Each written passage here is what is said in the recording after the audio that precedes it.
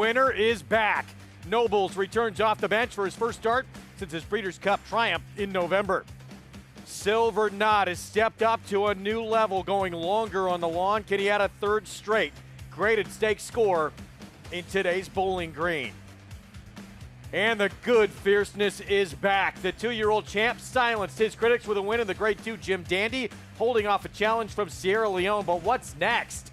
After the race, trainer Todd Pletcher threw everyone a curveball and said it's not automatic. He'll move on to the Travers. All that and more coming up on this Sunday edition of Saratoga Live. It's brought to you in part by America's Best Racing. For the love of the race, visit americasbestracing.net. Today, gorgeous weather on this Sunday afternoon here in upstate New York as we get set for the Sunday card to close out this week. And we have some big-time talent, as we talked about in that open, just 9 minutes away from this opening race on our Sunday card. Good to have you with us. I'm Greg Wolf. Welcome to our Fox Sports 2 coverage. And some serious star talent on this card. Nobles back off the bench. He looks like he could be very tough to handle in this race coming up. Although off the layoff, is he vulnerable? We'll discuss with the crew coming up. And Silver Knot, major contender, odds-on morning line favorite in that Bowling Green as he looks for a third straight graded stakes win for Charlie Appleby and company. Here's a look at that field that's going to line up going a mile and 3/8 in race 9 today, 5:45 Eastern start time. Silver Knot, he was favored back when he was a juvenile in that Breeders' Cup juvenile turf. Just missed in that race, and now he's really started to find maybe his niche going longer on the grass. With me, Jonathan Kinchin, Paul LaDuca, Rajiv Mirage. Good to see you three. What do you think about Silver Knot today? I think it's going to be tough. I don't think that I don't think that there's any, I would say we, in terms of the U.S., have too much to offer. He's kind of a U.S. horse now that he's been running here so consistently, but I think he's definitely the most talented. And the thing about him, I think that Flavien Prat has some tactical advantages with him as well in this race. Yeah, and he's gotten away at 5-1 and 6-1 in his last 2 starts, right? So it's like, I don't know if you're going to go to the funeral because I think he's going to be around, 3-5 or so, but he won this race so easily last time out. Yeah, and what I love about this horse is he's so easy to ride because he's adaptable to different pace scenarios. He has enough tactical speed where he can actually go to the lead and be effective, and where he can also be effective coming from off the pace like he did this day when he sat third and then just really exploded down the lane. See if he can keep things going. What price is he going to be in this race? Or we'll be lucky to get 4 to 5. There's no chance, right? Yeah, I mean, I think David Aragona does a great job with his morning line, and he's in like some morning line makers, he's got no problem making a horse odds on in the morning line, which I think helps. This horse might come down a little bit. He might be 3 to 5, maybe. The couple of scratches probably make his price drop too. I thought Segoya would take some money in there, and he was a big scratch. Even though he's 10-1, I thought he'd take a little money.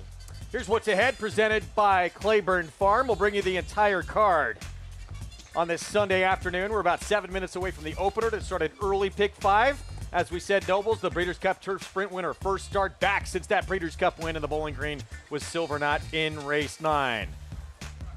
Going to kick things off with a maiden special weight, 6.5 furlongs. We'll get to that in a moment. You could play the pick 5, late pick 5, pick 6, all of it with Naira Bets. Get that $250 deposit match. New customer bonus when you punch in that code at sign up, spot 250, and bet not just Saratoga, but any track, anywhere, anytime, right there at NairaBets.com. Our Spendthrift Farm 2-year-old race of the day will kick things off. Home of North America's 5-time reigning champion, General Sire, Into Mischief. And let's take a look at the field. 13-1 with a first-time starter for Barkley Tag. He'll have Katie Davis aboard. Marital Trust from the inside post. Yeah, Barkley Tag throughout his career, it's been a long career, only 9% with first-time starters. 13-1 right now. My Shot, wow, Tom Amos with the 8-5 current favorite debuting.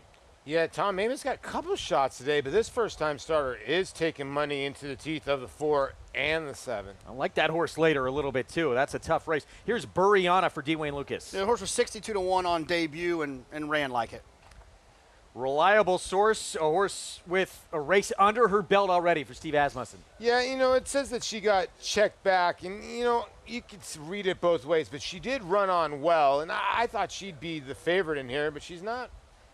And the sentimental choice, I think, for everybody at the racetrack today, Margot's Angel. Absolutely.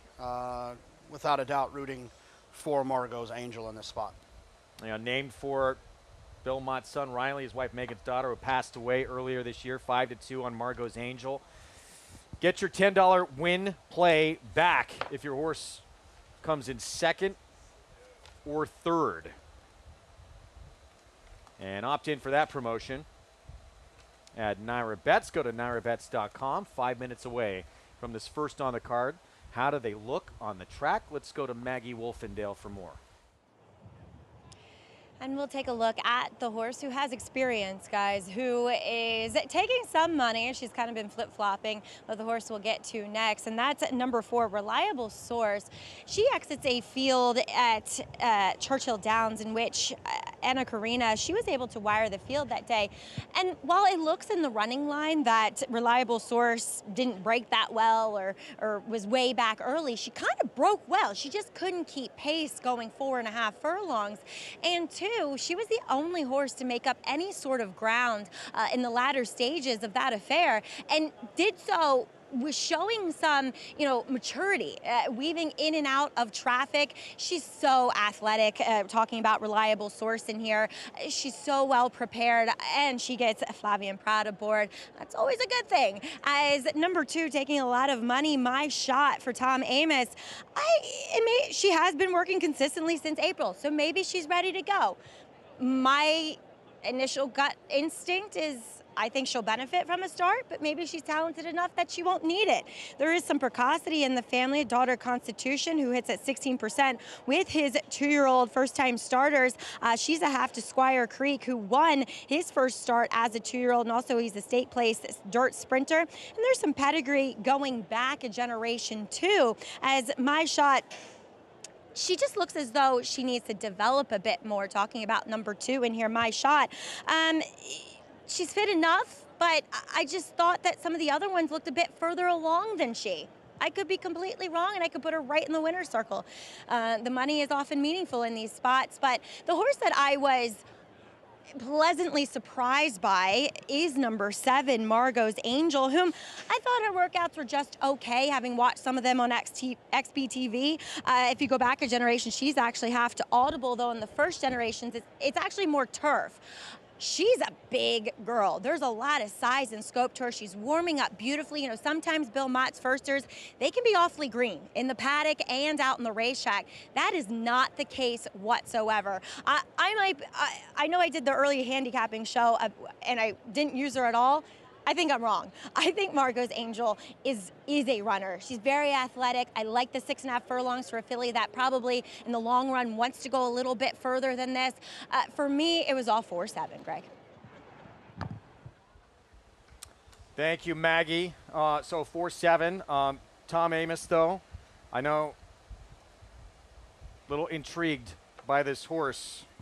We'll see how this one fares coming in. Daughter of Constitution.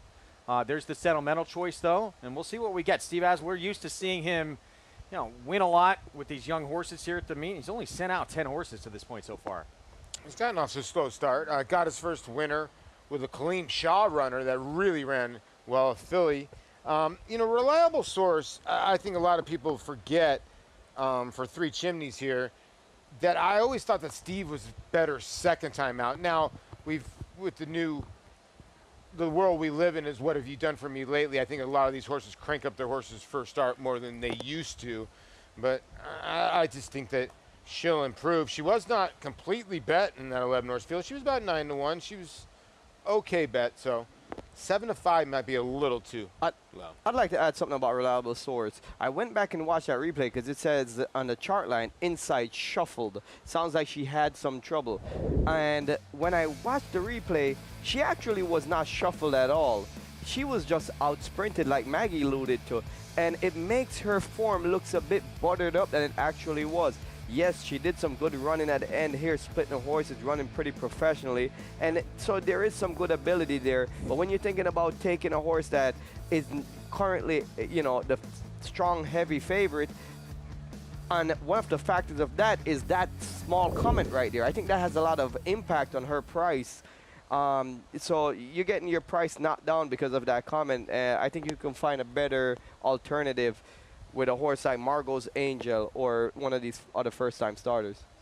Yeah, I mean, I'm going to pick Tom's horse, My Shot, but I think it's interesting to note with the 4 Reliable Source. I think a lot of times when you're looking at these maiden races, you know, we're all kind of guessing to a certain extent, right? You're guessing how they're going to run in the afternoon based on how they worked. You're guessing how they're going to run based on their trainers and whether or not their trainers succeed with this. You're guessing in terms of how they, well, Maggie and them are guessing on how they look, but if that's going to actually matter on how they run. They could look like King Kong out there and not run great. If you're going to make all of those assumptions, I think it's important to note things like, it's important for Three Chimneys who stand volatile that they want these horses to get off to good starts. It's a business for them in terms of that. And so I feel like bringing this horse up here to Saratoga to run here when this horse could run at Ellis or run somewhere else where Steve has a string, I think says a lot about their intentions with this horse. That's a good point. Even money right now, too. Look, Paul, we've talked a lot about, too, Churchill horses coming in. They've had a lot of success here. And, you know, talent can be the great equalizer with these first-time starters, but having a start under your belt in these baby races can mean a lot. Yeah, it could. It does. It's been shown out since, and, you know, that includes the 3 here. Bariana, who has a start, I know was not much. She got buried by Reliable Source, but I also think the 3 will improve. Do I think she can win this race? No, I don't, but, you know, maybe she will, but I think the horse is coming in. Jonathan makes a great point with the 4. And, you know, the 4 looked like she was getting and reaching out late. So the 6.5 furlongs might be right up her alley. Pretty steel gray filly right there for the Asmussen barn, the Three Chimneys homebred. So the short price on the 4, even money. Tom Amos's filly, My Shot, the 2, 9-5. And Margot's Angel making the debut here for Bill Mott. Junior Alvarado, she will load in last. Let's go upstairs, kick off this Sunday card. Frank Miramati with the call.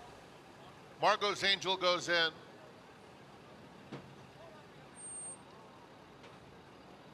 Couple of them moving around. Set. And they're off. And Reliable Source is very quick out of there today. Margot's Angel comes away in good order on the outside, and they're joined by Buriana. And here's Buriana battling it out with Reliable Source. Outside of them, Margot's Angel in third, 2 more lengths to Marital Trust, and My Shot is last early on. It's Reliable Source, the leader toward the half-mile pole, pressed by Margot's Angel. Margot's Angel right up alongside of her now, an imposing presence in second. A gap of 4 back to Buriana, who has just been passed by My Shot. That quarter went in 22 seconds flat. And then another 4 lengths back to Marital Trust. Around the far turn, Margot's Angel, Reliable Source, on even terms heading to the quarter pole. They're well clear. Buriana and My Shot are next. They are at the top of the stretch. And Reliable Source tested hard by Margot's Angel. Margot's Angel and Reliable Source, neither giving an inch with a furlong to go. And Buriana's 5 lengths back and gathering some momentum in third. A 16th to run. Reliable Source gritty on the inside. Getting away now from Margot's Angel. As Buriana keeps coming, it is Reliable Source. Reliable Source certainly earned this victory and scores by 2.5. Buriana got second. Margot's Angel third in front of My Shot.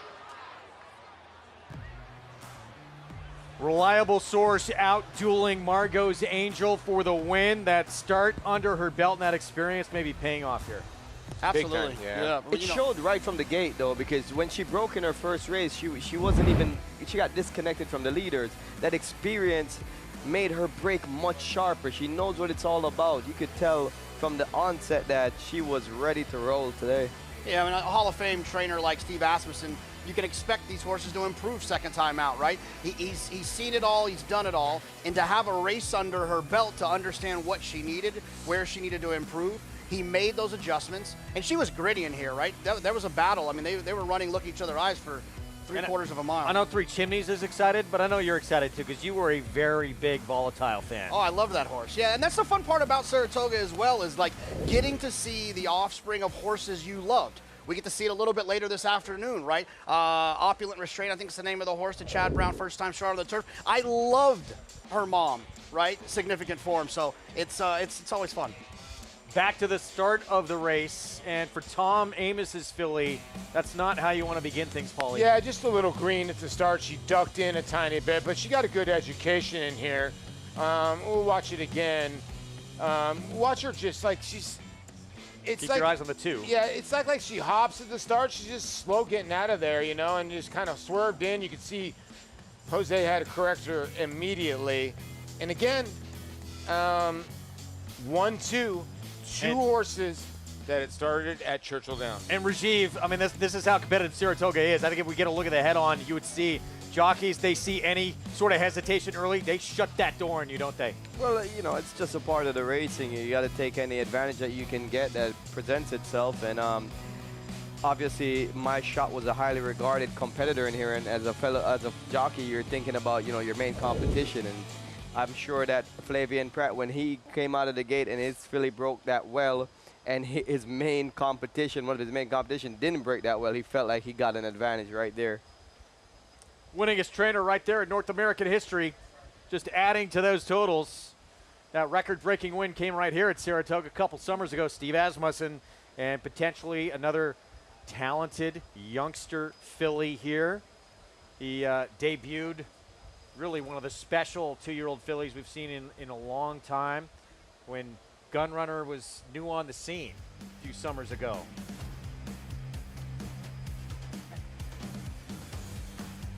Silence from my crew. I was letting you lay out for it. I thought we were going to commercial. Reliable source takes the open. It was a softball. You can say it. Daredevil, returning to stud on U.S. soil. The only first crop sire to see 2 offspring win the Grade 1 Kentucky Oaks and the Grade 1 Preakness Stakes in the same year. She dares the devil, taking the Kentucky Oaks and the Grade 2 Azeri Stakes, and champion Swiss Skydiver, winning the Preakness and the Grade 1 Beholder Mile Stakes. With more exciting prospects on the track and multiple 6-figure sales in the ring, Daredevil's career is just getting started, only at Lane's End. RaceLens is the most in-depth product in horse racing with unique features found nowhere else. True odds, predictive analysis, and pace projection. RaceLens. It will change the way you follow horse racing and take your game to the next level. Nominate your horse today to join racing's elite on Travers Week at Saratoga, August 21st through 24th. The championship road runs through 9 stakes, topped by the DraftKings Travers. Go to NYRA.com/horseman to nominate by August 10th.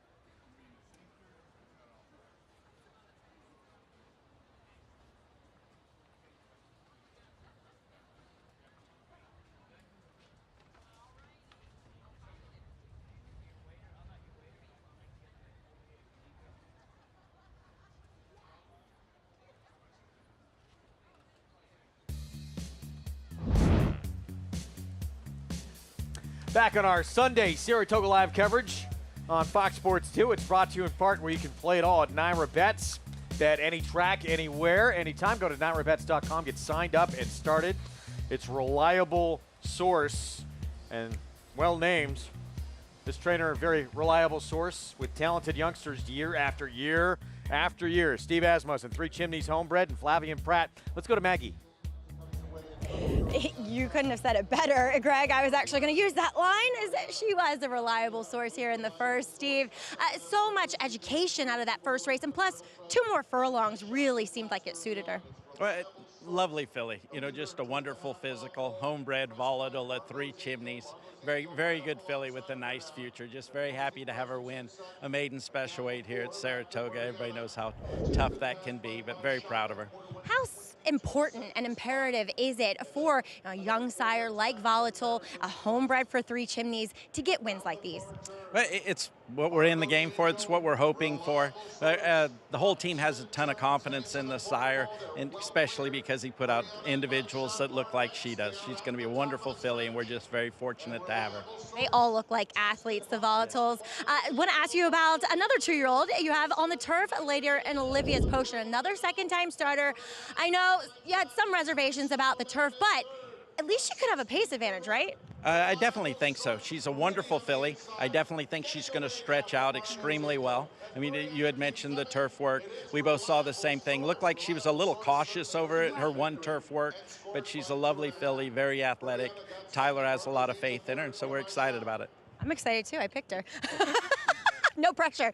Well, congratulations here. Oh, thank you very much. Appreciate it. All right, reliable source that gets the ball rolling for the Asmussen team today. We'll see if there's more to come. Greg?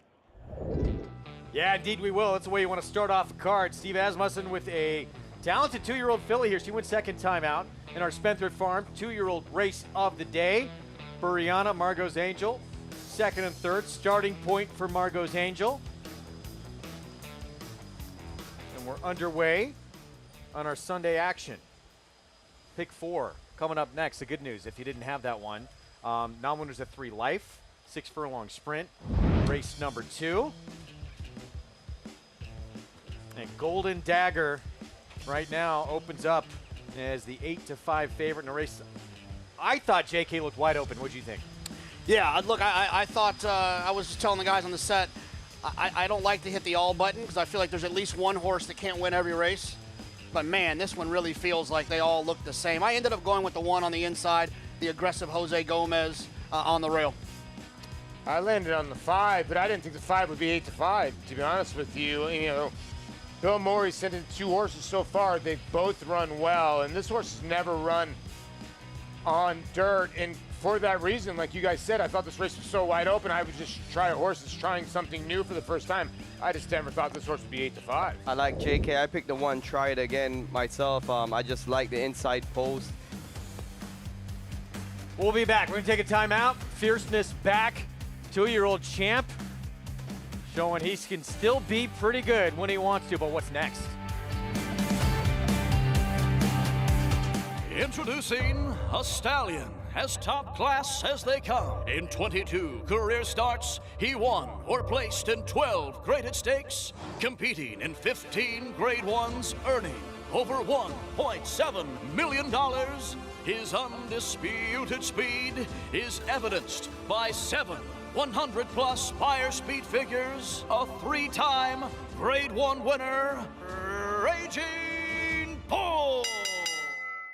Horse racing? Check. Weekly promotions? Got 'em. Huge payouts? You bet.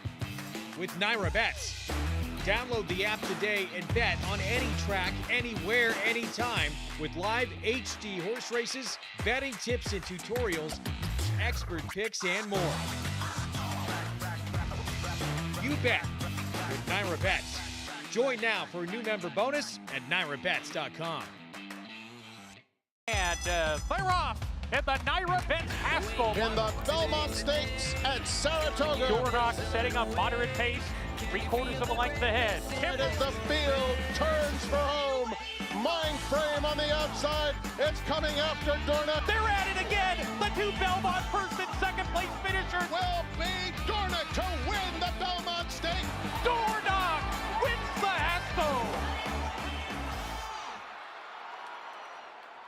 who's still a nose in front. Koru is lifting late as well. Better Lucky Than Good at the rail. Better Lucky Than Good. Koru, Better Lucky Than Good wins the finale. Welcome to Adelphi Racing Club's unparalleled partnership experience.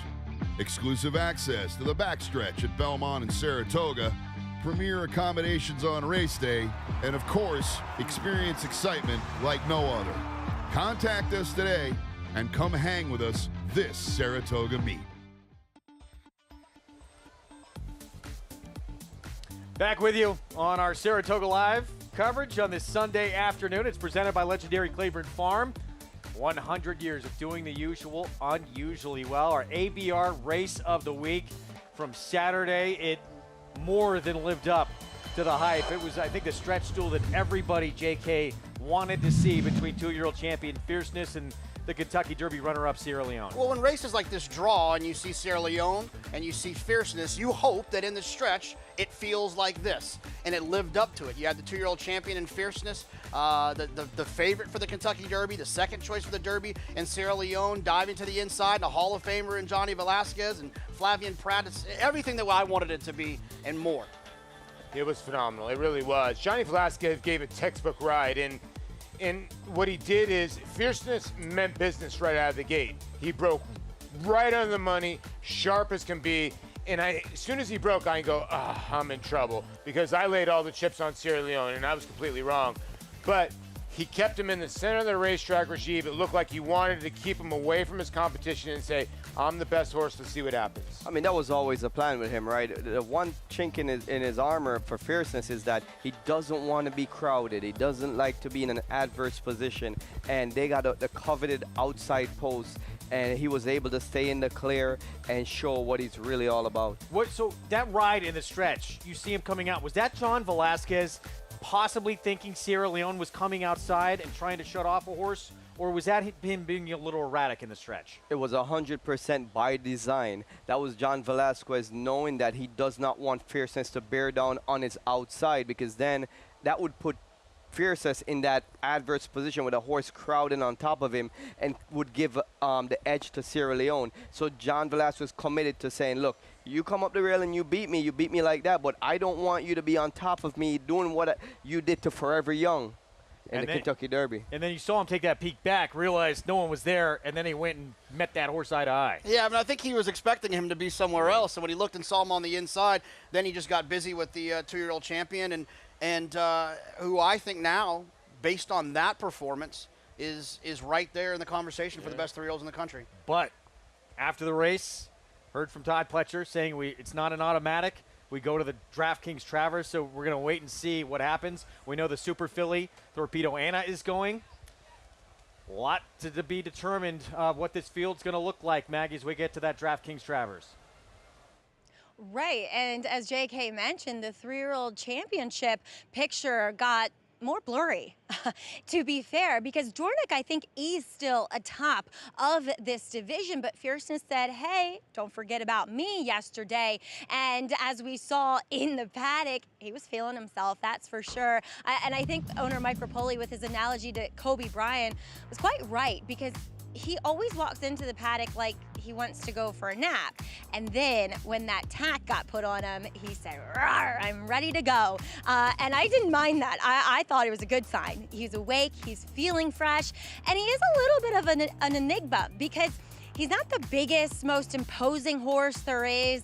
He kind of has that strange disposition of what is he going to do and what is he going to do on the racetrack too. And he's developing that pattern of good race, bad race. And I think Todd Pletcher, rightfully so, is undecided when it comes to the Travers, because he is a horse that evidently needs some more time. His weight was very good yesterday, and I think that's what they wanted. So I'm sure it's a day-to-day process and analyzing whether Fierceness will go to the Travers. But if he skips the Travers, then he kind of almost forfeits another championship season. So it's a real fun couple of weeks we have coming up, Greg, leading in to this Travers.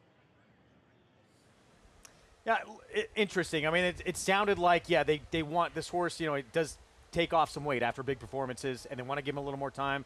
He beats older horses in the final prep and then wins the Classic. He's going to be the champion three-year-old anyway. Yeah, but I think that you know, these are young horses, they're changing. If he does what he did after the Derby, which was like not really eat up, lose a lot of weight, then I would imagine Todd and them will skip it. But if he happens to handle this transition a little bit better this time around, I have a hard time believing if he's doing great that they're going to leave a 2-to-1 shot in the barn. I also think that Todd's looking at the glass going, okay, I got Dornoch, who's a front runner, and I got a super filly in Torpedo Anna. Now, those two horses are probably going to sting me. I'm not going to be able to go buy those horses as quickly. And am I going to go in front? Maybe Todd's looking at the tea leaves going, do I really want to chase those two horses around the racetrack right now? You know, on a quick turnaround? I don't know. I just think that has a little bit of factor to do with it. I will say you can't put in a literal time frame and say, well, in 30 days or 60 days is when we're going to race next. The horse, they're waiting for the horse to tell them that. And what they're looking for is the conditioning and how the horse is gaining weight, the recovery between the races. A lot of this is going to be determined about halfway from now until the Travers is when they're really going to be seeing where he's at, if he's on course to make the Travers. That's a good point. I don't think it's going to be Todd Pletcher or Mike Rapoli to make the decision. It's going to be Fierceness that tells them if he's ready to go in this race or not. We'll wait and see. But he still is on his best, and that wasn't even his best yesterday. And keep in mind, that was off the bench in a while. He hadn't run since the first Saturday in May. His best might be not just the best in the 3-year-old class. We know it is. It might be the best of any older horse, too. Absolutely. I mean, this 3-year-old group, in my opinion, if they continue to kind of trend the direction they are, we'll see what National Treasure does. But they could definitely compete for this older horse division for the Classic. Super Filly, we know he's showing up. Kenny McPeak made that announcement on our show yesterday. She'll be tackling the boys in the DraftKings Travers, going for a bit of history on August 24th. We'll get to the second when we come back. Wide open race to kick off the Pick 4 next.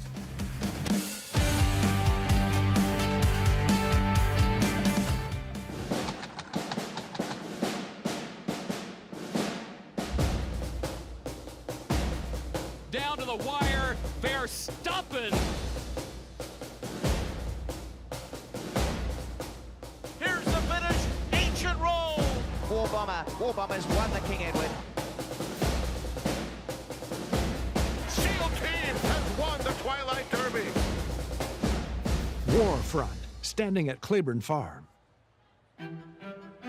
For over a century, success starts at Saratoga, America's #1 yearling sale by percentage of Grade 1 winners, with back-to-back Preakness winners. Seize the Brave, wins the Preakness. And Grade 1 winners Sierra Leone, Kingsbarns, and Prince of Monaco. The 103rd Saratoga sale, August 5th and 6th in Saratoga Springs, New York. Where will you be?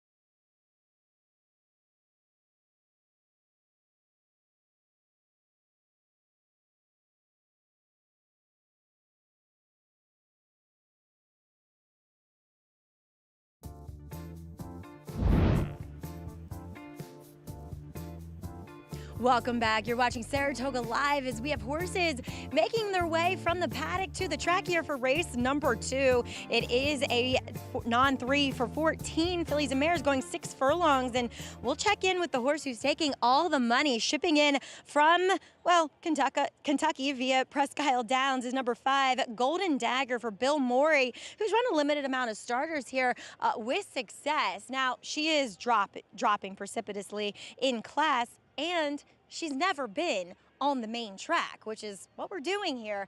And I've got to say, there's nothing about this filly that looks like a dirt sprinter whatsoever.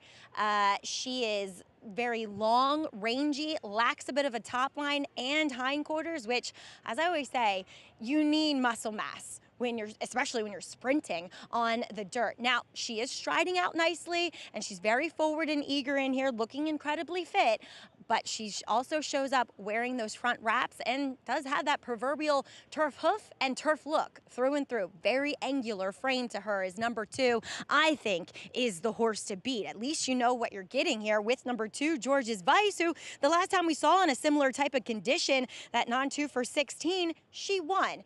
And I know there's some other horses that could apply pressure. Maybe that's her Achilles heel in here, but her and Eric Cancel are just meant to go. She looks phenomenal here for Linda Rice, really well muscled, really healthy, and she belongs in this spot. Greg? Maggie, thanks. Here they come down Champions Way, getting set for our post parade. Here for this early pick 4 coming up. And young Jose Gomez. I'm not going to give it away, but if you're going to jockey karaoke tonight, he might be participating. You might want to be there. That's all I'm going to say.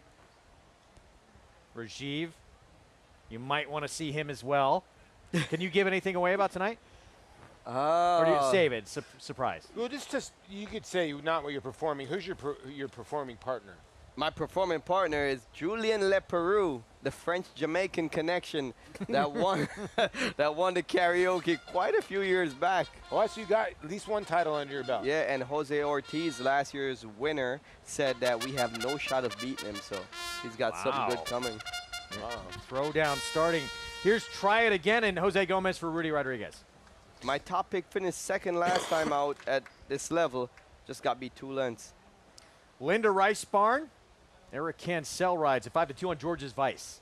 Yeah, it's a tough read because this horse is dropping way down. But if you look down December 2023, this horse was in for the 16 non-2 and just hung on. So it kind of fools you a little bit here with the 2. Here's Ghostly Girl, Tyler Gaffleone. The expected pace setter showed her customary speed even after being bumped at the start last time. Golden wow, still 9-5 favorite here with Kendrick Carmouche.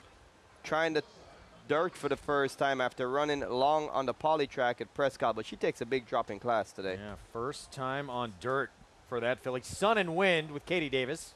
Gate to wire winner last time out for 16 non-winners of 2 lifetime. Now this is 14 non-winners of 3 lifetimes. This is a step up in class. And the James Bond Barn outside with Joel Rosario on Fellini. Showed speed and tired to finish last time of 6 horses.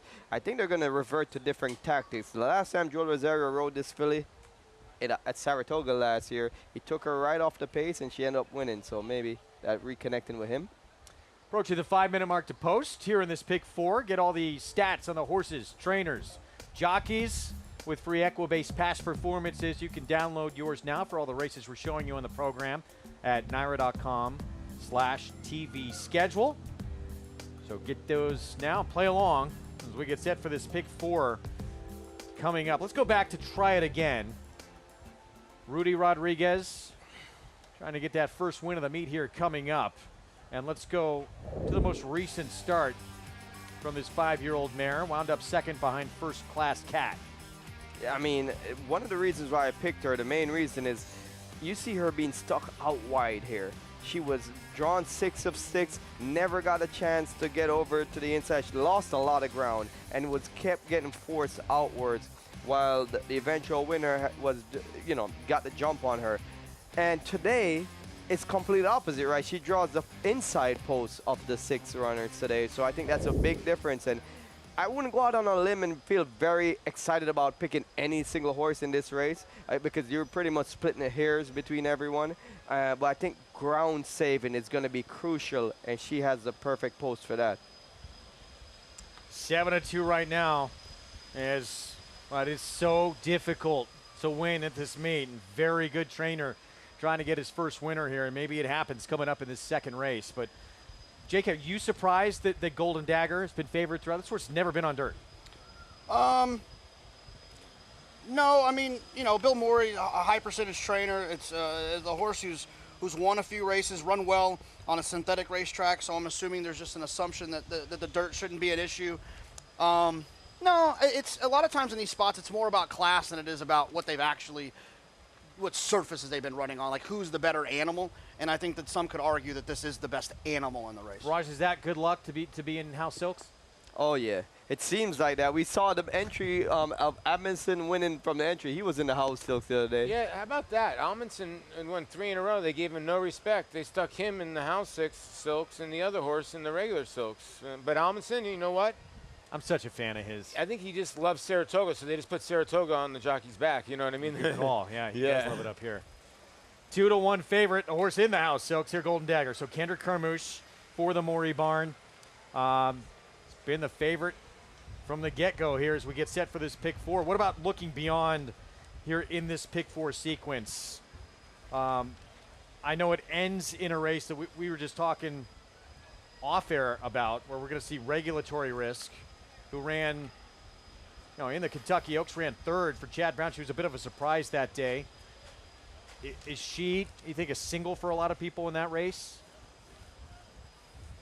I mean, I think people will, just from the class standpoint, but I think there's some other interesting horses in there. I think Shug's horse to the outside is interesting. And but yeah, I mean, look, she's not the worst horse you could single. You don't think the 6 is going to be the most singled horse in the next race?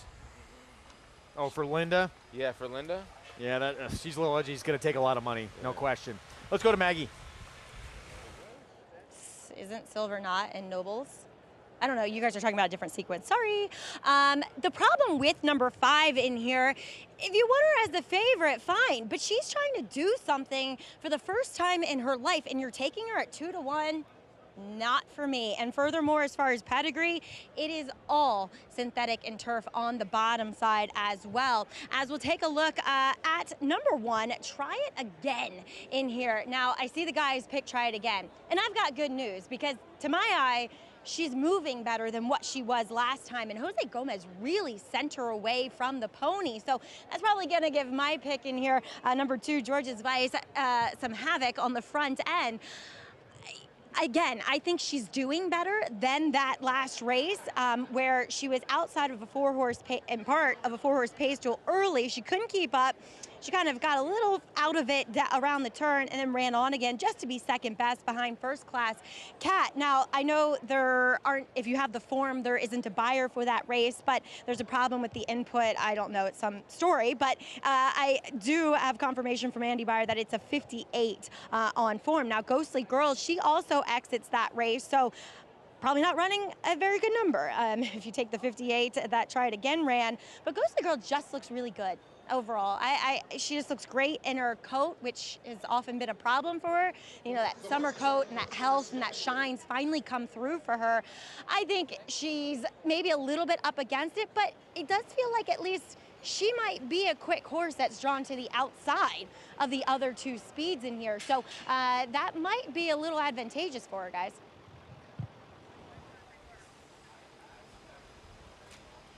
Pick 4 coming up. Going to break from the gate here momentarily. Want to remind everyone, parents, ignite your child's passion for horse racing with Naira Star, students of thoroughbreds and racing. This free program offers kids 5 through 12 exclusive track experiences, education, and collectibles. Create lasting memories at the races. Learn more at naira.com/star. And I got to give a shout out too. That family fun zone they have every Sunday here at the track. Grace was unbelievable running that whole program over there. And my kids, they come to it every Sunday. They absolutely love it. My son Luca, he enjoyed it, and my wife, they were just complimenting how much fun it was over there.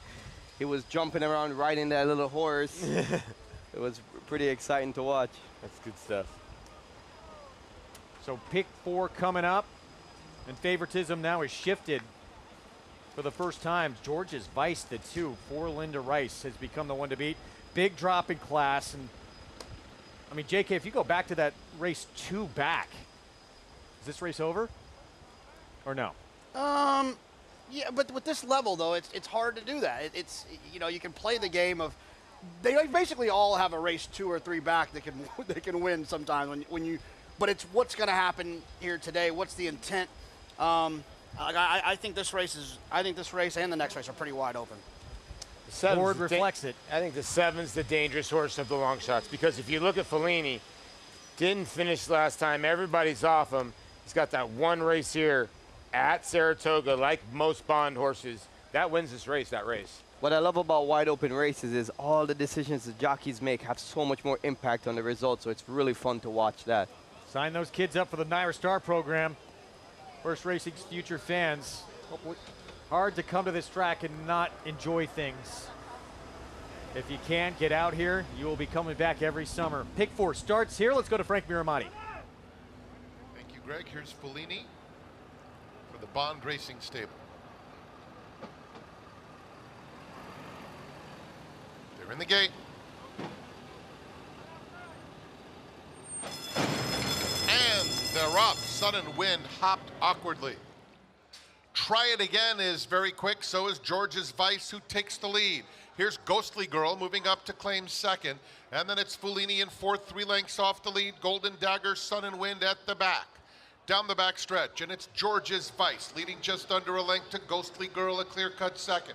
Try It Again, ask for a bit more along the rail, 3rd, followed by Fellini, 4th, 3.5 off the pace.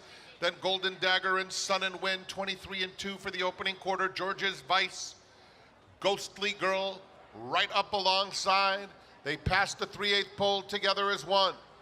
It's 2.5 more lengths to Fellini. Try It Again at the rail. Sun and Wind outside of them. Golden Dagger far back. Ghostly Girl takes the lead with 1/4 mile to go.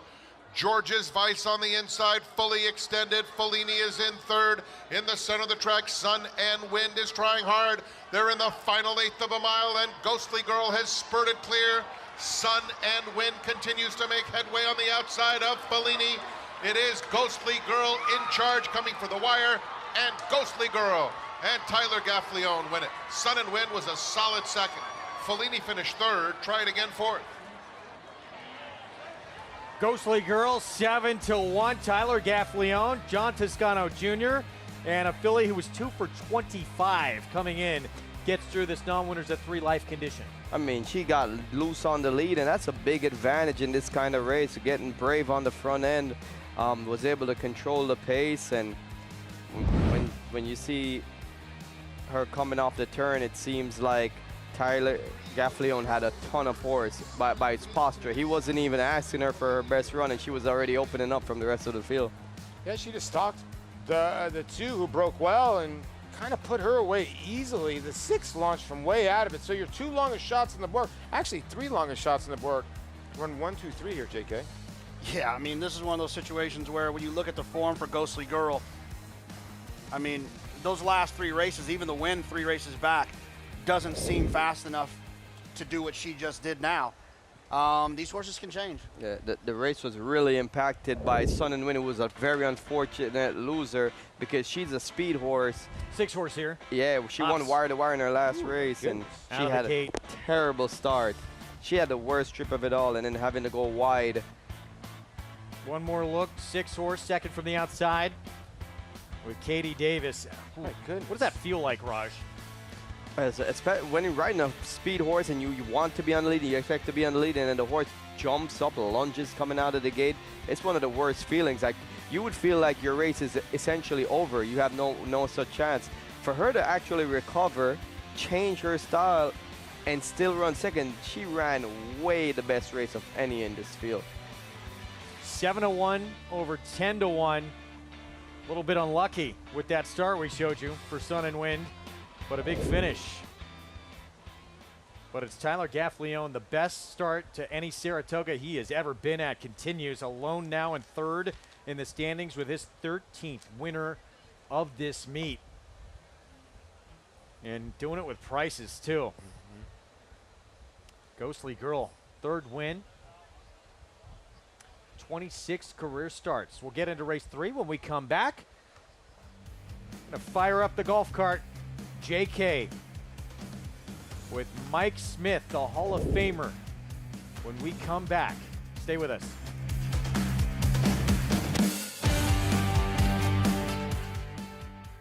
He always showed up. From June at 2 and through 2 championship seasons, week after week after week of consecutive works. That's toughness. He always showed off. You know all about those 4 G1s. Here's his maiden on the Derby undercard. That's brilliance. Now his yearlings are at the sales. That's opportunity. Essential quality. Showtime. Just minutes from downtown Saratoga Springs, you'll find GMP Farm, a revolutionary state-of-the-art equine therapy and rehabilitation facility offering the most advanced equipment and knowledgeable staff to care for your equine athlete. From oxygen therapy and laser treatments to thermal imaging, dry soil room, and cryotherapy treatment, all alongside a 7/8 mile Tapeta training track. GMP Farm is revolutionizing equine care. To see a full list of services and book your horse's rejuvenation session, visit gmpfarm.net today. War Cancer, New York's leading turf sire, is on fire at the Big A with Dancing Buck wire-to-wire in the elusive quality. Dancing Buck is almost there. Dancing Buck. Power Attack with back-to-back wire-to-wire wins. It's going to be Power Attack. As well as 26 Black. Here's 26 Black surging by them all to win it by a neck. And Roos. Torigo trying to catch them both. Roos to the inside of the red blinkers. Roos gets the victory. Breed to a winner. War Dancer, proud to stand in New York. The spirit of Bushido. Courage. Respect. Integrity and honor. With honesty and sincerity, we hone our spirit to a winning edge. The way of Bushido runs straight and true. The soul of racing.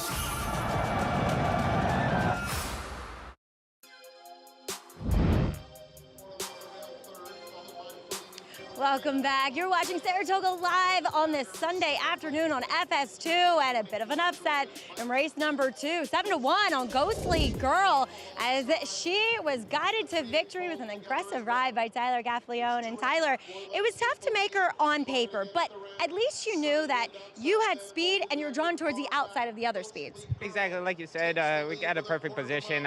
Speed was inside of us. We were able to get a nice spot. She broke well for me, and just kind of got her to settle, and when I called on her, she finished the job. I'm thrilled for Mr. Toscano for all the connections. It's a nice win.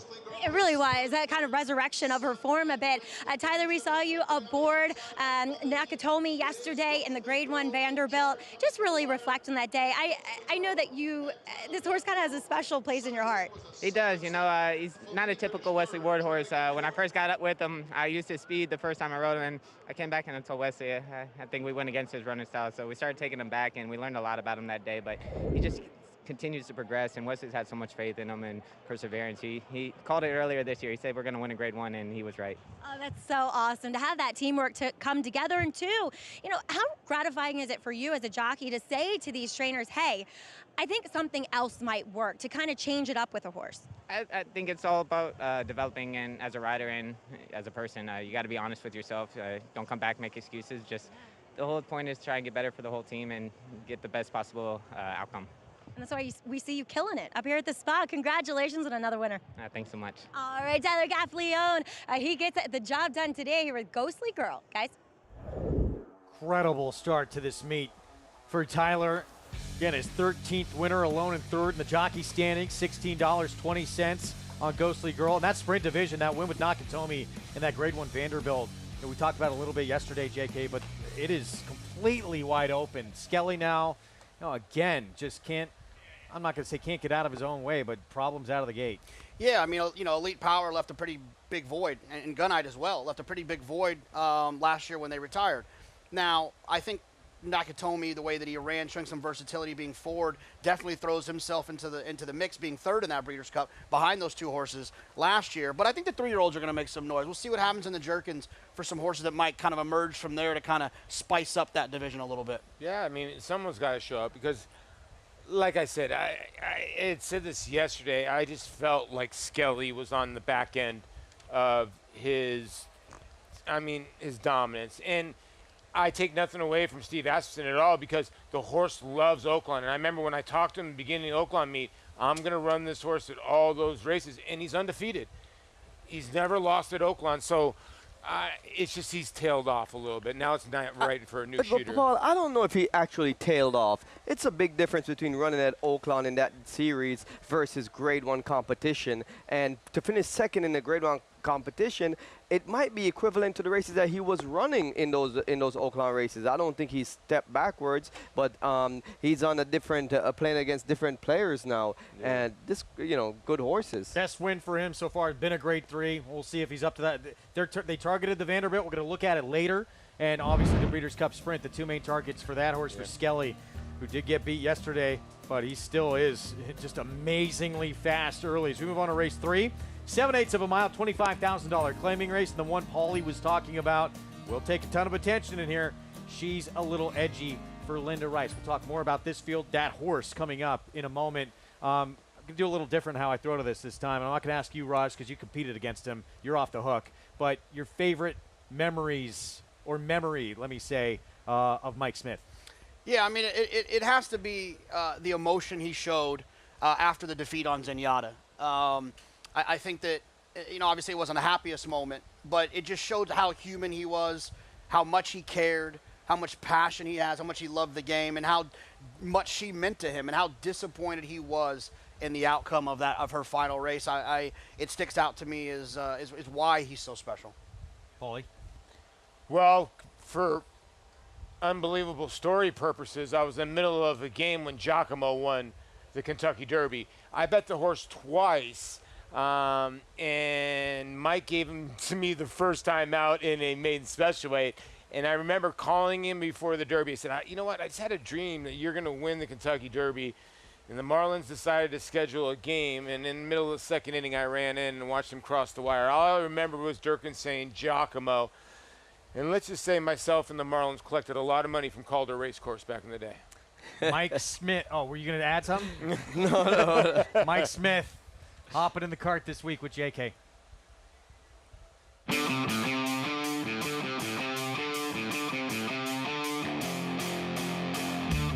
New fans might have the misconception that you're a California rider, right? The real fans, the real New Yorkers know that you're a New Yorker. Just fell in love with New York, man. New York racing, and of course, especially Saratoga. I've had some wonderful, wonderful, wonderful memories and moments here. I plan to have a few more before it's all over. You never get in the way of a speed horse. You use it as a weapon. But there's no better example of that than 30 years ago on Holy Bull when you won the Travers in '94. Yeah, it was a short field, but man, it was a good field. But it is Holy Bull, as game as a racehorse could be, coming down to the wire. Holy Bull wins. What a hero! He was just a tremendous horse. He was a machine, man. He really was. And then you went on to what I would think is one of the greatest 4-race runs I've ever seen. When Arrogate won the Travers, he won the Breeders' Cup Classic, the Pegasus, and then the Dubai World Cup. I just remember getting to pick him up for the race. I didn't ride him first time out. Rafael Bejarano had broken his maiden, but he also had another colt that was going for the Travers at the same time. And I remember Bob just telling me, listen, if you can get him on the lead, I don't think he'll stop. It is Arrogate and Mike Smith. Oh, they've opened up a 6-length lead here with 1 furlong to run. And let me tell you, man, to this day, it's the fastest Travers ever ran. Arrogate, what a commanding performance. He won the Travers by 12. That 4-race run that he put together, it'll never be duplicated. What was it like sitting on the back of a Triple Crown winner? Crossing the wire in the Belmont that afternoon to win the Triple Crown was out-of-a-body experience, the most humblest feeling that I've ever felt in my life. I literally wanted to stop and talk to every single person I saw and tell them I just won the Holy Grail, man. I just won the Triple Crown. I still get emotional talking about it. 27 Breeders' Cup wins, the most ever. 3rd in money earned. Derbies, Preaknesses, Triple Crowns, Belmonts, Travers. Why do you still get a leg up? What's left for Mike Smith to prove?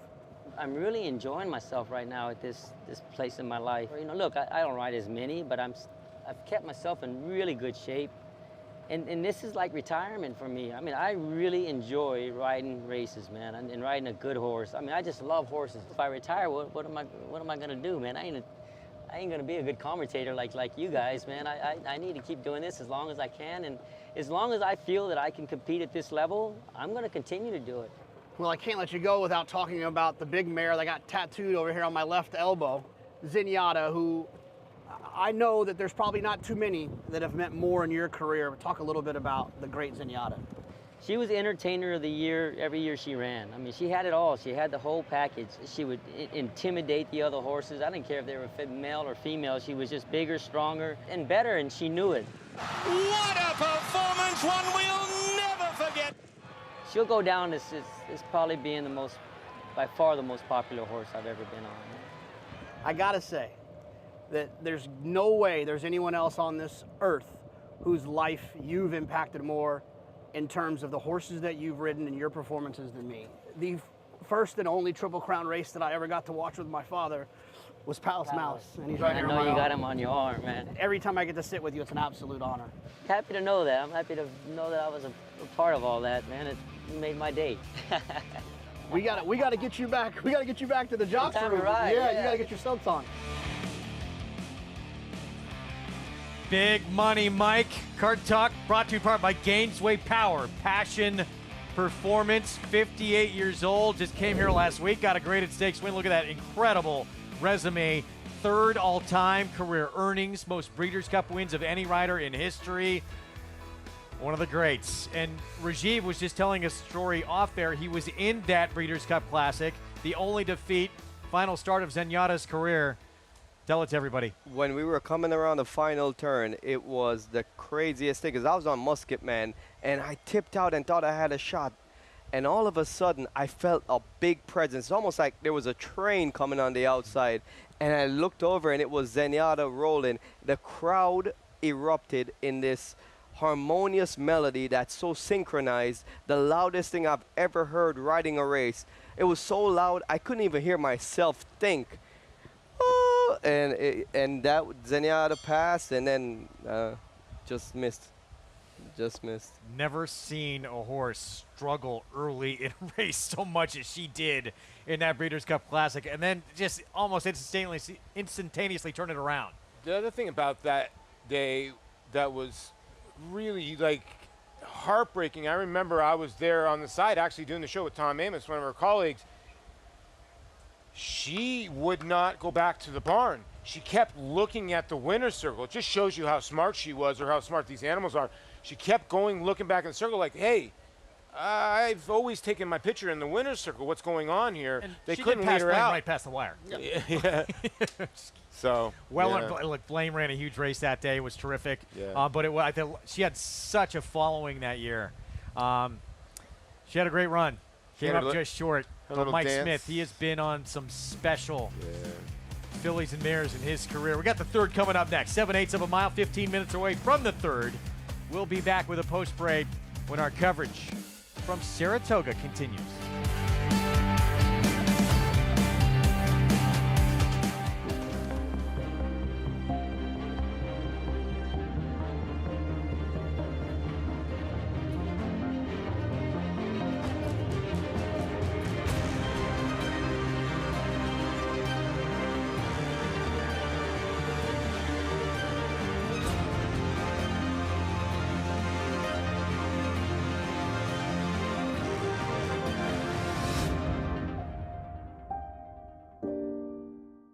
Nominate your horse today to join Racing's Elite on Travers Week at Saratoga, August 21st through 24th. The championship road runs through 9 stakes, topped by the DraftKings Travers. Go to NYRA.com/horseman to nominate by August 10th.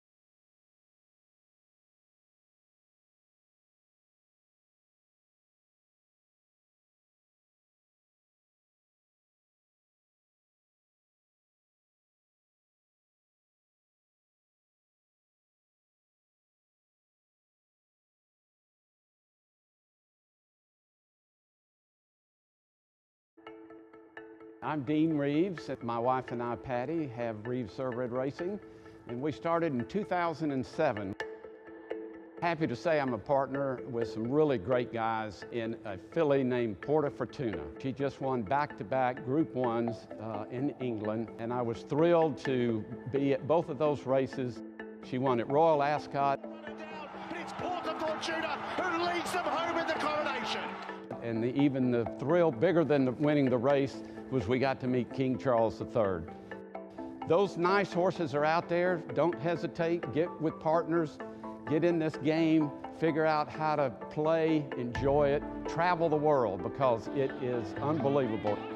August 5th and 6th, the star of your stable might be right behind me at the Fasig-Tipton sale. This is where you need to be if you're going to get that star of the stable and win right here at Saratoga.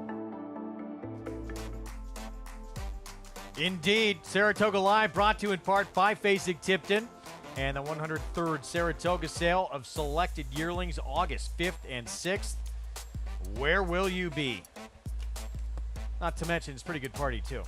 My favorite. I told someone the other day that if I could go out only one night in Saratoga for the 40-day meet, the 8 weeks, it would be that night. If I go, I'd lock me in the house the rest of the night. That's the most fun night out. I think the rest of Saratoga's with you.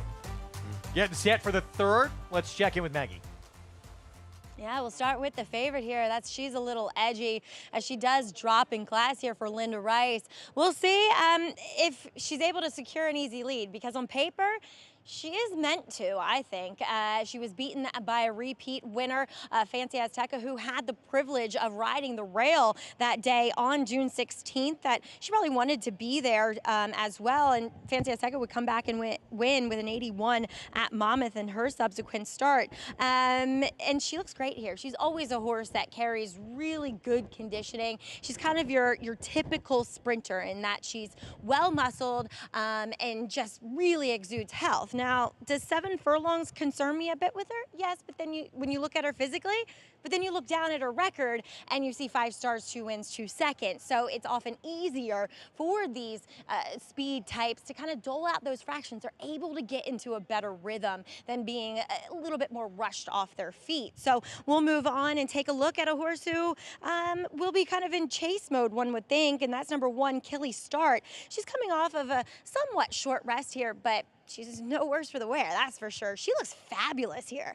She's kind of the horse that really caught my attention when they all walked in here. Great energy, too. Looks as though she's enjoying her time up here at the spa for Gary Contessa. Now, last time she was facing better horses, but on the flip side of that, I thought she was with the track, a day that you wanted to be more inside. It was a gate-to-wire winner and deck of cards. It was kind of the other Mike Maker horse, where the horse that finished 4th that day was the beaten favorite. But Killy Start, she does have the credentials to be a major player in here. And Greg, physically, looks as though she's thriving. 3-1 from a 6-1 morning line. Yeah, thank you, Maggie. So that's a good sign. Passing the beauty pageant eye test here from that inside post. Joel Rosario for Gary Contessa. Taking a lot of money. I mean, the horse ran 2 really good races at Delaware where Carol Cedeno came here. And I thought ran a decent race. Didn't break well, but draws the rail. That's my one concern with the 1. Well, I actually like the rail draw. I think it's, unless you get left down there, you'll be able to save a lot of ground. What don't you like about the rail draw here? Well, I mean, just the way this horse breaks. Sometimes he gets left in the game and can get behind the 8 ball. Yeah, I'm such a big fan of saving grounds. I think as a jockey, that's one of the things that you can make the ultimate difference. The biggest difference a jockey can make is being able to save ground. So I always love drawing the 1 hole. And on that point, can we just briefly touch on Nobles? The Breeders', obviously this horse is a major talent. Breeders' Cup Turf Sprint win. Was able to sit on that fence just about the entire way around. Horse ran brilliant. But do you take a little bit away from that performance because of that, or no? No, not at all. I mean, if you win a Breeders' Cup race, you're good, and you deserve it. So I don't have a problem with that at all. And it kind of showed some versatility from him as well. Like he's appeared to be kind of a one-dimensional speed type, but to show the ability to sit down in there against the best horses in the world, I thought he ran extremely well. He got left in that race, and you're saying he saved ground? was on the fence the entire way. I understand, but he broke 9th in that race. He had to make up a little bit, like. And the sea parted coming into the stretch. I get it. 5-year-old debut. I will look, say it was this. still a huge race. I'm not denying that. No, I will say this, though. For a horse that is 10 for 18 lifetime, he is 0 for 2 at Saratoga. It's going to be, look, deservedly much the horse to beat. And you look at his only recent defeat, too, was to a horse that just set the North American record for the fastest time ever at 5 furlongs on the grass in Cogburn. And he was just barely behind that horse. So that's still to come later today on the program. Here's our post parade. We'll begin with Killy's start. This one was third last time at start allowance level. Drops into a claiming race. Joel Rosario for Contessa. Rebo's Valentine, trained by Mike Maker. Maker's been on a roll, and this is a horse that is 0 for 3 here at Saratoga, but does have 3 placings in all those 3 starts. 9-2 on Gold Crest with Rat Ortiz Jr. Yeah, this horse is a horse that cutting back in distance from Monmouth, but has a monster win it for 8,000 at Gulfstream Park. Randy Persuade with Javier Castellano Fontana Freda. This one in good form after winning last time down at Aqueduct, Belmont at Aqueduct by 2.5 lengths at this distance. Just, you know what you're going to get from Cecil Little Edgy. She consistently runs, 7-year-old mare, very good every time out. Yeah, and I think she's sent to the front here and see if she can take them gate to wire. And I think she's got a good shot at doing it. She's the one horse that's really dropping in class of 6 to 5. And here's Toscanova Beauty on the outside for Linda Dixon. This 6-time winner is third start off the layoff and dropping in class after facing allowance competition at Finger Lakes last time out. Is it, JK, as easy as it looks on paper with this 7-year-old mare right here? No, I don't think so. I mean, look, I understand that she's dropping to a certain extent, but I mean, look, she's been disappointing in her last 3 starts. She's been betting her last 3 starts. I mean, I definitely don't feel like she's a foregone conclusion. This was 2 back for 50,000. She's running for just 25,000 today. She was second beat a length. And looked like she was going to win this race, and here she just gets passed. Yeah, and she made the first move and then got passed. And then sometimes you wonder, okay, now she's got a couple seconds in a row, but then you go back, she does have 9 wins with 9 seconds. I just look at this race, and I just think she can control the race from the outset. And when you look, when she hits the turn with a lead and no pressure, she's really tough. And I expect that's what she's going to get here, right? There isn't a lot of early speed in this race, and she has the speed advantage, and that's sometimes a big edge, like we saw in the previous race, a horse being able to be close to the pace and control a slow pace.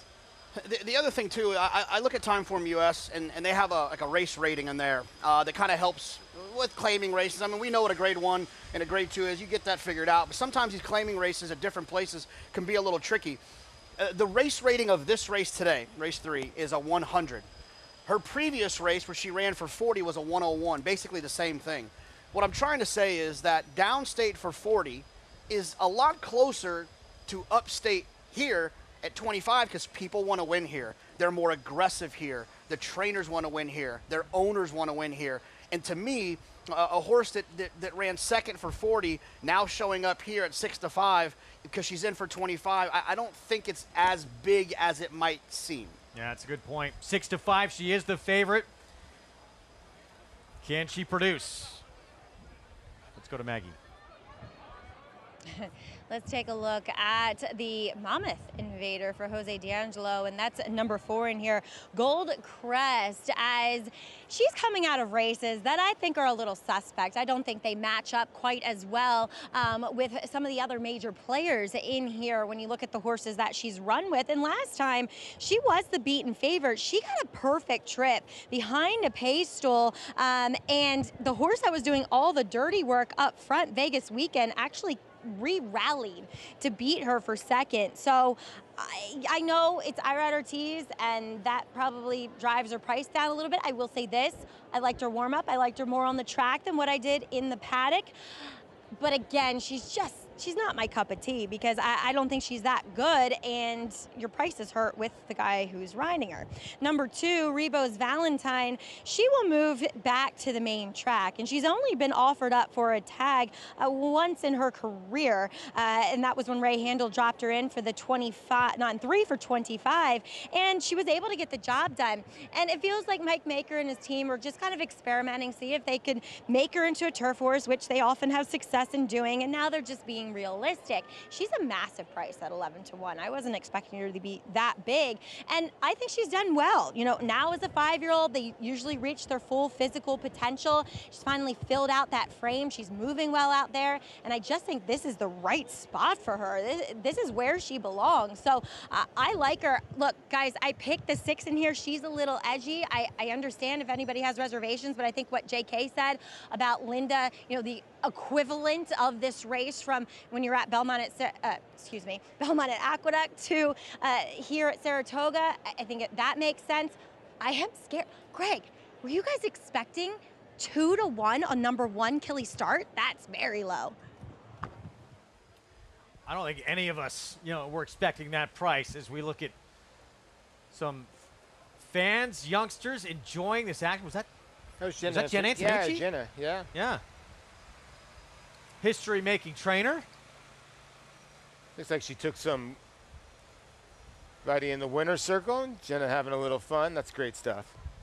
So what a cool place to watch the races from the vantage point of seeing the horses come down the lane.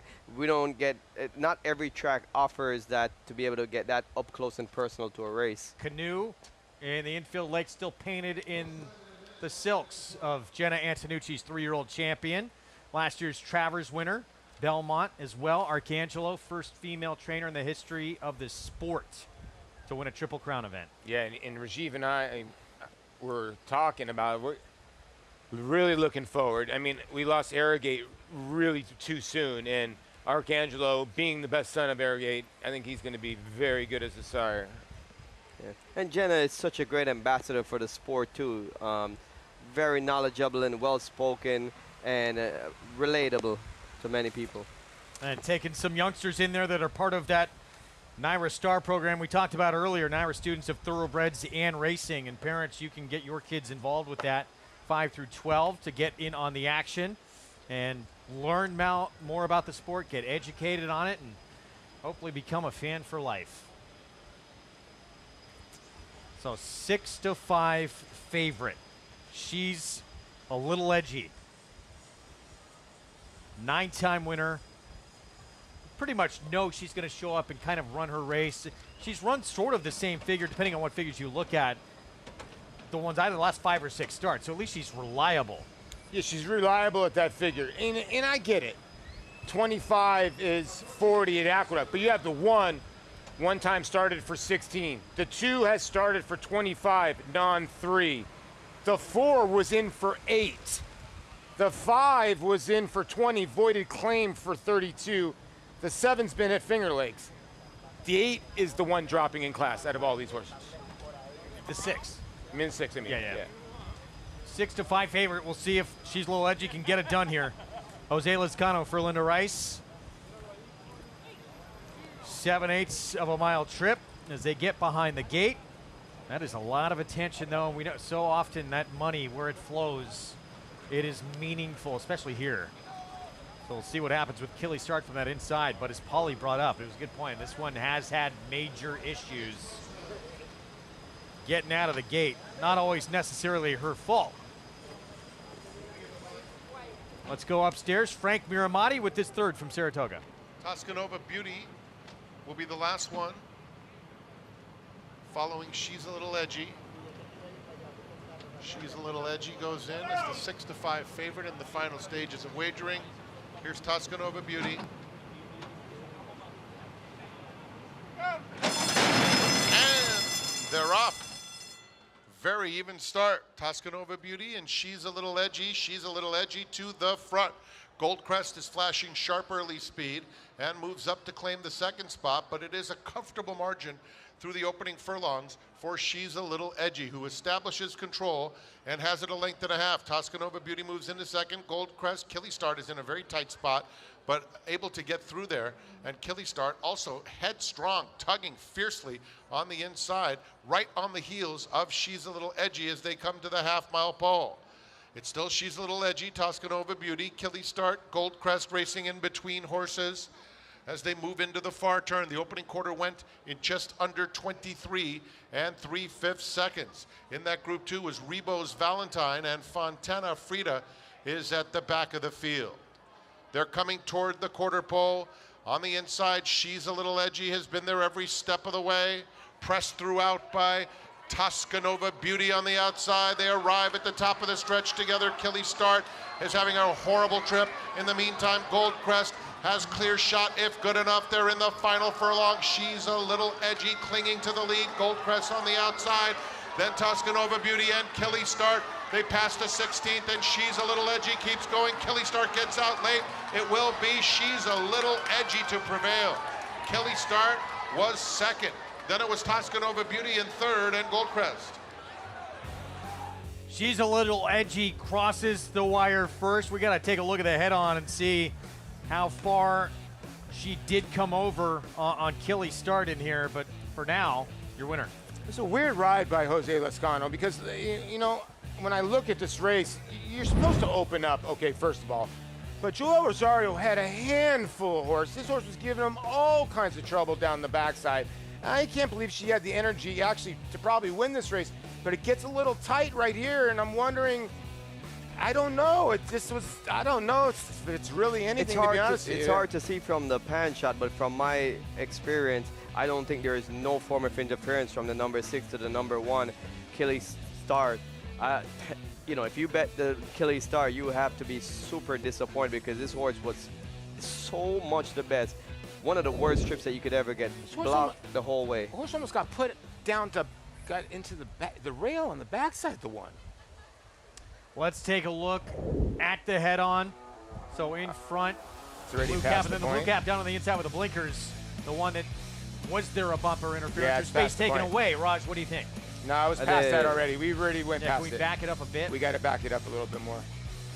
6174. I think that there's nothing happens that it's of any relevance. Yeah, I thought the 6 was clear. It looked to me, it looked worse than it was. But again, like, listen, it's one of those things. Here we go on further back, and here we go. This is a better view. Go ahead, Raj. Joe Rosario is locked and loaded with Killy Start. The horse is trying to run. He doesn't have a sufficient spot to take, so he's supposed to be patient and kind of wait for the run. Yeah, he has no spot. He just, yeah, it was, nothing happened really. He just didn't have a spot and he didn't go forward. So that was her ground, and she owns that spot. The leader. Yeah. Yes. And didn't really change lanes or anything. Yeah. 6174, 6-5 favorite. She's a Little Edgy. Linda Rice, Jose Lezcano. And Linda owns part of this one as well. 7-year-old mare who, again, is just ultra consistent. I tell you, the money was right here, though. It was. I mean, I'm taking nothing away from Talk She's about a the Little one, Edgy. yeah. Yeah, the money was right. I mean, this horse was yanked the whole way down the backside. So you tell me, you watched that race, Raj, the beginning of that or being, I mean, how much was honestly taken out of the horse on the backside? 3-4 lengths? It's absolutely incredible for this filly to run second. When you talk about a horse being much the best and not winning, Killy Start was, it's not even remotely close, significantly much the best. From the gate to the wire, she never got a fair shot at running. She was always in tight, crowded, being checked about numerous times on the backstretch. It's just one of the worst trips that a horse could ever get. She's a Little Edgy, 7-year-old mare at this level. Still can get it done. Holds off that challenge on a tough trip for Killy Start. Lezcano for Linda Rice, the favorite with the win. Here in this third race on our Sunday card from Saratoga. Stay with us.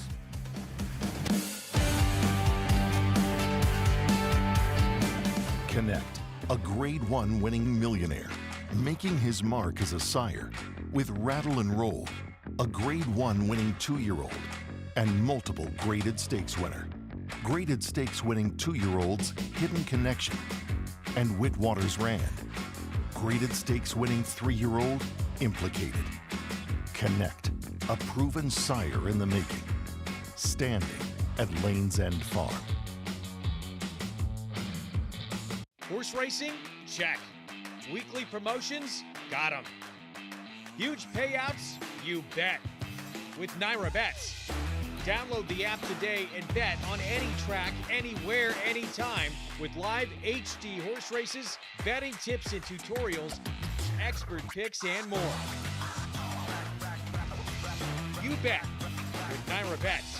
Join now for a new member bonus at nairabets.com.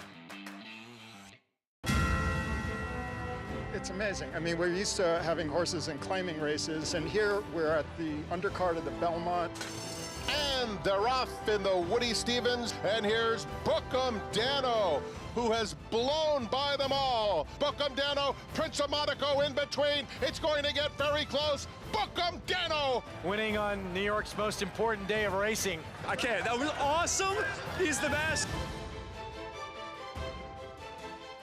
Racetrack Television Network brings you every race, from every track, on every screen, every day. With monthly packages starting as low as $5, RTN gives you great value and access to more live HD streaming and race replays than anyone. Visit RTN.tv today to sign up and watch on almost any device, including Roku and Amazon Fire. RTN has packages that start at $5 per month.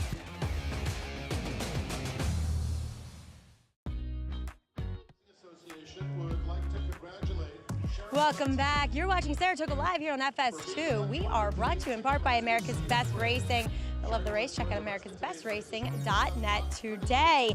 As we saw a popular victory in today's third race. She's a little edgy. Gets the job done in gate-to-wire fashion for Linda Rice. Jose Lescano in the irons. And please be joined by our winning conditioner here. And Linda, you know, JK, I thought, brought up a good point in that, you know, 25 up here at Saratoga is more like a 32 or a 40 back at Aqueduct. Absolutely. You know, and you need to go into the races at Phil, you know, and you can, if you're waiting for exactly what you want all the time, you could wait, for a month waiting for a race. So I would have preferred to go like 6.5, but frankly, the race went at 7. The price was reasonable. It was right. And just like Casey said, it's, 40 there is like a 25 here if you want to win. Exactly, and you do want to win. We know that. Also, how often you run a claiming stable, how often are you calling audibles with your horses, when they put up an extra, and how difficult is that? You're doing it all the time. I mean, every single day when they put up extras, races don't go. It's a real juggling act, and I'm sure, as you know, with workouts and the requirements that we have at this point to be eligible to enter. So it's a big juggling act, and you just have to try to keep throwing the ball and keep getting across the line. You're shrewd as they come, but you also have a team that helps you. How big is that team that helps you, not necessarily in the barn, but with all the paperwork and all the entering? Yeah, I have 2 secretaries at Belmont, Rick and Karen, and they divide a lot of that work together, and we still find ourselves kind of with our backs against the wall trying to meet all the requirements. So we're always trying to figure out what we can do differently. I've actually brought somebody else in recently, as a remote worker to help us move forward. Well, you've done a great job managing that team and the horses. Congrats here, Linda. Thank you, Maggie. All right, she's a little edgy. She takes some gate to wire today. Greg? Linda Rice with a victory. She's a little edgy and 6-5 favorite, able to get the job done here in this third. This was really, that was the most fun we've ever seen, I think, in a trainer's battle last summer, coming down to the very last race of the meets. And I think Linda was 5 behind with about maybe 30 races to go. It was something like that. And very last race of the meet ties Chad Brown for the training title. Just incredible. It was an impressive feat. Obviously Chad is going to always, at least for the time being, be the favorite to win up here. And for Linda to tie last year, it's a big accomplishment for her.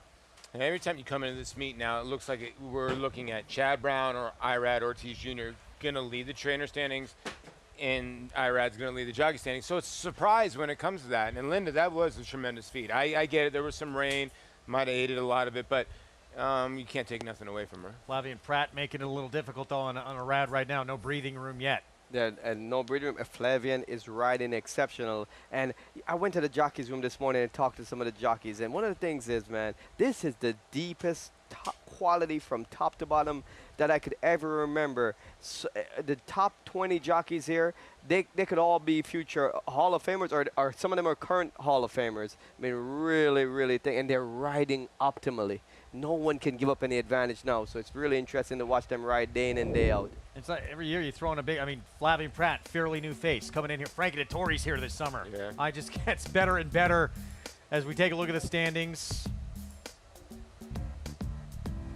Irad, Flavien up top, Tyler. Yeah, Dylan. Ricardo Santana's had some really nice wins. Manny Franco, New York's leading rider year in and out. Mr. Consistency. Manny Franco's that guy that literally hits 300 every year on the dot. Let's move on to race 4. 5.5 furlongs sprinting on the turf. New York breds. First allowance condition race coming up. The board shows this one. What in the world do you do here? Yeah, I thought this was a tricky one too. I think all these last 3 races, obviously the last one was pretty straightforward. I thought the 3 was interesting. Punch the clock for Joe Sharp.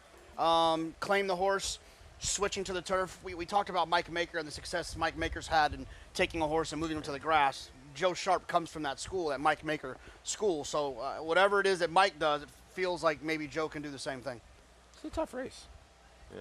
Tyler Gaffleone with a win earlier on today's card. He had a pretty big win yesterday as well for Wesley Ward. And the horse first start back from Dubai. Nakatomi, J.K. Sharp early. Oh, he broke so well. He's usually a horse that comes from out of it. Even the pre-race interview, Wesley Ward said, he's a come from behind sprinter. But I thought he was impressive. He showed a different dynamic, and he did it the right way.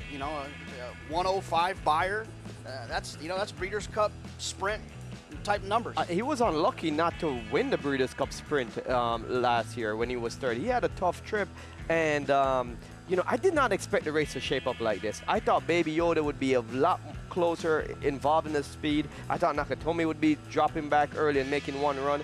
The fact that he was able to sit close to the pace and still be effective and put in his finishing run gives them so many options going forward. He's just become an adaptable horse, and he's on the ascend up this division. Trust in Wesley. Tyler said earlier to Maggie, this horse is going to win a Grade 1 this year, and he did on Saturday. Yeah, and he went right by Skelly. You could see Skelly just starting to shorten his strides there towards the end. He was getting tired. And again, Greg, the gate has gotten to him, and I think a lot of people kept on saying, nah, he's going to draw the outside post, and that will help, but it's turned into a perpetual problem now. So Nakatomi, 6th win of his career in this wide open division. We knew, obviously, going back to late last year, Maggie, this horse was going to be a major player with that performance in the Breeders' Cup Sprint, but he stamped that again on Saturday. Yeah, and even his Dubai Golden Shaheen wasn't that bad either, Greg. He was totally against the track that day. He was in another zip code on a track that you wanted to be forward, and really, he ran best of the closers, and Wesley doing right as he typically does. He always states, I like to give my horses as much time as they possibly need. I swear he just takes them to his farm in Kentucky or Florida and just forgets about them for a month and says, okay, I think they're ready after a while. But Nakatomi's done so well now as a 5-year-old, and 2, Wesley saying that he thought he would be a little bit closer to the pace, and he was. And not that we're reinventing the wheel with him, but it was good for him to show that tractability that we saw yesterday, and a deserved Grade 1 for a horse that had been knocking on the door, lightly raced 5-year-old, where it feels like the latter half of this season really could be his in a division that has lost some major players, as you guys were talking about earlier on with Elite Power and Gunite.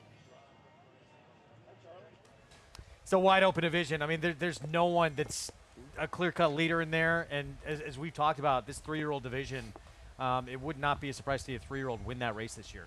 Yeah, we'll see. I mean, I think we'll know a lot more after the Jerkins, right? When that race happens, I think we'll see if there's a 3-year-old sprinter that wants to kind of take a step forward, like a Bookham Dano or maybe a domestic product who I think is going to probably run in that spot too. So we'll have to see who's going to kind of show up and assert themselves. You know, the horse on the West Coast is a real horse. I mean, we got to give it up for Trojan Braun, and I think he'd be the favorite right now for the Breeders' Cup Sprint. I mean, he's a real horse for Craig Lewis. He likes it out there at Del Mar. He crushed yesterday. He's right now probably going to be the favorite if they add the Breeders' Cup Sprint. I've picked up some stink about this because I've said this 3-year-old crop is so amazing. A lot of people think that, well, you know, they're ordinary. It's a good group and such. But I really think we're lucky. We have a good, like better than good, some really top-class 3-year-olds, and it's fortunate for us to get to see them compete. That's why there's big fields in these 3-year-old races like the Travers. It's going to be a big field. I think for the Allen Jerkins, we're going to have a big field as well, and it's going to be a competitive field of good horses. So many big races still to come at this meet. We're just really getting started still. And the action already has just been sensational. Still have a Breeders' Cup Turf Sprint winner to come later. And how about next week? The Whitney, one of the most prestigious races for older horses in this country, and the Met Mile winner ready to come back.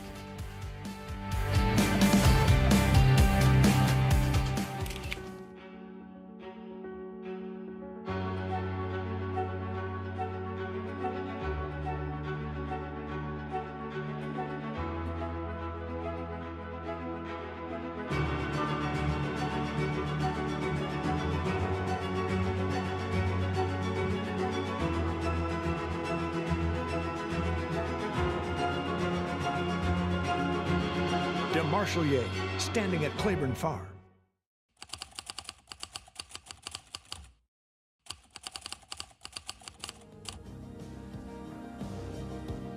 Complexion. Phoebe in Wonderland. Galabrand asserts herself. Poppy Flowers putting in a late burst here. Poppy Flower with the momentum.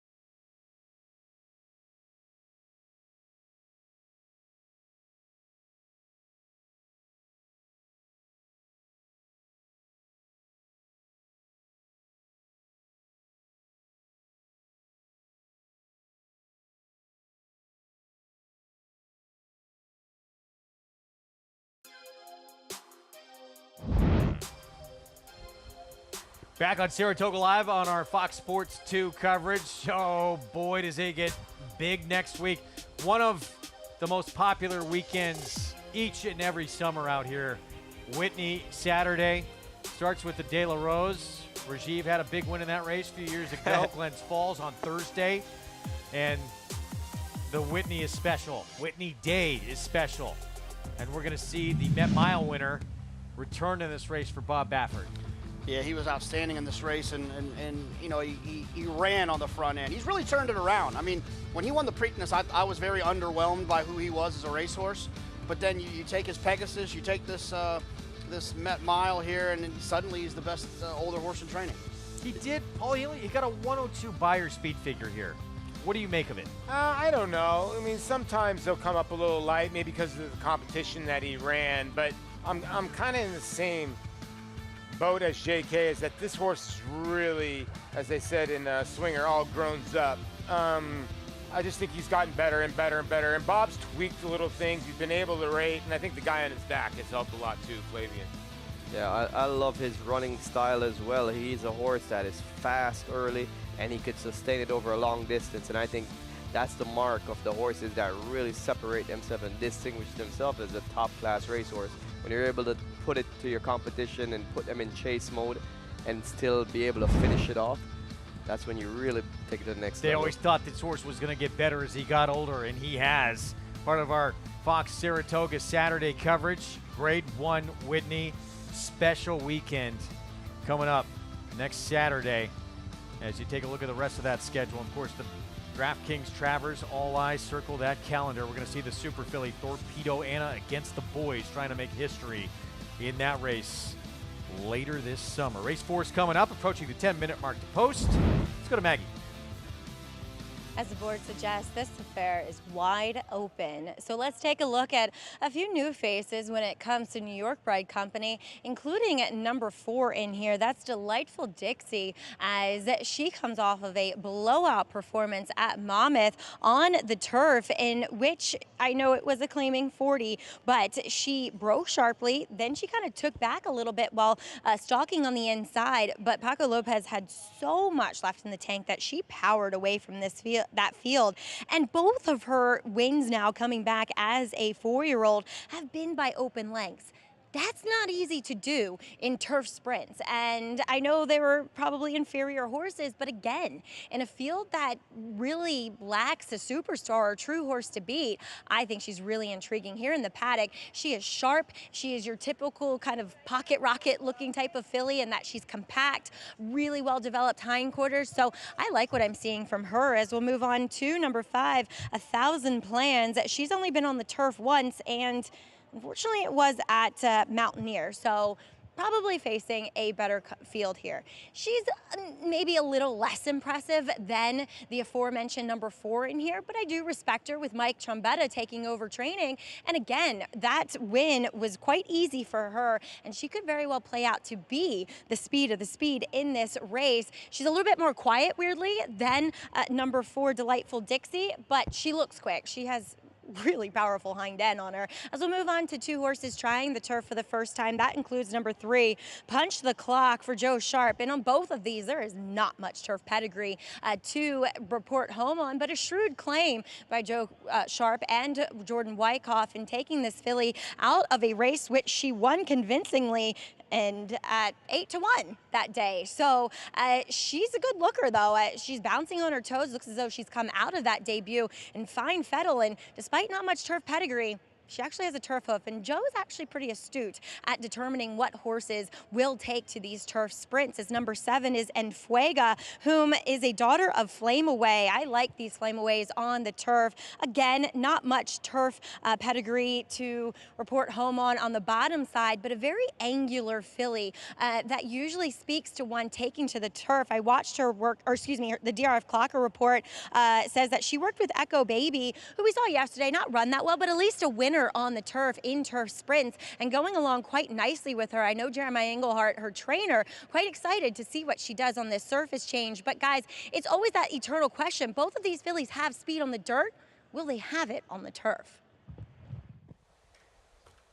Yeah, we will find that answer to that question coming up fairly soon here. 8 minutes to post as we get set for a post parade coming up as they get set to come on the track. 7-2.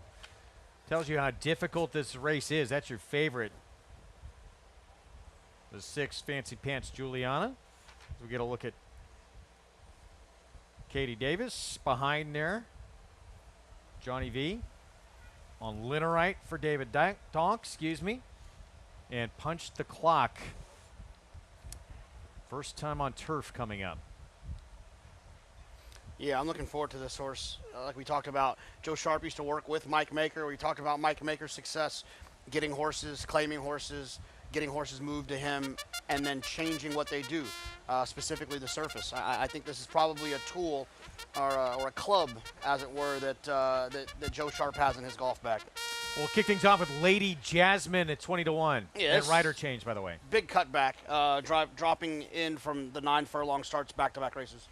And Katie Davis in the irons there on Lady Jasmine. Lynn Wright, John Velasquez rides for David Donk. A fast closing second last time from well off the pace, going 6 furlongs on the turf. Cuts back to 5.5 today, which might impact her.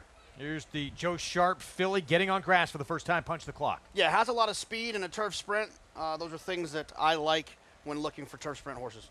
Back-to-back wins, going 5 and 5.5 on the turf. Delightful Dixie. A hot horse, steps up in class, deserving the chance to run at this level. Jose Ortiz for New Barn. Michael Trombetta, 1,000 plans, quick early. Yeah, got a nice figure last time, and now gets the trainer change to look for another potential improvement. So went Mountaineer on the turf, so a little bit bigger price. Fancy Pants Juliana was favored, co-favorite right now. Has been pretty unlucky in her last 2 starts, encountering trouble in both of those, finishing 3rd most recently by 2 1/4 lengths. Enfuega, it is a filly for Jeremiah Engelhardt, first time on turf. Yeah, one first time out and gonna give the grass a try here. Yeah, speedy on dirt, but dirt speed does not always translate to turf, as Maggie said. And then Fabulous Fox outside, Christophe Clement and Rad Ortiz Jr. Impressive break in her maiden last time after going wire to wire.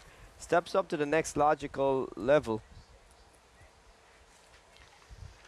Well, is the Bowling Green all just about Silver Knot, or does Christophe Clement have a shot in here with a familiar face on this circuit in Soldier Rising? 4-1 on the morning line. I give Soldier Rising a real shot. Here's the thing about this race.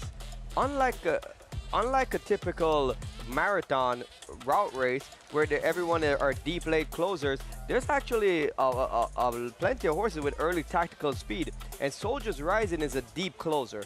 If he puts in this run, if they go fast up front and get softened up, and he's able to put in this same run, splitting, weaving through horses like he did, he'll be closing late and making a big impact on the race.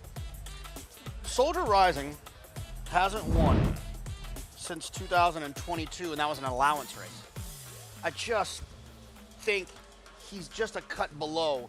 And when you talk about horses like Silver Knot, I mean, Silver Knot's, he's Breeders' Cup turf type horse. I just think, I question how good Soldier Rising really is. Clement, again, looking to win a 4th here as you look at that graphic coming up. But that race in the Man of War last time out, that might be a race that, could that win the Breeders' Cup turf?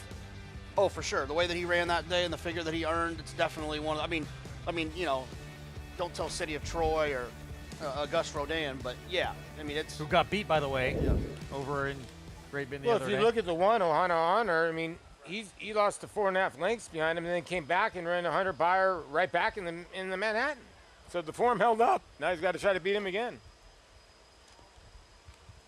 Good luck. That's still to come. Race 9 on the card today. Again, 4-5 morning line, Silver Knot. And it's incredibly rare when horses from that barn don't come and run their race. Yeah, and I think also, too, it being a shorter field, it's going to make that horse even tougher because they can just gallop at whatever pace they want, and nobody really can get away. They usually bunch up, so usually the horse with the best kick kicks home. Well, there'll be a lot of eyes on him, though, Paulie. Yeah, true. It'll be a real cat and mouse game early because everyone knows he's the horse to beat. He has tactical speed, but others in there like Ohana Honor and Ohana Honor has speed, so he's not going to be able to let him get away with too much easy on the front end. See if he can win a 3rd straight graded stake in a row. Flavian Pratt's been on board for the last 2. He'll be back aboard for Godolphin and Charlie Appleby. As we get back to this 4th here, which starts a middle pick 4. We got 4 horses on the board, all at 7-2. Incredibly difficult handicapping challenge here coming up. Let's go back to Maggie. I know, Greg. Isn't that crazy? We don't often see that in a race. That this one just feels so wide open. As we'll check in with a horse that has flirted with being favorite in number 8. That's Fabulous Fox in here. As she's facing winners for the first time, she's going to have to get faster. And so for me, taking her at a short price is just not appealing. She looks great. I have no problems with her whatsoever. And we've seen Christoph do this. A horse like Better Lucky Than Good won a slow maiden race, then comes and jumps up nearly 20 points in the A other then. So I get it, but not for me. As we'll move on to the other Dave Donk horse, and that's number 2, Liner Right. And look, Fancy Pants Juliana makes a whole lot of sense in here.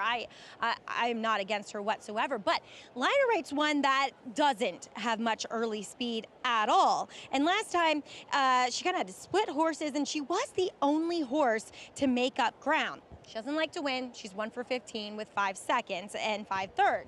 So she has that going against her, but she is sharp today. I haven't seen her this kind of revved up and on the muscle in quite a while, and plus her coat has just burgeoned into this field of dapples. She just looks amazing out there. She's gotten a little hot, but like I said, she's kind of been that eager sort throughout the prelims here. So I think she might be able to outrun her odds today, and has a master class in the Hall of Famer in the irons, Johnny V. Raj, do you have anything coming up on with Johnny V a little later? Oh yeah, that ride that Johnny V put on yesterday in the last race has earned him the ride of the week. Phenomenal on that Grand Motion trainee. So we're gonna be taping that later on today so we can air it sometime early next week. Meantime, this middle pick 4. Probably a race you want a little coverage. And then we have a race coming up next in the 5th. We talked about it briefly earlier on. Filly, who was 3rd in Kentucky Oaks for Chad Brown, Regulatory Risk. She is the morning line favorite. I don't think any of us are really sold on her being a standout single in there. Yeah, Well, but yeah, right. Go ahead, JK. Go ahead, Paul. She's one of those horses that I feel like you're supposed to try to play against her, though. But she's probably going to win. Kind of with you. If the 5 had a start Central Avenue, I'd probably like the 5. If Sedona, I think Sedona can make the forward move, but JK's right. And then here's the other thing. She's getting Lasix for the first time. I don't know if that matters or not, but she's the filly to beat in there. I mean, it's just really, it's one of those things where I think you single or you take a lot in there. See what happens. First things first, this 4th at 5.5 furlongs, sprinting on the lawn. There's the 5, 1,000 plans. We know her plan. Get to the front. Try and wire this field. She is quick early. Tell you what, the 4 is taking a lot of money here from Mike Deeney, a horse coming in from Monmouth. And I wonder if Luis Saez is going to be on this end. This horse went sub 21 at Monmouth Park. She's trying to win her 3rd in a row off those back-to-back wins in New Jersey. And the favorite now becomes Outside Fabulous Fox for Christophe Clement, coming off that victory, Belmont at Aqueduct. Let's go upstairs. Frank Miramati to start off this middle pick 4. 2 more left to load. Delightful Dixie and Fabulous Fox to the outside.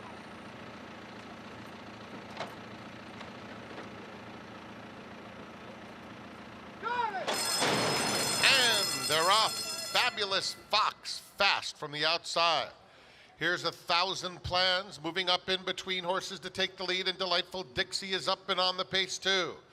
They're followed at the rail by Push the Clock, who's racing a joint 4th, passed by Enfuega, steadying his Lady Jasmine along the inside, 6 lengths off the lead into the far turn. Fancy Pants Juliana and another 3 back to Liner Right. 22 and 2, 1,000 plans moving easily. Fabulous Fox trying to close in from 2nd, within 3/4 of a length now. Then Enfuega racing 3 deep. Down on the rail comes Delightful Dixie. Punch the Clock is in between horses. Fancy Pants Juliana swinging 6 wide, but picking up some ground there at the top of the stretch. And it's 1,000 plans still there. Fancy Pants Juliana continues to close. There's a seam for Delightful Dixie. Center of the course, Liner Right with a late bid. It's a wild finish here in the center. Fancy Pants Juliana and Liner Right. Fancy Pants Juliana, Liner Right. Fancy Pants Juliana Won it by a head over Liner Ryan. 1,000 Plans was third. Photo for fourth. Flavien Prat, Fancy Pants, Juliana for David Donk, the win. He just makes the difference. You know, and there's nothing against Eric Cancel. I mean, I know that, but this was a giant rider change. And sometimes a guy can just make the difference. And when you're riding like this, you just start getting the bobs, don't you, Rajiv? I mean, and he just had a perfect trip as well, right? He sat him behind in the pocket, waited, then he angles him out, got him running earlier, because one of the things was for this filly is she was getting left with too much work to do and getting there late. So he wanted to gear her up a little bit earlier, swing her off the turn, and got the momentum in the clear. And one of the things that you got to pay attention to is the number 2 here, Lena Wright, who's 1 win from 15 starts with 5 seconds. This is a filly who gets there and doesn't show the desire to pass the horses. These are both stablemates that finished first and second, by the way, David Donk, Exacta. But, you know, John Velasquez was trying to time it right because he knows what he's riding. Jets hat, Jets hat. D-O-N-K, Donk, Donk, Donk. We have a new leading rider at the meet right now. Flavien Prat. I think last time I talked to David Donk, I said, "How you doing?" He goes, "I need a win at the meet, and can I put Aaron Rodgers in bubble wrap?" That's exactly what he told me.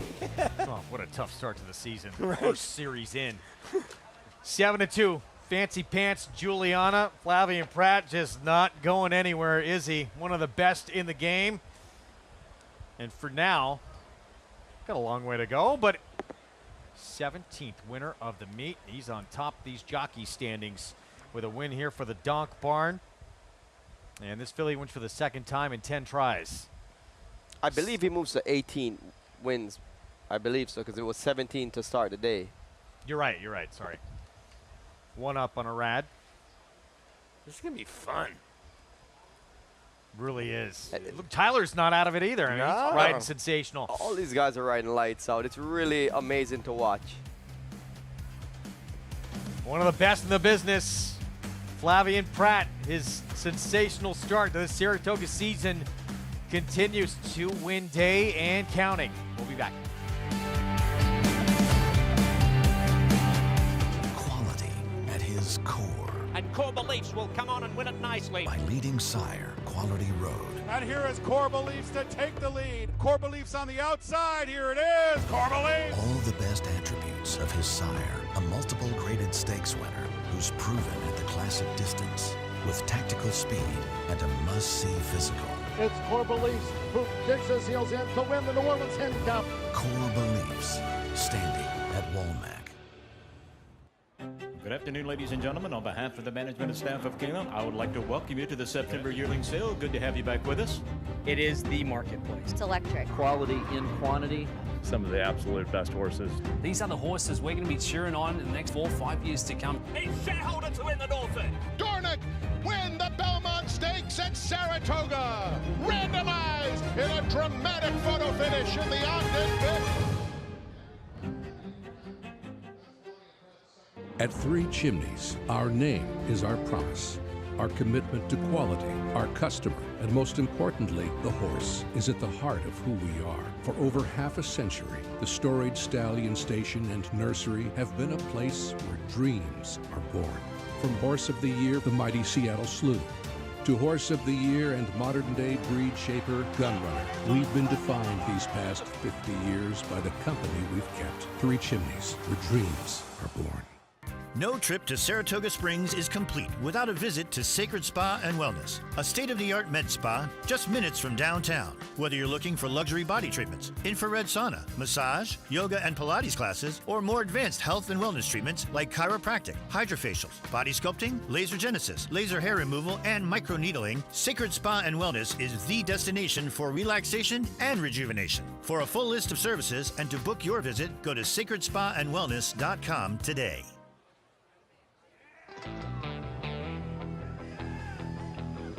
Welcome to those just joining us on Valley Sports SoCal. Those already with us on our Fox Sports 2 coverage. You're watching Saratoga Live on this Sunday afternoon.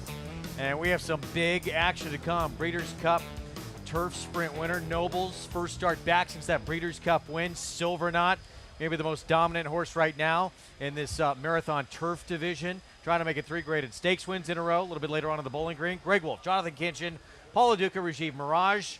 Best still yet to come on this Sunday card. Absolutely. Some fun 2-year-old racing as well, which we always get excited about. And look, I love watching a little speed with Nobles. I'm looking forward to seeing him come back.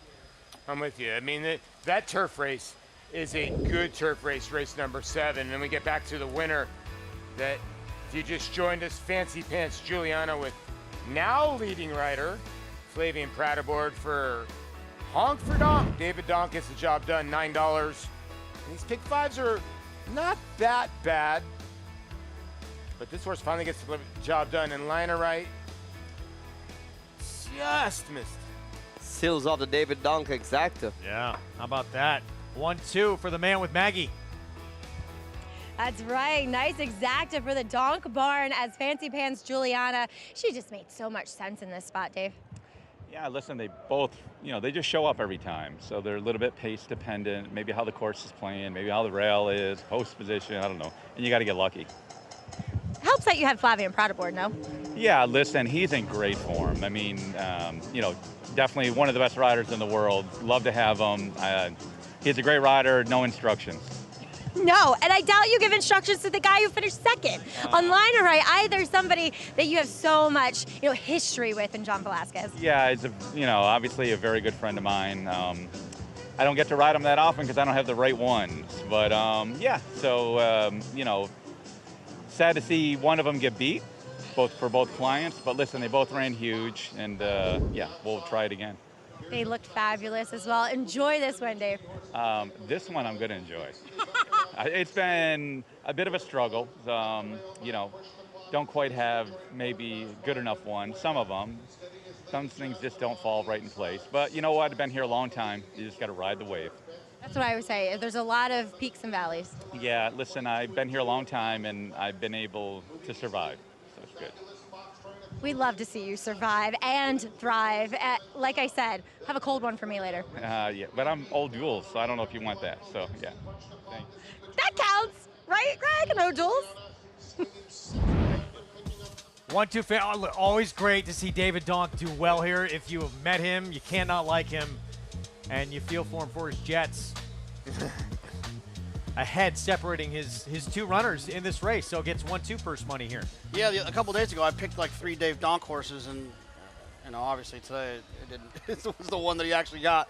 But I think Dave does an outstanding job. He's one of those guys that if you look at his win percentage, it's not going to tell the whole story of what he does with these horses. He takes his time. He's got owners that give him that, allow him to take his time. He'll run his horses into fitness rather than having them fully cranked. I think he does an outstanding job. And if you have a good horse or you want to spend some money at the yearling sale and have some fun, send a good horse to Dave Donk. I'm with you. I classify him and David Duggan kind of the same. He might have a little bit more horses than David, but they're both tremendous conditioners. I actually had horses with David Duggan when I owned horses when I played for the Mets.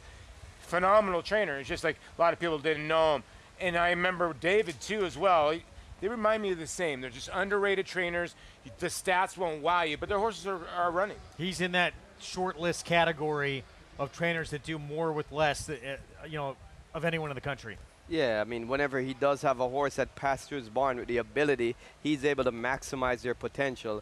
And like you can see from what he's saying, unfortunately, he doesn't have a big stream of horses, of top caliber horses coming in all the time. But when they do fall in place, he can make the most of it.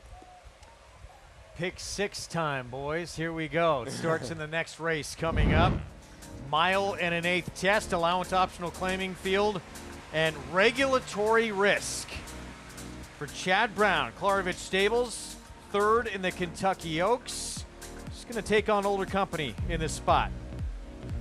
She is, and looking at the board right now, she's not favored, but looking at the doubles, it suggests that she will be, but it's going to be close.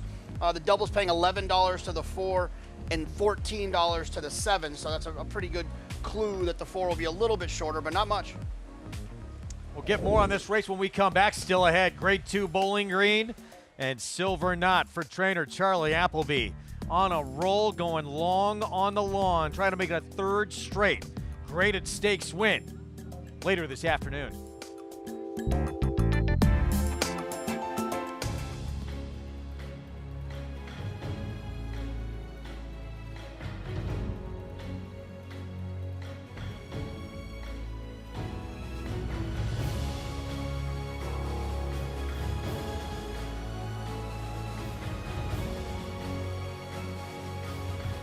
Olympiad leads American Revolution. Olympiad gets the gold in the Jockey Club Gold Cup. You have to be here to feel the rumble from 40,000 race fans. Mixed with the Pacific breeze, you have to be here to taste extravagance and witness greatness, race after race after race. You have to be here to take home a memory you'll have forever. This November, when the world's best come to Del Mar, you have to be here.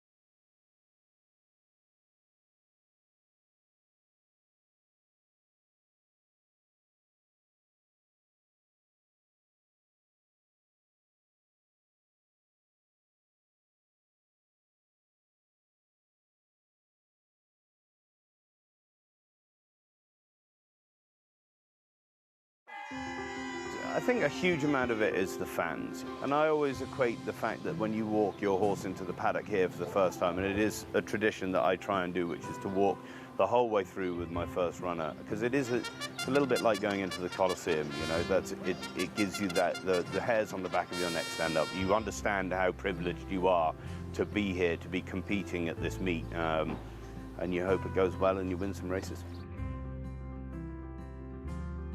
That's television star Tom Morley. He also trains.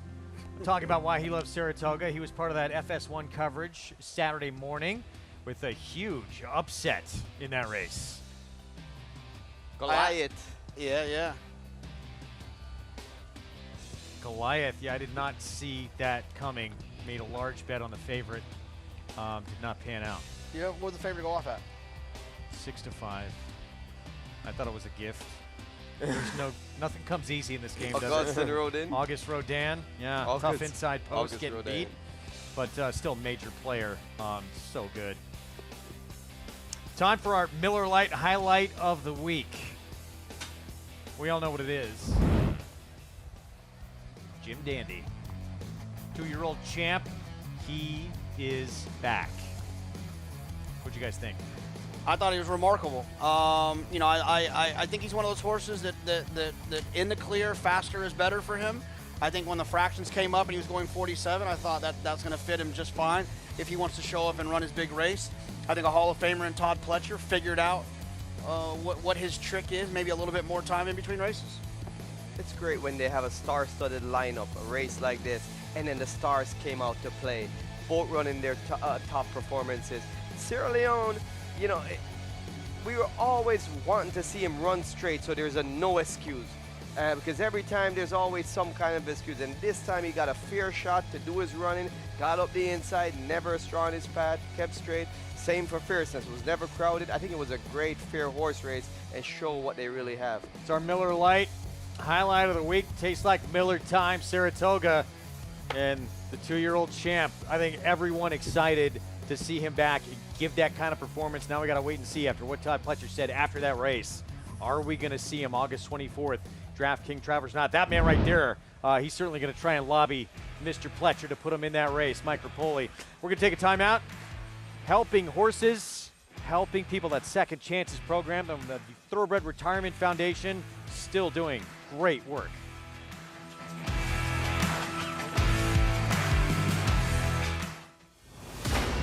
It's By My Standards and spinoff By My Standards to win the Louisiana Derby.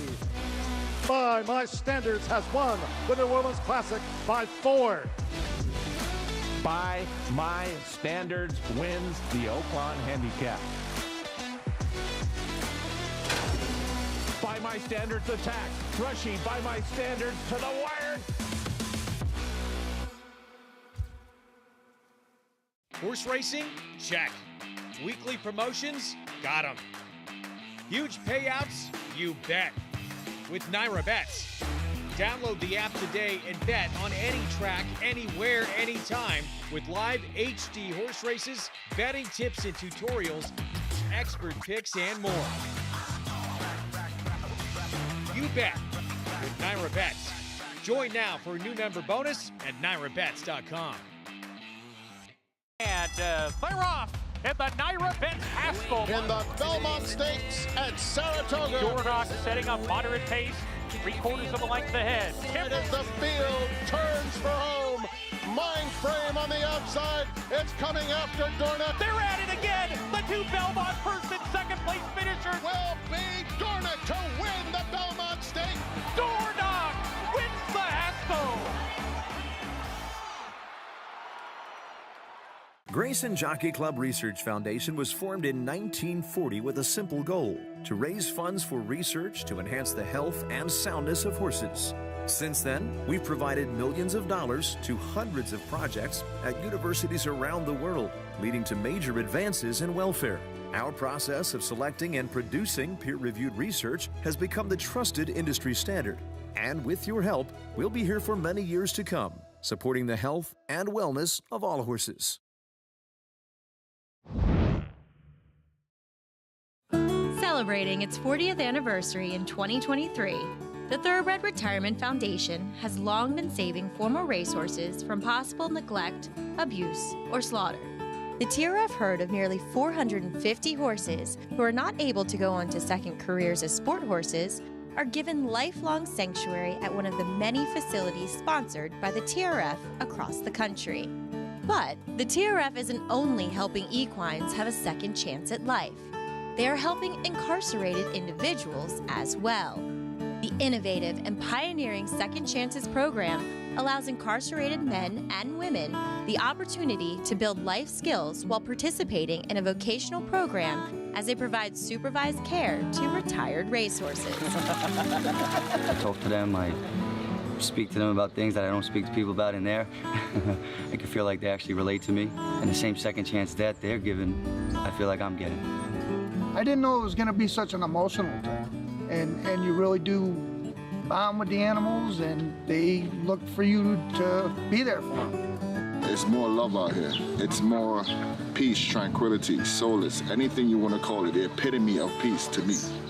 There are currently 8 TRF Second Chances programs at prisons in 6 different states. Graduates of the program receive certification based upon their level of expertise and have gone on to careers as farriers, vet assistants, and caretakers. The Thoroughbred Retirement Foundation, helping thoroughbreds who help people.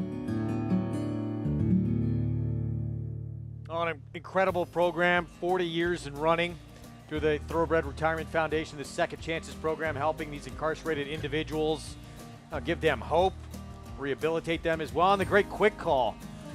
A horse for course up here at Saratoga was really the poster horse for this program for many, many years. As Maggie, you are well aware, and I know you're very close to it.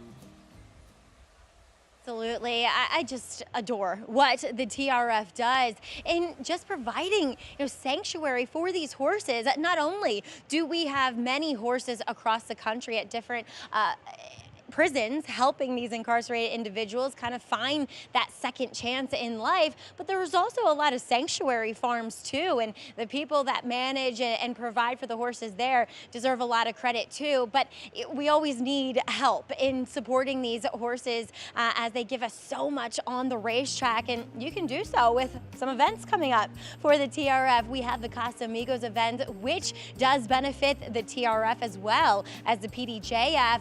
That is taking place at the Adelphi Hotel. You get some really good hors d'oeuvres. The food is phenomenal, not to mention some delicious Casamigos cocktails, and those that get the VIP ticket get to take home a bottle signed by our jockey colony here at Saratoga. And then we have our annual barbecue at the barn. That takes place on August 20th. It's always a great time over at the Saratoga Winery. There will be a bunch of silent auction items too for people to bid on, some experiences including some backstretch tours with our one and only Richard Migliore, who literally has the best backside stories of anyone. And two, there's jockey karaoke coming up, and I know someone who's returning off the bench. Raj. This was one of our favorite events that, for me, when I was riding, that we look forward to. It's the one night when the jockeys really put themselves out there for a great cause. You know, we're very vulnerable when it comes to performing on stage. I don't think anyone is a good singer, but we try to put it all out there and enjoy ourselves, because at the end of the day, this PDJF supports one of the dearest causes close to my heart, especially being a former rider, and permanent disabled jockeys fund is something necessary that we need to keep helping these guys that can't do it anymore. All for a tremendous cause. And let's not forget, I mean, you talked about one of the great party nights here. I think if there's a backup party night that's fun to go to, it's jockey karaoke night. Yeah, absolutely, jockey karaoke. I also like the basketball game too. Yeah. Rajiv, Yeah. I never. How were you on the hoops? Yeah, I didn't want to dunk on anyone, so I just kind of keep it contained, you know. I get that. I didn't want to show off. But you're good from three as well, right? You're I'm pretty good versatile. from three, yeah. I'm kind of close to Steph Curry. Not as good as he is behind the line, but I'm okay. What happened to the jockey race? Do you remember when they had the jockeys run out of the gate, out of the race? Do you remember that? You wouldn't believe this. They scratched me. They said it was a full field. I couldn't fit in the gate. I was on the also eligible. Angel Cruz won by 9 lengths. You wouldn't have won anyway. You don't know, man. I'm Jamaican. You know any about the fast running Jamaican? We might have to set up a match race. Bring Angel back. Pick 6 coming up. Let's go to Maggie. I would love to see that. Usain Bolt, who? As we'll take a look at some of the horses here in the paddock. I think there are actually 4 main players in here. We'll look at 2 of them, and one of them is coming back for her 3-year-old debut in number 5. That's Central Avenue for Mike Stidham, as she'll get Lasix for this return to the races. And looking at Mike's numbers, it's a very small sample, but off of a 6-month-plus layoff on the dirt, going 8.5 furlongs or more, he is 2 for 7, so not bad. He can deliver with a horse like this. And she was a big 2-year-old. Well, she's a bigger 3-year-old. This girl is impressive. I love what I'm seeing from her. She's probably 90% fit, and sometimes, yes, it's hard to come back and go 9 furlongs off the bench, but there's some talent in here. And as Mike was saying, she's pretty mean. She's got that fight in her. They had to saddle her away from all the rest of the company. She wants to make her own path to the race course, I suppose, and was kept away from the rest of the horses too, because she kind of has that fiery personality. So I love what I'm seeing from her coming back today. Now, the early money is going to the outside runner, Sedona, who I like. Last time she was wired by Ichiban, who got to set a very tepid pace. She was 3 wide the entire way, and she's a horse that just keeps coming. And she kind of idled and got a little wishy-washy around the 8th pole in that race. And then, after Irad really kind of picked her up and set her down, she finished and she made it very close in the end, only being defeated by a head. But I thought with that stretch run, made her the perfect candidate for some blinkers, which Hall of Fame trainer Shug McGahee will apply today. Kind of a bigger cheater cup. So closing her in a good deal, kind of like a 2.5, 3-inch cup over her eyes. She looks fantastic. Though, if anything, she's come out of that July 4th race even stronger than when she went in, Greg. All right, Maggie, some things to think about as you get set to play this pick six coming up. Our post parade here in a moment, 7 minutes away from this 1 1/8 test for these fillies and mares in a race that, or sequence, I should say, that includes our Breeders' Cup Turf Sprint winner from last year, Nobles, Bowling Green with Silver Knot. It's going to be the odds-on favorite. As we can see, I'm not sure if we can hear it on air, the call to post. Here's Crushed Ice to kick things off for Anthony Quartarolo. You know, Wire to field in an off-the-turf event where he was one of the also eligibles in there, she was, excuse me, but she might be the speed again today, and she's on an upward trend. Sweet Mystery, Trevor McCarthy aboard. This 3-time winner was third at this level last time, and I think being at the price that she is, I think she can get in for a piece of the action here. Tom Amos, filly here, standout sensation, who's faced some good ones. Yeah, she has. She's in good form right now. I know she's got 4 seconds on her resume, but I think she's going to be landing in that good spot, maybe right behind the 1. Third in the Kentucky Oaks, Regulatory Risk for Chad Brown. Yeah, my top pick got beat in her last 2 races by none other than Torpedo Anna. Central Avenue making her 3-year-old debut. Grade 1 placed. Tall drink of water. Actually, the dam was ridden by Rajiv. He'll give you more information on the 5. It's America's Vow, the biggest price on the board. Not much to endorse here. This one doesn't have much early speed. And Sedona just missed last start, the 8-5 favorite with an equipment change.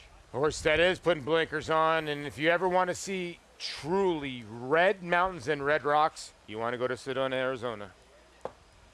I got to get there. I really do. It's one of the most beautiful places in the world. He's not even on our show, but he's photobombing us. Andy Serling with a bankroll play coming up. Standout sensation is going to try and beat some talented 3-year-old fillies with this one here for Tom Amos, who's at 7-2 right now. Did Tom give him some information? He never does give us. Tom doesn't give anyone information. No. Really doesn't. No, he doesn't. I've seen him before when I've worked with him, and then after the race, he was at the $50 line cashing. Yeah. It happens. We talked about this filly. She has faced some tough company, according to the DRF Clocker reports, too, with some strong works. As you get a look at Regulatory Risk. Regulatory Risk is one of those tricky horses where we talked about it a little bit, Paul and I did earlier, is that, you know, you look on paper and you want to try to get creative and you want to think of some ways you could try to get rid of her, and she just is not one of those horses that you can beat, I think. Want to read that promo real quick? You know Lafitte did this to me the other day, too? Track stats? Yeah. All right, here we go. hold on. Get the inside track on handicapping with Naira Bet's track stats. Want to know the best races to bet to beat favorites at Saratoga? Question mark. Track Stats has the answer! Exclamation point. For more stats on tracks across the country, visit nairabets.com. That was awesome. Can this be part of your job description now? That was sensational. That was well done. Adding in the exclamation point. Yes, I loved it. I'm sweating now. That was well done, sir. Thank you. 5-2 on this filly right here. That had to look tremendous on closed captioning.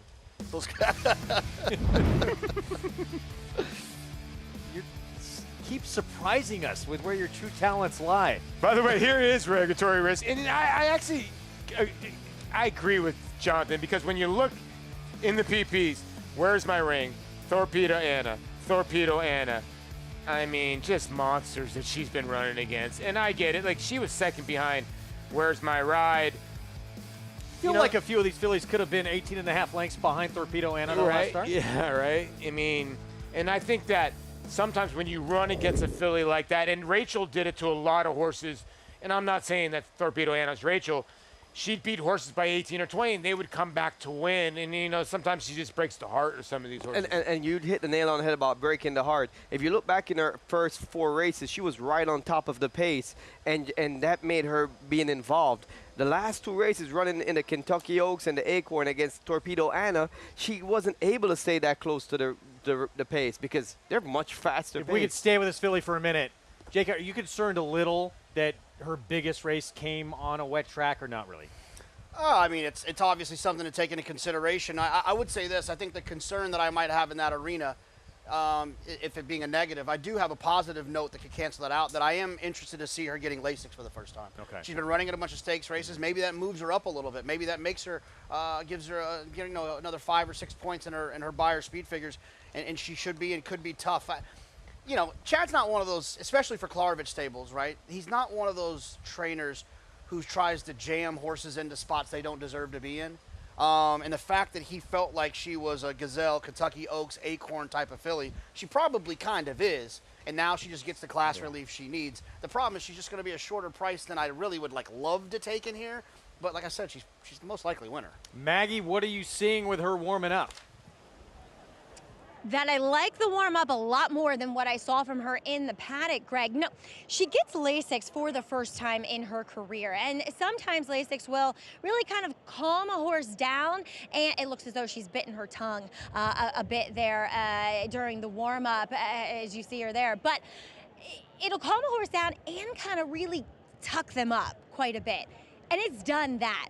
She was carrying better conditioning than what in the past than what I see from her today, though I can ultimately give her many excuses, just facing better horses, obviously with Torpedo Anna in her last few, and in the Acorn, she just got annihilated with a kickback. And when it's sticking to a horse or horses like it was at that Belmont Stakes Racing Festival, that it is really difficult to run through. When they change a color when they're heading down the lane as opposed to when they start, it's not fun to be taking that. So I'll give her an excuse for her last in what was one of her worst performances to date. But I was hoping as a favorite in here that she would wow me a bit more than what she has. She'll win. That's fine, and I can see that happening. I just thought there were some serious rivals in here, as the board would suggest. Like I said, Sedona's a big player. I am going to take the 5 in here, Central Avenue. Yeah, she might need a start, but she's the best price of this foursome and looks sensational shipping in here with Mike Stidham, who it doesn't feel like he's just shipping here just because. He ships here with a reason. Standout sensation, as you guys were mentioning, has faced some nice horses, and I thought last time maybe a little bit of a passive ride in which the winner, Barbatina, kind of beat her to the punch. Barbatina got that position down the lane before she could, and she had to come around her. She looks great in her coat. I just wish she was a little bit more of a substantial filly against some of her 3 main rivals in here. She's a little bit more smaller and one-sided, but again, I can see her running well. Sorry, Craig. All right, Maggie, thanks. That pick 6 pool closing in on nearly $300,000 coming up, and let's get back to Paulie brought it up. Rajiv with a connection here with a 5 Central Avenue. Yeah, her mom Centring. I rode her to many races and multiple grade 1 place. And what was so funny to see her, Maggie said that she was a bit high-strung in the paddock. Her mom was the same way, very high intense, big filly. And you can see her pass it down to her foal here. And the second dam, Composure, was also second in the Breeders' Cup Juvenile behind Storm Flag Flying. So this is a solid family for the Godolphin stables. Another one I wanted to point out, you'll notice we're talking about pedigree and things like that. The 7, Sedona, this daughter of Curlin, was bred by Bobby Flay, celebrity chef Bobby Flay. So good luck to... and sold for $2 million in the sale. See what happens here. We start off this pick 6 on our Sunday card from Saratoga. Let's go upstairs. Frank Miramati to start it off. Okay, Greg, we got a couple left here. America's Vow. And Sedona in the colors of West Point Thoroughbreds. Out of the AP Indy Mare America. Going in. They're in the gate. Sedona a little fractious. And all of a sudden, they're off. America's Vow, Crushed Ice, Sedona on the outside, Central Avenue, Regulatory Risk, who was very keen as that gate opened at the back of the field, is Sweet Mystery. Around the first turn, and it is Crushed Ice. Crushed Ice sets the pace. and leads it by 2.5 lengths. America's Vow in second, Central Avenue third, Regulatory Risk is racing in fourth. And then it's Sedona, who was just passed by Sweet Mystery. Sweet Mystery is about 8 lengths off the lead as they run toward the half-mile pole. Standout Sensation is nowhere to be seen. It is Crushed Ice. Crushed Ice in front by 2. America's Vow in second, Regulatory Risk along the inside, and then it's Central Avenue in fourth. They're followed by Sweet Mystery, fifth into the far turn, and another 4 lengths back to Sedona. 49 seconds flat for the half. Crushed Ice in front, America's Vow, Regulatory Risk along the rail in third. They're followed by Central Avenue in fourth. The gray Sweet Mystery is trying to get into it through 3/4 in 1:14 flat. Sedona is far behind as they reach the top of the stretch. America's Vow on the outside of Crushed Ice, Regulatory Risk in third. On the outside, Central Avenue is fourth. They're coming to the 8th pole, and it's America's Vow leading the way by 3. Regulatory Risk, Central Avenue, Crushed Ice along the inside past the 16th pole, and it's America's Vow over Central Avenue. America's Vow wins it by 3 lengths. Central Avenue second. Sedona came alive late and rallied into third in front of Crushed Ice. A lot going on out of the gate in this race. 44-1 shot. America's Vow with the win. Luis Saez for trainer Tim Ham. We obviously need to go back to the beginning here. Wow. There's going to be a lot to be deciphered here, and we're going to be looking at it seemingly. Regulatory Risk pre-breaks the gate, it looks like. The pre-starter holds the 3. The 3 is going to be a non-starter. The 4 is going to be a non-starter, but it does not matter because it's all going to go to the 6. One more look at it. Keep your eyes on the 3 and the 4. Wow. Yeah, 2 things are clear and evident for me is that number 4 definitely forced the gate open before the others came out, which would in turn make her a non-starter, and the number 3 was still being held by the starter. He had a hand on the rein and turning her head, so that's going to be a non-starter as well. Looked like the guy in the gate on the 4 kind of lost balance, and the 4 kind of just took a left-hand turn. But then that impeded the number 2, but he's going to be a non-starter anyway, so that doesn't won't change matter. All it. the non-starters go to the favorite, when the favorite that was left in the race was the 5. So you're dead. It's night-night. It's how the rules work. 44-1 shot.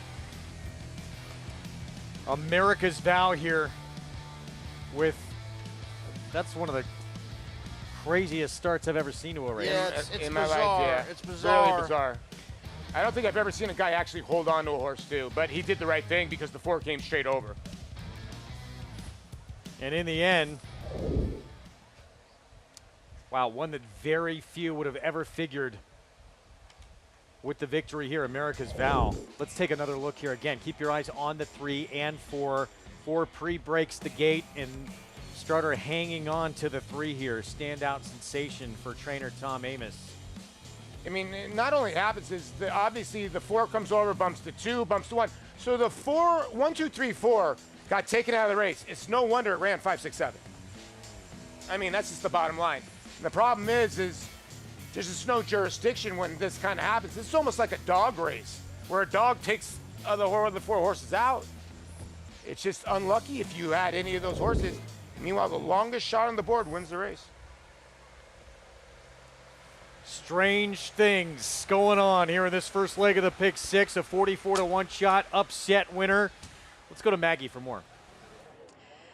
That's right, Greg. And when it comes to the start, you don't want to necessarily speculate, but in the past, what they've done, because the 4 outbroke the gate, and obviously, wow, sawed off everyone too, she'll likely be disqualified because it's interpreted as she had an unfair advantage.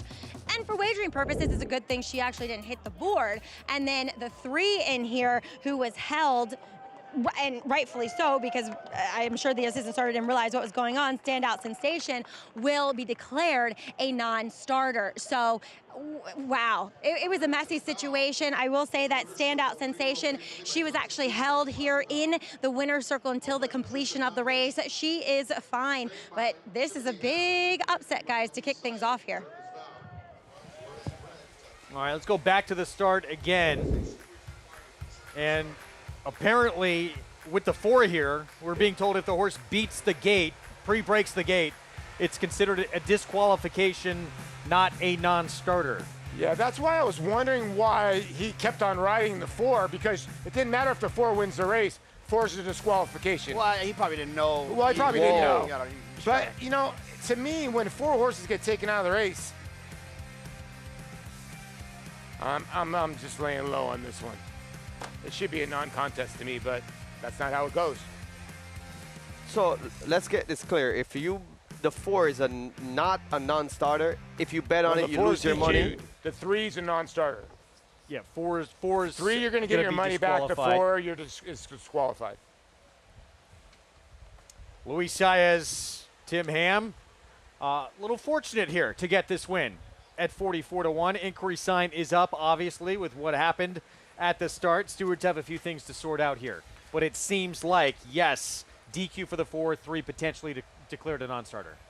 Is that what you think? I think that's what's going to happen. But, you know, we'll know in a few minutes for sure. Yeah. You watch this game long enough, crazy things happen. And that is a crazy start to a pick 6. Yeah. Yeah. You have a play coming up later before we sign off. I don't even know if I want to use this play, considering I was 4 deep and didn't have the 6. But I'm going to play it anyway. I'm going to play a $100 double, Devil's K. I like that horse for Tom Morley getting back on dirt into Silver Knot into the later races. The $100 double. There you go, Devil's K. I got crushed yesterday, and that race just crushed me too. But we were never going to give up. Keep on smiling, Paulie.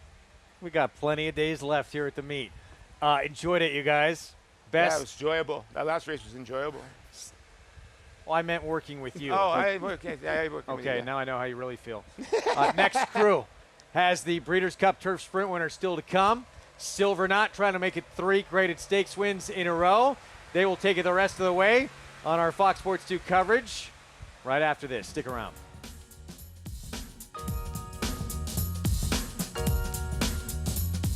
Curlin's Grade 1 son, Solomini, New York's leading sire of 2-year-olds in 2023 and sire of Grade 2 winner Winstock. Winstock's just the leader from Stronghold and Coach Prime and Winstock. New York Stakes winner My Shady Lady. My Shady Lady gets the victory. 2024 Stakes winners Solo Shot. Solo Shot and also Geopolitics in a tight photo. And Doc Sullivan. Doc Sullivan dominates the Mike Lee. Solomini, standing at McMahon of Saratoga Thoroughbreds. Deep in the heart of horse country, from these Kentucky hills has sprung a legacy rivaled by few.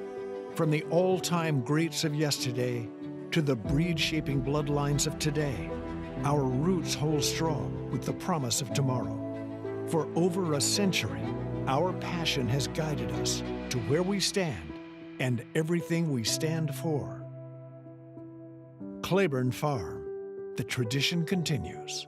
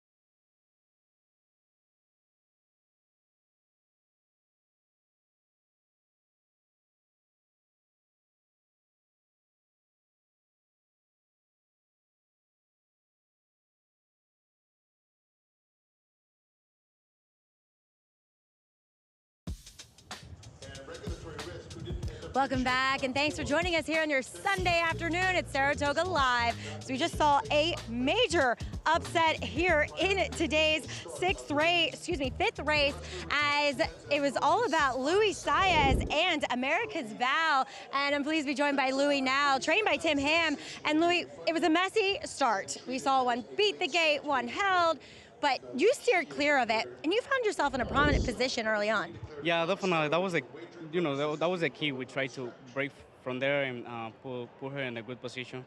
I was working her a few times, and she was doing so well. Oh, good. Yeah, and I have a good feeling. Today we know we was pretty long shot, but numbers now. You couldn't tell me in the paddock? Yeah, but she was doing so well, and I stayed with the pony, and I can feel she wanna be pretty tough. So we decided to break from there running and sit right there, close to the pay, and she finished pretty strong. She did, all the way to the wire. Now, for people watching at home, the 4 was disqualified for an unfair start and place beat last, and the 3 declared a non-starter for wagering purposes, as we'll check out that replay again. But Louis, you ride a pretty nice 3-year-old by the name of Dornick, as we saw him take down the Grade 1 Haskell. And as you just said to me, exciting news that Kenny McPeak announced yesterday with Torpedo Anna heading there too. Do you still feel you have the best 3-year-old in the country? Oh, definitely. I always have my faith in that horse. That horse is a pretty good horse. He's a champion. He always try. Doesn't matter who he run with, but he always want to be there, always want to win.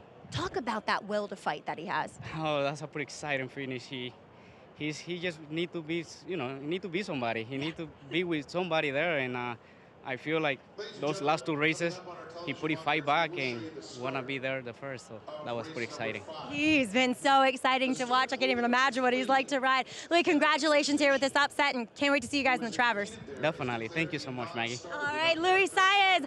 Don't forget, it is jockey karaoke tonight to benefit the PDJF, as we are still waiting for official status on this race. Don't forget, 44-1 on your winner, and the 3 in here was declared a non-starter. That is Standout Sensation. Number 4, Regulatory Risk. Off the board is mentioned as Frank Miramati now being unplaced. Stay tuned, so much more to come, including a Breeders' Cup winner. Noval's making his return to the races today.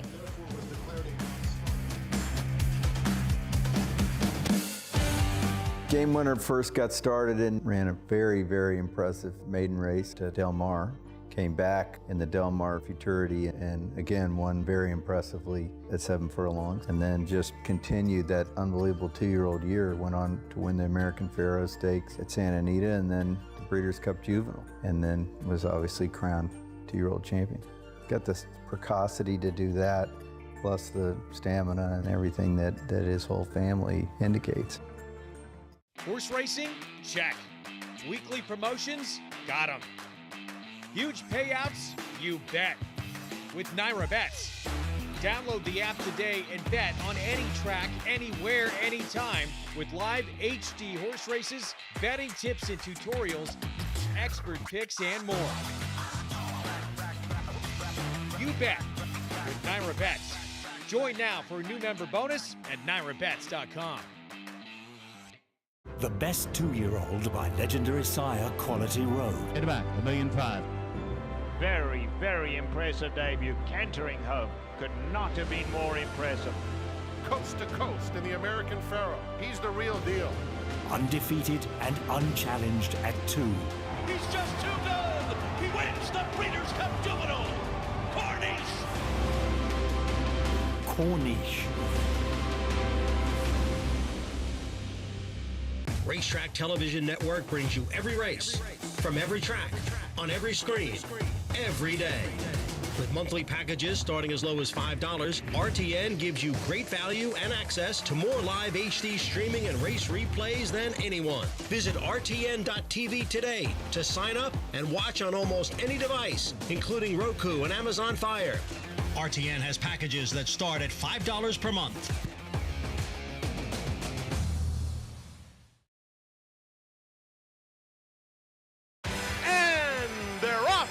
Saratoga.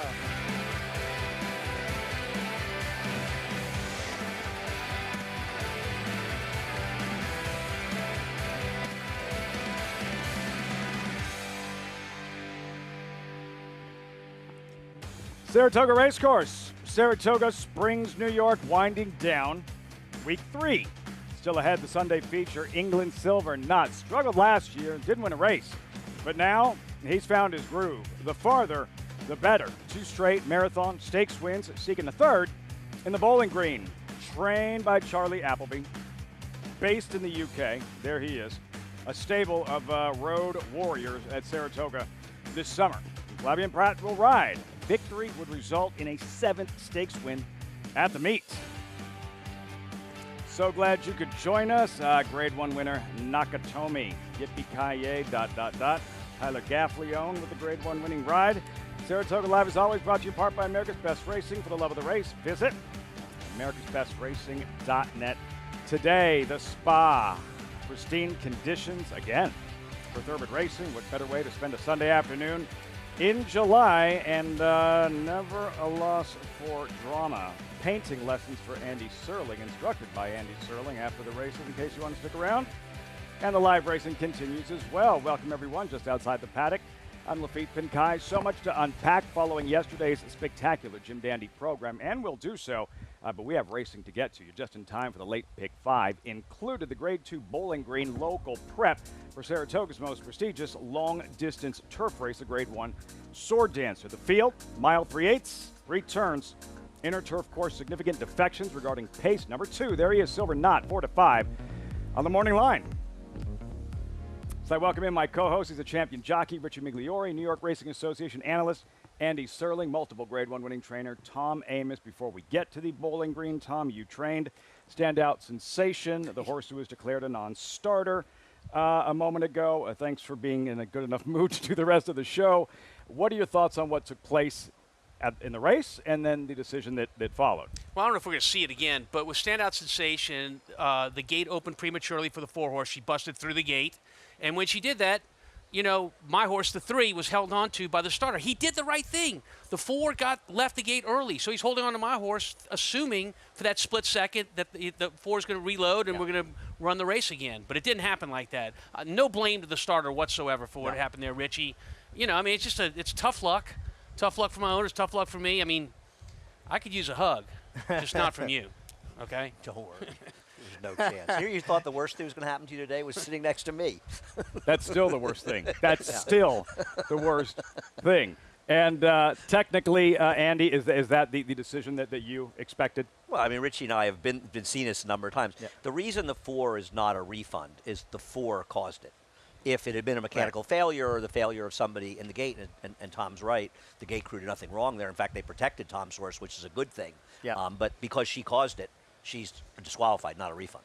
Yeah, I mean, she did create her own problem, and the timing of it was absolutely the worst timing. The starter's hitting the button a split second before she makes the move at the doors.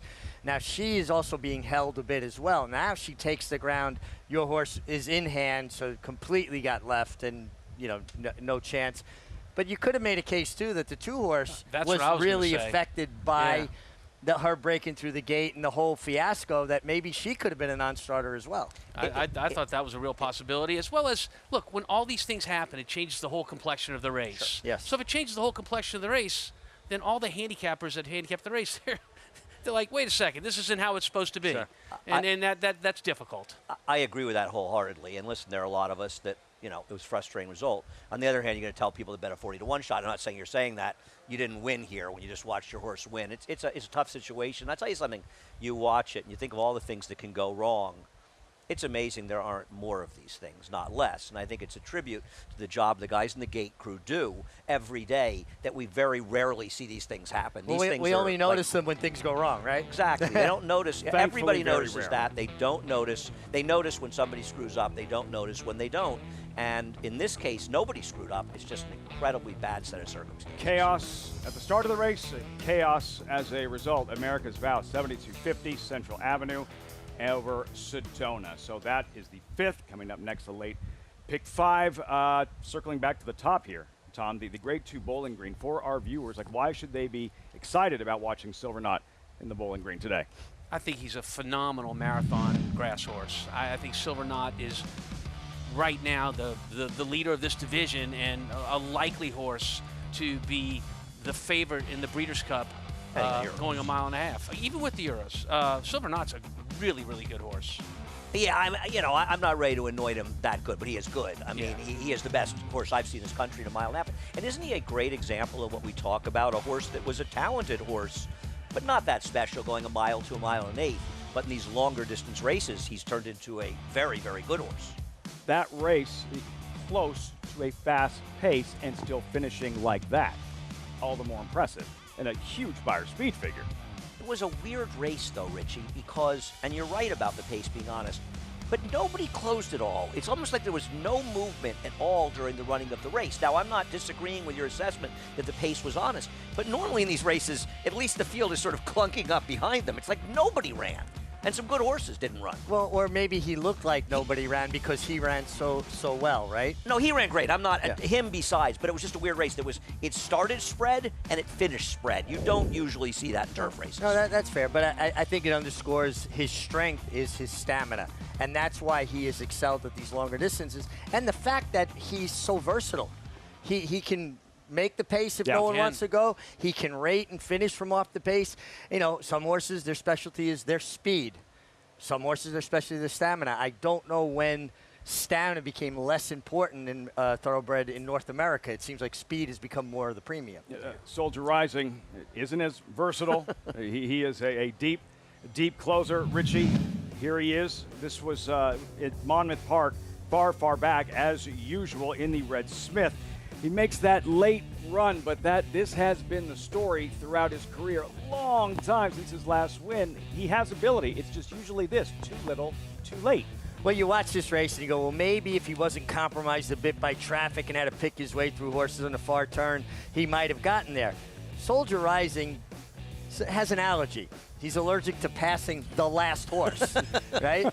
He'll pass everybody. He gets the last one. He goes, hey, I found my friend. I got company. I'm good. Now, that being said, 4 wins, 10 seconds. He's earned over $1.3 million. I sure wouldn't mind owning him. I love this horse. He shows up almost every single time, but as Richie said, he's camera shy, as we like to say. He doesn't like to win, but he's a very cool horse, and he shows up all the time against good horses. You love Soldier Rising, not half as much as Acacia. Like no. This is her pet. I know, she loves it. So you want to pick a fight with Acacia, you say something negative. I was trying to be nice to Acacia, and you destroyed the entire thing. I'm just No, it's early in the show, but I can see a lot's going to happen today. Pumping the brakes there with Soldier Rising. We'll see if he can find the winner's circle once again. Later on in the feature, the Bowling Green, and for trainer Christophe Lamont. He knows how to win that Bowling Green. 3-time winner. Flag down, honor, glide, grassy. We'll see about Soldiers Rising. Today's race is brought to you by Claiborne Farm. 100 years doing the usual. Unusually well, as promised, that late pick 5 starts in the 6, about 15 minutes. Race 7, a Breeders' Cup champ returns. What are we saying? How are we saying his name, guys? How are we saying his name? I say no balls. You started out with the Nakatomi story, and I'm going right back to no balls. Okay, that's what we're doing today. Main track faster, of course, is firm temperature in the low 80s. And after today, 5 weeks left at Saratoga. Sign up, get involved, NYRABets.com. When you do so, use that promo code SPOT250. Get involved, NYRABets.com. Any place, any track, anytime, NYRABets.com. Field for the 6. Start of the late pick 5. 2-year-old fillies made in special weight, mile and a 16th. On the inner turf course, field updated odds and opulent restraint. Even money with about 14 minutes to go. We welcome or check in with Maggie Wolfendale standing by with this race 6 Paddock report. Maggie, how are the kids behaving this afternoon?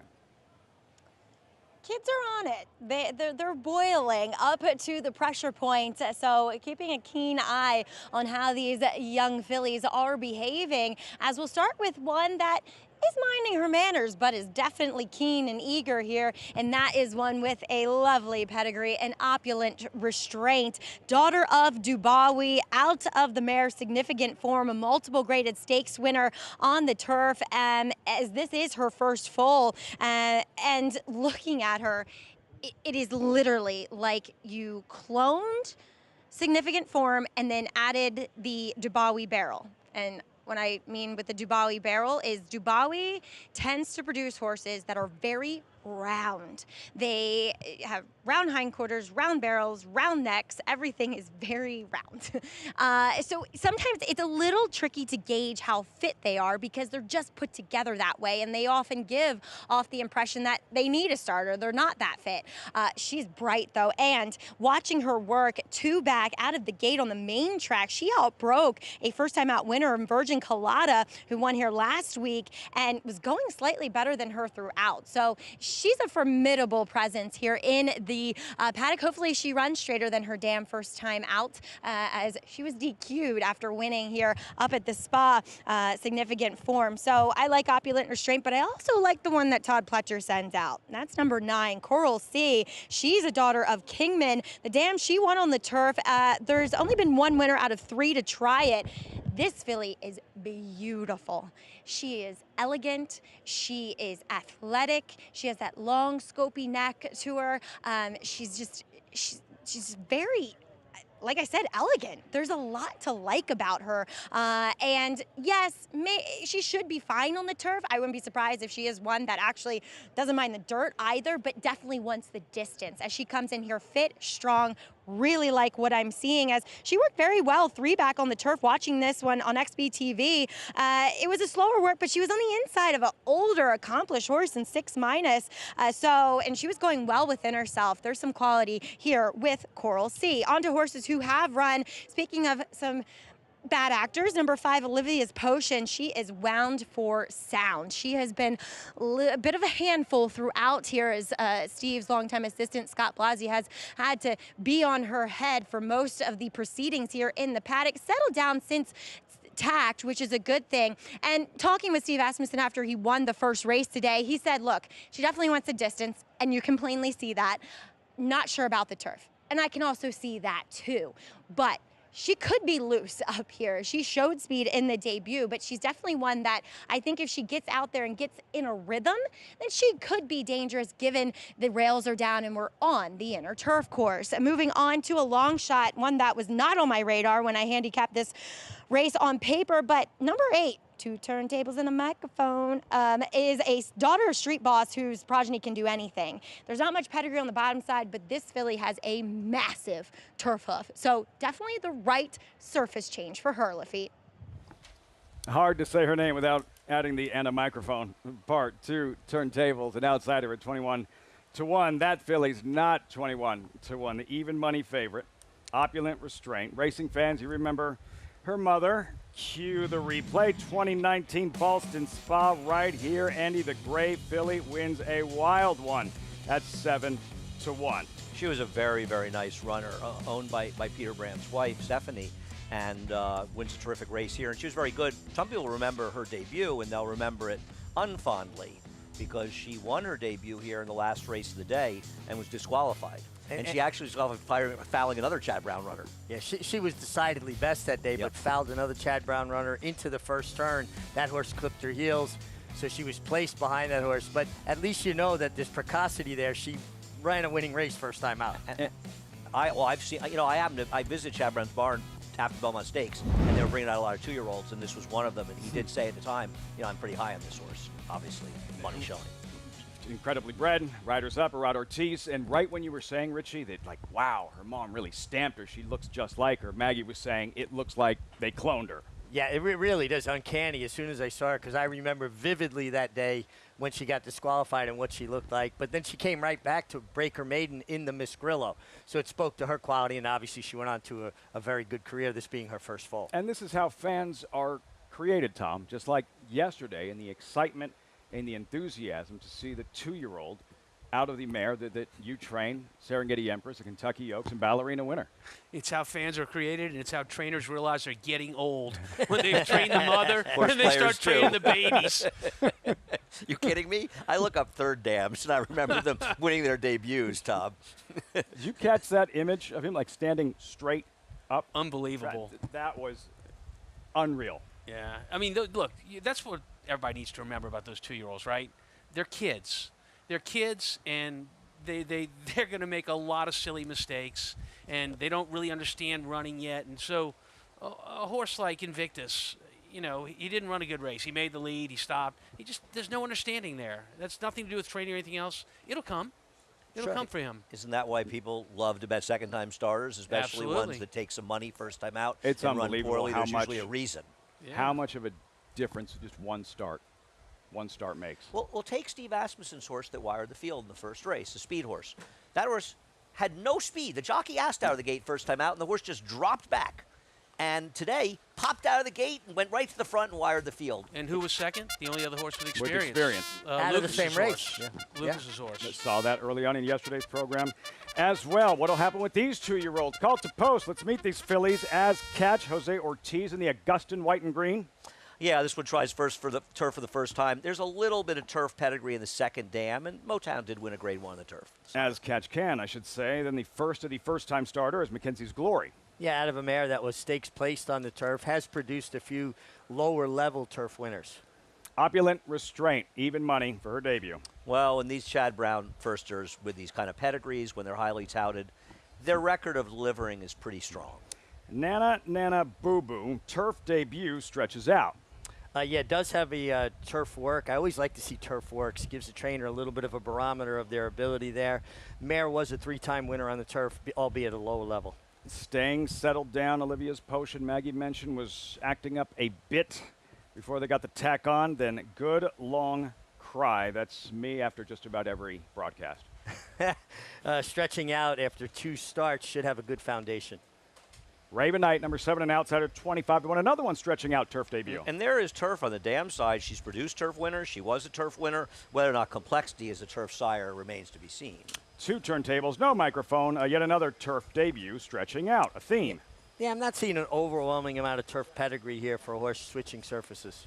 Maggie said she was elegant. Coral C, the Bass Stable debuting homebred. Has a brilliant turf pedigree dam and sire, but is a fool to a horse that Todd Pletcher has that can't outrun any of us in a horse suit.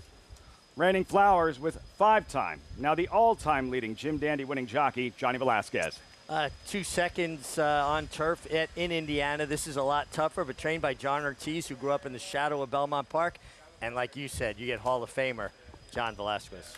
Sensational work in the saddle yesterday. Johnny V, who holds just about every record there is to hold here at Saratoga. 6 minutes out, late pick 5. Tom, you have a ticket about that time. Let's see it. Yeah, let's do it. So we're going to spread out here in this 2-year-old race, going long in the grass. A lot of debuters here. What we're using here is the most talked about horse on the backside right now, our favorite, the 3-horse. But we're going to go with some others alongside them that have good turf pedigrees. These horses, they run to their family's lineage, and what we put in there are some horses that have good family for the turf.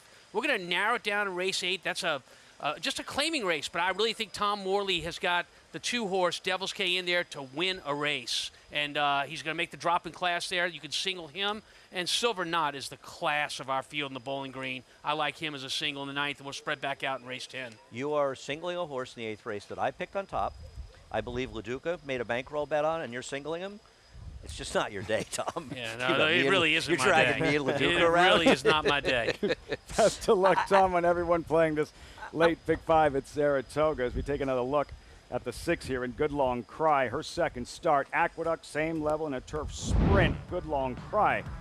And she gets beat by a really good filly in Warming. And she ran fine here. She got a very good trip to finish second, but she ran fine. My problem with her is I'm not confident she's going to get better with more distance. Long on Value is a sprinter, the sire. Now, the dam side, she was a router, but her production hasn't really been that great on that side. And it's George Weaver's stats, his stats stretching out on the turf. For instance, 2-year-olds stretching out from sprints to routes, from short to long. He's 0 for 13 with 5 hitting the board. And with maidens, he's 0 for 9 with only 2 hitting the board, and 3 of them were short prices. So I'm not confident that this horse is going to stretch out. Now, her owner, one of her owners, Reagan Swinbank, he swears to me that she's going to stretch out. So we got a little battle going on, he and I. I hope I'm wrong for his sake. What do you make of her chances, Richie? Good Long Cry. Well, I do agree. You know, the mare High Cry was more of a turf sprinter, but she does have 2 starts under her belt. We talked about the importance of young horses having those starts, and you know, you would think that if she's going to go long, it'll be today. I've always contended that horses going long the first time, if they don't genuinely want to go long, is their best time. I have a question for both you guys. You betting a horse second or third start stretching out for the first time in the turf. Mm-hmm. I would rather bet a horse that didn't run well the first time than a horse that ran well in the sprint stretching out, feeling like maybe that horse was just completely unsuited to sprinting and could really improve. I don't know if you guys have a different feeling. I like seeing when horses do things well that they're not necessarily designed to do. If they're expected That's to fair. thrive in other arenas and they still do that well, an indication that there is some ability there. I like on occasion making a hunch play. And since I had a good long cry after the 5th race, you got to give the 6 a big look here. Not your first big good long cry this meet, Tom. Let's be honest. After every broadcast, after every show, we check in with I'm only on Maggie. sometimes. That will make a full house of good long criers here as we'll take a look at her. Good long cry for George Weaver. I actually was not present for her Belmont at Aqueduct try, so don't have any notes to compare back on. But watching her race, looking at her here, she really looks like a filly that'll appreciate the stretch out, because while she had decent speed in that in both of her starts, honestly, she just was even throughout. And I think when you're a turf sprinter, you have to have some gears. So stretching out, I think it'll allow her to maintain that even way of going that she has. And she's really laid back for this stretch out, which is always a good thing. As we'll move on to number 10, Raining Flowers, another one that has 2 races under her belt as she comes in here from Indiana Grand. And it's hard to gauge how good horses are. And I don't know how good the horse is that beat her, Tigerish, but watching that race, Tigerish looks like a quality horse for Eddie Keneally, whom, we don't see him coming here anymore. So he is just based in Kentucky, Ellis Park and Indiana Grand. So I'm not, I think he is running good horses at those places. I don't love this filly, but I also think that she has a little bit of an advantage given the fact that she has experience, and she's acting like she's been here 1,000 times before. She's incredibly professional. She's very, very fit and well turned out. She's not the biggest filly, so again, like I said, I don't know how much quality there is with her, but Johnny Velasquez on her back, he's gonna have to work some magic from the outside, but at least he's got an experienced runner to work with. In Raining Flowers, Maggie, as you've referenced, Richie, and again, she does have the experience, but that's a good thing, because so often in a debut and horses on the far outside, that tendency to run towards empty space can prove to be an obstacle. Yeah, horses in general are like water. They run to empty space, particularly young, green horses without a lot of experience. They'll almost step away from the field, right, Tom? They're like, oh, wait, I got all this space. I can be by myself. Right. They don't have another horse holding them in. Yeah, no buffer zone. They're beginners. Yeah. You can't simulate that in practice, what we're trying to do with that many horses. And, they're walking around a post parade for the first time. Oftentimes, they shy away. And for Peter Brandt, of course, you have his wife who owns Opulent Restraint. Would not be the first 2-year-old that he wins with on this afternoon. Ultra Frajola. If I'm saying that wrong, my apologies. By all indications, very impressive today at Deauville. Yeah, a horse that Peter bred, sire Flasatsas, actually, who had won winner. the Arc for Peter, and he'd bought the dam, and he was pretty excited about it when I saw it earlier, as he should be. Exciting. And with this filly, what her mother was able to accomplish here, but again, as Andy mentioned, she did win her debut, only to be disqualified.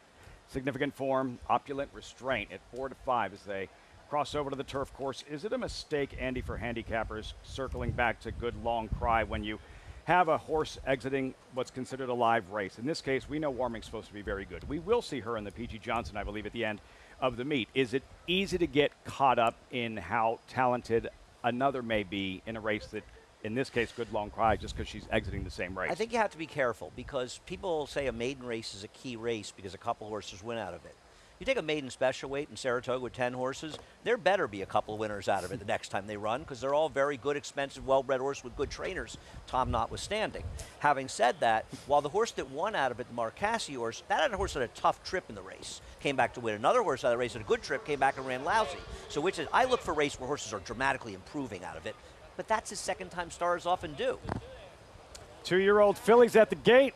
All eyes on Opulent Restraint. There's Good Long Cry, Manny Franco. What will Opulent Restraint do in her debut? We're about to find out. Odds on it. Post time for the late pick 5, race 6 on a Sunday from Saratoga. Frank Mirmati standing by.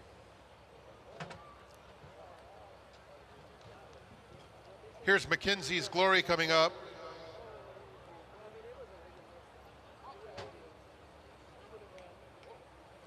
Going in. Still a few left to load. Ravenite, the rider, is off number 7 as they open the front of the gate. Got some young fillies. A couple of them going with Ravenite. We've got 4 more. Nana Nana Boo Boo. Thank you for that, Lafitte. I was wondering what that was. 2 turntables.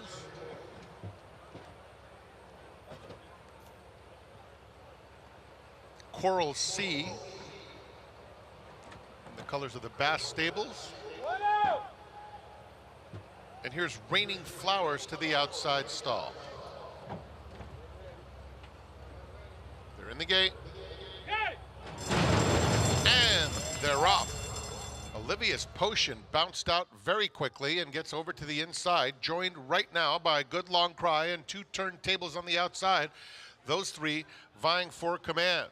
Just in behind them comes Ravenite under a tight hold. Nana Nana Boo Boo is next. Opulent Restraint is well spotted in midfield.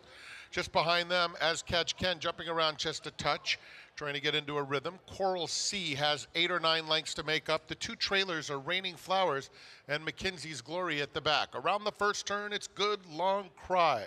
Through a quarter that went in 23 and 4/5 seconds. 2 turntables is up alongside in second. And then Olivia's Potion just behind them, third. Then Ravenite, fourth, 3 lengths off the lead. Another 2 to Nana Nana Boo Boo. At the rail comes Opulent Restraint. Under a hold, 6 lengths off the lead. 2 more to Coral Sea. As Catch Can is next. And the 2 trailers still Raining Flowers and Mackenzie's Glory. They went the half in 50-1.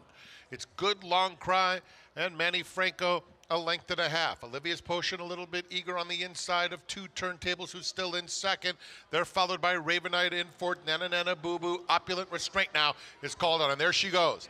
Opulent Restraint on the move. Green Cap swinging to the outside, and she's coming nicely as the field turns for home. Opulent Restraint let loose on the outside of Good Long Cry, who's digging in between those 2 turntables. They're in the final furlong. Good Long Cry hanging tough. A 3/4 length lead on Opulent Restraint, who's suddenly all out. And from dead last, here's Raining Flowers flying best of all. Raining Flowers with all the momentum. Raining Flowers, and Johnny V gets up. 3-way blanket photo as Catch Can was finishing nicely, along with Opulent Restraint and Good Long Cry. Pressing all the right buttons, making all the right moves. Johnny Velasquez yesterday, that 5th Jim Dandy victory, a stellar ride to take down the nightcap, and another stellar ride from Johnny V, Raining Flowers from the clouds, Mig. Yeah, Johnny said, well, I've got a bad draw. Look where he is now. He's dead on the rail as he turns for home here. He took back, dropped to the fence, counted on his filly's experience. And when he was able to get outside of horses here is when she found her best stride. You could see the 1 horse leaning on her, but he had forward momentum. Johnny Velasquez, it's just, I marvel at it. At his age, to continue to ride as well as he rides, and I see no deterioration of any of his physical and obviously none of his mental skills. I didn't see the early position, but the late position was great, as you pointed out. She got it done. Now, obviously, it's a big disappointment with the 3, the heavy favorite. And she did seem like she was going to run by and hung in the stretch. How much do you think the start cost her? What happens, Richie? We're looking at number 5, Olivia's Potion. Yeah, the outside horses break, and she gets just, roughed up a little bit, bounced around a little bit in between horses. Now, it wasn't so egregious. But what impressed me was in 2 strides, she jumped back in the bit and was like, okay, let's go. It didn't really discourage her. I think the thing that's important to note here is that the pace was very controlled. So for the 10 horse, our winner, Raining Flowers, to come from that far back and pick up the pieces at the end under a very controlled pace, I mean, hats off to that horse. That's a big race from our winner. And for our big favorite, Opulent Restraint, she made that big middle move, Andy. Looked like she had a bunch of horse. Hadn't been asked yet, and when she was asked, she kind of stayed stationary. Yeah, start notwithstanding, I think you have to be disappointed. I mean, especially when you expect things like that. And when they're bet like that, you're expecting a very big performance. And while could you make a scenario and say, well, if she had a clean break, could she have won? Maybe. But it's not supposed to be a maybe under those circumstances. And a disappointing effort, I'm sure. But as you referenced earlier, one start, very easy to draw too many conclusions from just the one effort. Right, I would agree with that. On the other hand, when it's Chad Brown, much like a Todd I hear Pletcher, ya. when he has Yeah, a fierceness, you know, or one of those types of horses that are heavily touted, they usually deliver. So when they don't, I think it's a bad sign. You know, Raining Flowers had a bit of a trip in her last race, but she wasn't coming out of a very good-looking race looking at the field in there. And as someone I know used to say, there's no trips in slow races. Well, she got a fabulous ride by John Velasquez, and she obviously took a step forward. He found the rail by the first turn from that post with a young horse. And when we get back from break, take a look at the run to the wire the first time. Johnny had to sit down on her and fix his stirrup. Must have got raked coming out of the gate, and still was able to continue to get his position to the fence. He's a wizard. He is a wizard. Johnny Velasquez, lots to smile about on this weekend. And same can be said for Team Nakatomi. All the die-hard references you can handle. Yesterday's Grade 1 Vanderbilt, Nakatomi. Skelly shot his shot. Nakatomi just ran him down, the better sprinter on that day. The classic looks of a two-turn type. Yet the precocious brilliance of an undefeated G1 2-year-old. Maxfield, a breathtaking run at the top of the stretch. Maxfield. He took it to the max in his chosen field. Now you need a mini Maxfield in your chosen field. His first yearlings are selling now. Maxfield. Classic looks and precocious brilliance. Darley. Who's in for Mohegan? Obviously everyone. We're off to the races, and it's you for the win. A moment of calm before the dark and stormy. High score, one more, dance floor. Who needs skill when you have style? And feeling like it's the best time ever? Smile. Abs, craps, and nightcaps? Yes. Then it's down for the thread count to start it all again tomorrow. This is how it feels when you're all in for Mohegan. Mohegan Sun.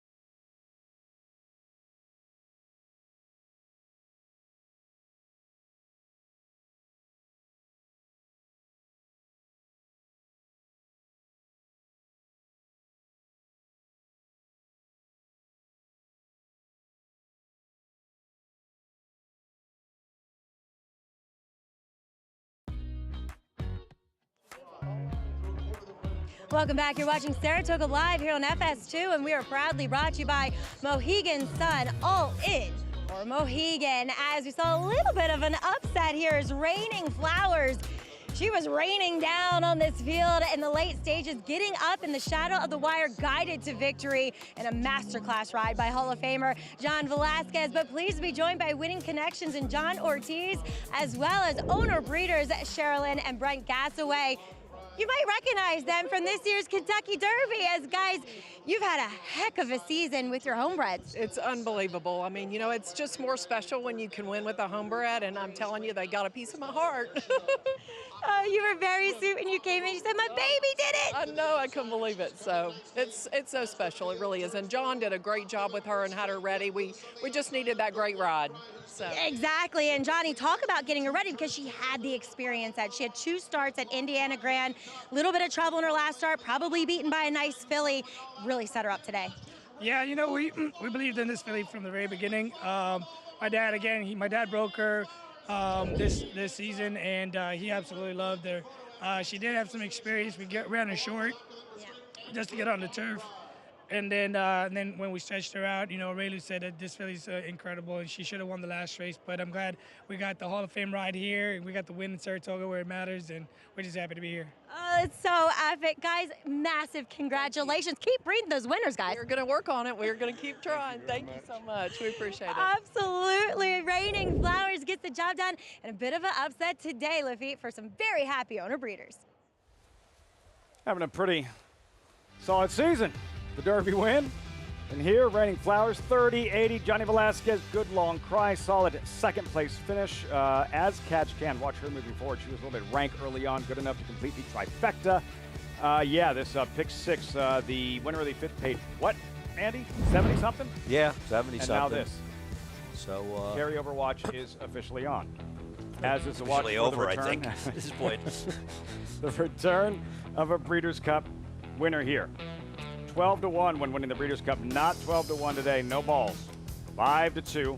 Andy, I would imagine Breeders' Cup winners coming back just on name recognition alone, they're typically going to be overbet. That's not happening here, 4-5 on the morning line. It's early 5-2, but generally speaking, creating some opportunity elsewhere. Sure, but less than they used to be. You know, the betting public is very, very savvy, and I was looking at the double prices, and she's not a big favorite. She's around 2-1 looking at the double, so I'm not sure he's going to be that short of price, no balls. And I get it, he's coming off a layoff, and this is a good field. This is not some easy field for him to beat, but the good no balls is going to beat these field horses. The Breeders' Cup winner, he is back coming up next, about 17 minutes out. So from the Breeders' Cup Turf Sprint winner to another Breeders' Cup winner, a potential for next year, this season, I should say, with the Duncan Dash of the week. Maybe one poised for the Breeders' Cup this fall in Nakatomi. Duncan Dash of the week. Yesterday's grade one, Alfred G. Vanderbilt. Tom, Nakatomi, how was he able to collar Skelly and defeat him in the stretch? Well, it started at the start of the race. He broke exceptionally well, had great position. Skelly, he's just not the same horse. I mean, we have to say that. I mean, not breaking well from the gate, you know, getting out. He's got a lot of issues for sprinters, and having trained a lot of sprinters, it's hard to keep them at their best, race after race after race. Much harder than other horses, because in a sprint race, you're going as fast as you can for as quick as you can for 6/8 of a mile, over and over and over again. That's hard on a horse after a while. I'm going to play devil's advocate in that. I'm going to say he just lost a horse that ran a better race. Because you look at speed figures, I don't think that Skelly really underperformed yesterday. I think, and you're right about the gates, the starting. I agree with you on all that. But he really ran his kind of same figures he runs every time. I think he just may have run to a better horse. You remember when Cody's Wish beat Jackie's Warrior, and everybody said, like, what's wrong with Jackie's Warrior? Nothing. Cody's Wish is just really, really good. Yesterday, I don't know that, if it was so much Skelly not showing up, Nakatomi just brought it. No, I agree with that. It's a great analogy. Everybody said, what happened to Jackie's Warrior? It's like, nothing. He ran to a horse that was better than he was, and Jackie's Warrior is a very good horse. I'm not knocking him. But he was getting some somewhat lower speed figures for a horse of his status. And he ran to a horse in Cody's Wish that was just better. I'm going to take the other side of that argument, Richie. I think to support what you're saying, though, he didn't break terribly yesterday, but he's still not breaking, right? And that usually speaks to a horse that's not pushing off. And being the last one in the gate, I thought it would mitigate that yesterday. The other thing, too, is he was getting out worse yesterday than he I'd seen previously. That's why I take that side of the argument. Really, Ricardo Santana was on one rein going to the 3.5 and had to muscle him trying to hold him in. Now, he does run with an extension blinker, so he's already shown that propensity to bear out. But it was a little harder than I had seen previous. And keep this in mind, this problem at the gate, it hasn't harmed him his whole career. This is now something that's happening now in his last 4 races. It wasn't so as I bad think this yesterday, is a trend. though. It wasn't quite as bad. You're not going to get the 9-hole or wherever he was. You're not going to get the outside post every time. I'm that was a benefit I'm not for him. looking to go forward. All I'm saying is I don't think he ran badly in defeat. I think he just ran okay. I think the other horse just ran better than he did. And sometimes I think we tend to see favorites losing. We tend to say, what happened? He didn't run his race. I feel like he ran his race, and Nakatomi just ran terrific. And he ran great. And that, to me, is the story. 105 for Nakatomi yesterday. Nakatomi he goes. And I don't think, it doesn't sound like we'll see him in the four-go. It sounds like the Phoenix at Keeneland and on to the Breeders' Cup and looking to join some illustrious company. The 3 Vanderbilt winners who have captured the Breeders' Cup Sprint, Orientate, Speightstown, and Elite Power. And we have the return of a Breeders' Cup winner here. No balls. Frank Mirmati already sweating. Gets to say his name like 15 times in a minute. That's next. What will he do in his 2024 debut?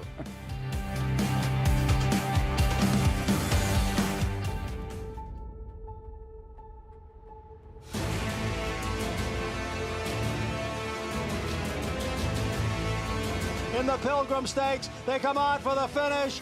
Annapolis by a head.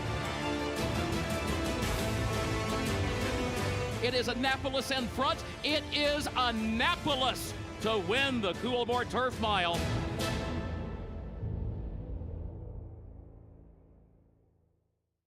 Horse racing? Check. Weekly promotions? Got 'em. Huge payouts? You bet.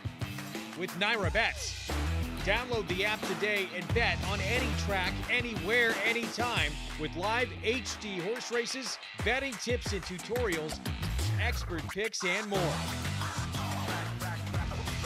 You bet with Naira Bets. Join now for a new member bonus at nairabets.com.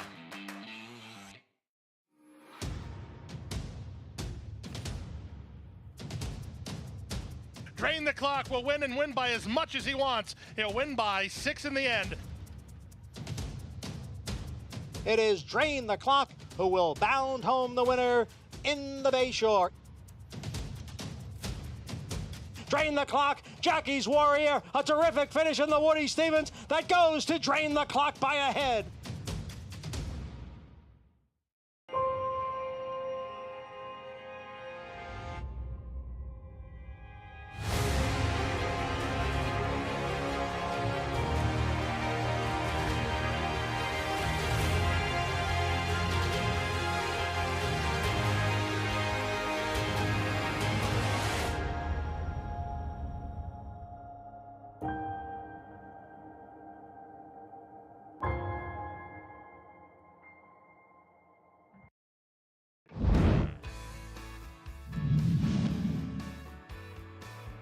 Nobles comes through along the inside. Roses for Deborah in between. Arzak's running a big race.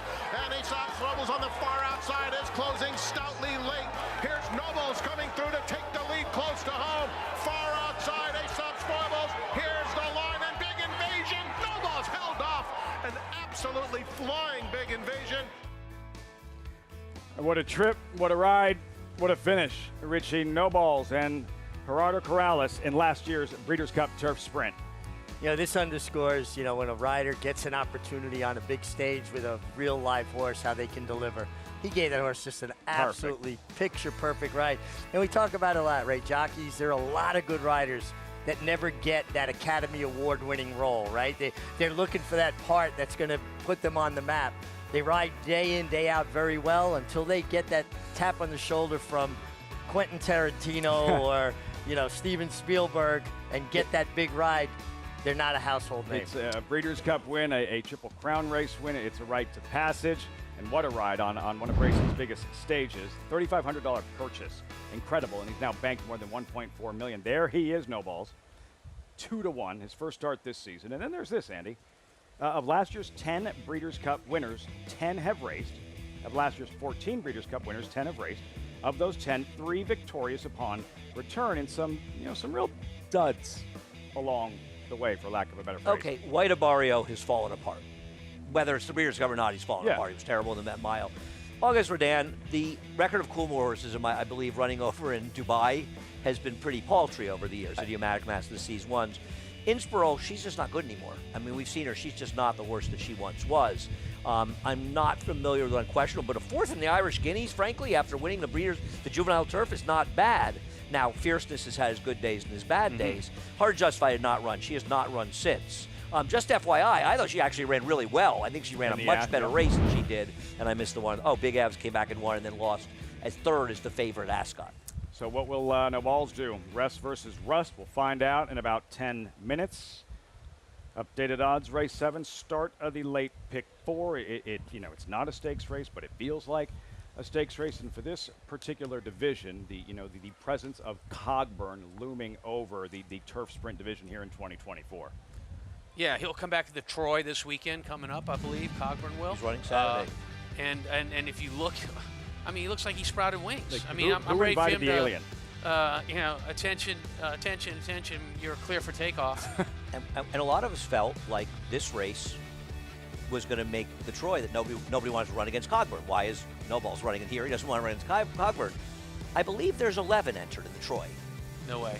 Yeah. That's surprising. That's what I was told. I was told that there were going to be 10 facing him, and the overnight should be coming out a little later. We'll look, but I was told there was a field of 11, and trust me, I'm as shocked as you are. I'm even more shocked because I was thinking about running a horse in there, and I only got 7 names that were running in there. None of them had any speed. I was like, not only is it a tough race, but you're giving the race to the best turf sprinter in the country because he's fast early. I got a question. Do you want to have speed in that race to run away? I want somebody other than me to have speed to help. I want to have wings if I'm running up. against him. Would have helped, if No Balls went into the Troy. Instead, there he is, 9-5, as we welcome Acacia Clement to the broadcast. And Acacia, wow, I hadn't watched that race in a while, that Breeders' Cup turf sprint. Like, I forgot how well Big Invasion ran.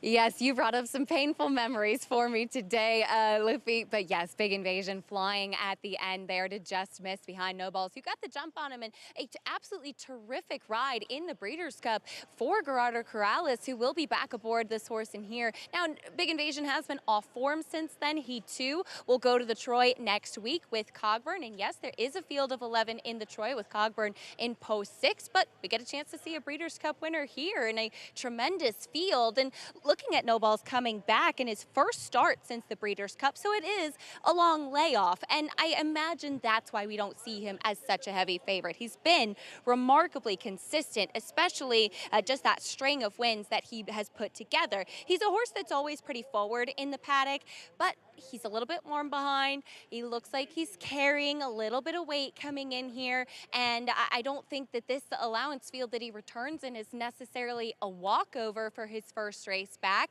though of course he does have a tremendous amount of talent, and I have a world of respect for this horse. Now, taking a look at a couple of other contenders, the 4 Super Quest has plenty of speed and comes off of a 2nd place finish in the Get Serious for Mark Casse, who's been white hot here at this meet. And while he was run down by Grooms All Business, the top 2 did put some space on the field, and this horse is just built like a absolute tank. He is so developed and solid in his hind end, just kind of a quintessential turf sprinter type of build. And while he's very relaxed here in the paddock, keeping a lid on it, you can see just that energy bubbling beneath the surface. He's just ready to be unleashed, and his speed is incredibly dangerous. A horse that caught my eye, though, who's also off a layoff, is the number 8, None Hudson for Wesley Ward. He comes back as a gelding, and that has done wonders for him. He's a horse that always carried a lot of condition, and one that just sometimes, even with regular racing, wouldn't look totally fit. That gelding has definitely lightened him up significantly, and I really like what I see from him off the layoff. He looks very fit. He could strengthen a little bit in his top line, just will come with racing, but he's sharp. It looks like he's ready for it, and he finished off this year back in December with a nice win at Gulfstream. See what he can do, making his 4-year-old seasonal debut. Lafitte? For Vanderbilt winning trainer Wesley Ward, Acacia, None Hudson. Guys, if in fact the Breeders' Cup Turf Sprint winner is a little bit rusty in No Balls, who has the most upside, the most likely to upset the 9-5 favorite in this very good 7th race? I was a little interested in the 10 horse, who's a big price for Mark Casse, who's just horses are running so well, and I thought maybe a little less distance would be good for this horse, but I'll be honest, I didn't have a strong opinion What about for the another pace horse. scenario in here? I see some good pace here, don't you? I think you're going to see Superquest go, who's quick, and I think I'm surprised to see him as the second choice. And isn't Boats a Rockin', the 7 supposed to be outside of him? And For sure. frankly, I know. What about Step Forward? The one you're just talking about. Well, I don't think he's got that kind of speed. He likes to be forward. Yeah, but I think he'll be forward. I don't think he'll be right on top of it. I think it's a question of what No Balls does. And what about Superquest? Well, that's what we talked about. Yeah. He's the speed. So, the 4 and 7 are the So main with all speeds. that in mind, you're talking about the Breeders' Cup winner not running his race. I love this David Bowie character, Thin White Duke, in this spot, coming from off the pace, the 9 horse. Love Saratoga. He has been the Susan Lucci of racehorses. He's been nominated 4 times for New York Breeders' Award Sprinter of the Year, and he's never gotten it. I voted for him. Thin White Duke. We'll see him in the post parade. No Balls at 9 to 5, followed by Midday Image, who will actually break from post 8. Yeah, another closer. Get Ramon Vasquez for David Jacobson.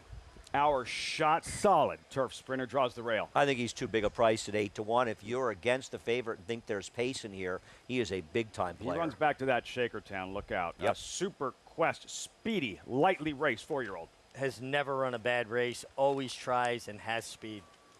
Boats are rocking. Kendrick will have the pedal to the metal. Does have a win up here on Belmont Stakes Racing Weekend, but I don't think he's going to be able to win. He's going to have to run a lot better to beat this field. 7 to 2. None Hudson, Flavian Pratt. Getting a makeover, too. Returning as a gelding for the first time. This is a horse that ran twice on Lasix and won last time seen December at Gulfstream.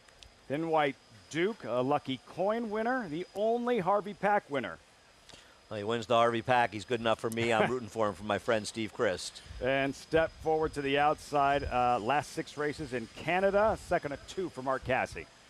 Yeah, a horse that does possess speed, but he's also from the Mark Casse barn, and he has Superquest run to the inside who has a lot of speed. I think he'll find himself in more of a stalking spot. Tom, right? Trainers hate when they have horses with similar styles chewing on each other up front, right? Oh yeah, I mean that's you look like Andy used to have that dunce cap he wore back then. You look like you need to put Andy's dunce cap on. Superquest is a brilliantly fast horse. The 10 horse couldn't keep up with him in full-out drive. They have speed, both have speed, but you have to think step forward. He's thinking of But stalking. shouldn't he have won this race? I agree, he should have. Shouldn't he have won? But the horse who beat him's okay. He was coming off a win down at Pimlico. It's not as though he lost to a bad horse, and the horse who beat him had a very good trip to beat him. I agree with you. I don't particularly like him here. I think he's a massive underlay at 5 to 2. I think if you're looking to beat the favorite here, then you should be looking elsewhere. I think he provides the value in the race, not the favorite, whoever that horse may be. I don't think Wesley Ward's horse, No Name Hudson, is a great bet at 7 to 2. He's got to improve going from 3 to 4, but Wesley has great numbers off of layoffs with turf sprinters. And for Casse, Mark Casse, who sounded very confident entering the meet, and for good reason, first 13 days plus 6 wins and counting, 3 with 2-year-olds. Aviento, a classic time, Dare to Breeze, a graded stakes victory with a Pounce in the Lake George. He's come out guns blazing, Richie. Oh, yeah, and he talked about it, that he came in with a different approach this year. He felt like he'd gotten off the slow starts up here, got more races into horses, kept the string up here once we left after the Belmont Stakes Festival up here. And he came out with a different plan, and obviously it's working. But what have you done for me lately? He hasn't won a race this week. It's over for him. You are the worst. The absolute I think worst. the 10 is a very, very viable long shot here at 13 to 1 now. To Acacia on number 9 in Thin White Duke at 12 to 1, the Harvey Pack winner. Acacia, what are you observing? I liked how Richie described him as the Susan Lucci of New York breds, because he is such an honest horse, and he's one that does well with racing too. It was great to see Dave Donk running 1-2 earlier on the card, because we've talked about it. He's such a talented trainer that maybe sometimes just doesn't have the stock, and Thin White Duke is one horse that is the stock and has been kind of a mainstay of his stable for many years. But coming in off of a race in which it was much like this, it was a very salty allowance, and Outlaw Kid did in Big Invasion, running 1-2 in there, and just never really kind of kicked on. He ran on a little bit. I do wish I had seen a bit more punch from him, but that being said, we have seen Thin White Duke run some of his best races up here in Saratoga, and he's getting a lovely warm-up out there. He sometimes gets hot. That's very normal for him in the preliminaries as well, and just looks like a horse that's doing well, and again, at a turf course that he seems to handle quite well. Now, the number 10, Step Forward, my first time laying eyes on this horse. The other Mark Cassidy, and I agree with Andy, his stablemate is much faster as far as the gate speed is concerned, but Step Forward was on his toes and touting himself in here. He broke well, and I do think that he kind of faded, but he had some pressure in the stretch last time as well. I think if we go back to the race that I know it was on synthetic that he won back in May of last year where he was able to stalk, I think we're going to see him go back to those tactics in here. There is some good size to him because I can understand why he has been running a touch longer, but sometimes cutting back in distance, if he's able to settle a bit and have that foundation, maybe he'll have a little bit more of a kick late in the stretch, Lafitte. Something to keep an eye on. Step Forward, 14-1. Handicappers in complete agreement. For the 7th race, Saratoga, circling back to Thin White Duke. Andy, our viewers, what should they know about one of his co-owners in Steve Chris? Well, Steve Chris, of course, was the racing writer for the New York Times for many, many years. And then he went on and they took over the racing form. Well, he started actually the Racing Times, which was met an ignominious end. And then Steve ended up being involved in the purchase of the daily racing form. And the things that Steve is instrumental in doing the game, obviously his writing and his, not just intelligent writing, but he really stood for the horse players, but also getting the buyer speed figures in the racing form. This is something Steve did at the Racing Times, and it came to the racing form because he did it at the Racing Times. He also is instrumental in developing Formulator with his friend David Ward. And they developed Formulator, which for handicappers, myself included, I don't think there's any better product out there than Formulator. It is the way, if you're going to handicap, take apart. Go ahead, Steve. Go ahead. I'm still looking up Ignomatus. What goes we'll give you a little language lesson later. But Steve is, a great friend of the horse players, a great horse player himself, as a matter of fact, and a good friend of mine as well. And he's partnered with his friend Phil Gleaves. Now, Phil was the exercise rider for Devil's Bag for Woody Stevens, and Steve was following Devil's Bag, and that's where he met his wife, Robin Foster. So they're very good friends, and his friend Ken Durrett is involved in knowing this horse as well. So it's a bit of a friendly family affair. I saw Devil's Bag break his maiden right here at Saratoga in 80. I think Tom Durkin called it. Yeah. You guys continue that. I'm going to hand it over to Frank Mirmati. All set.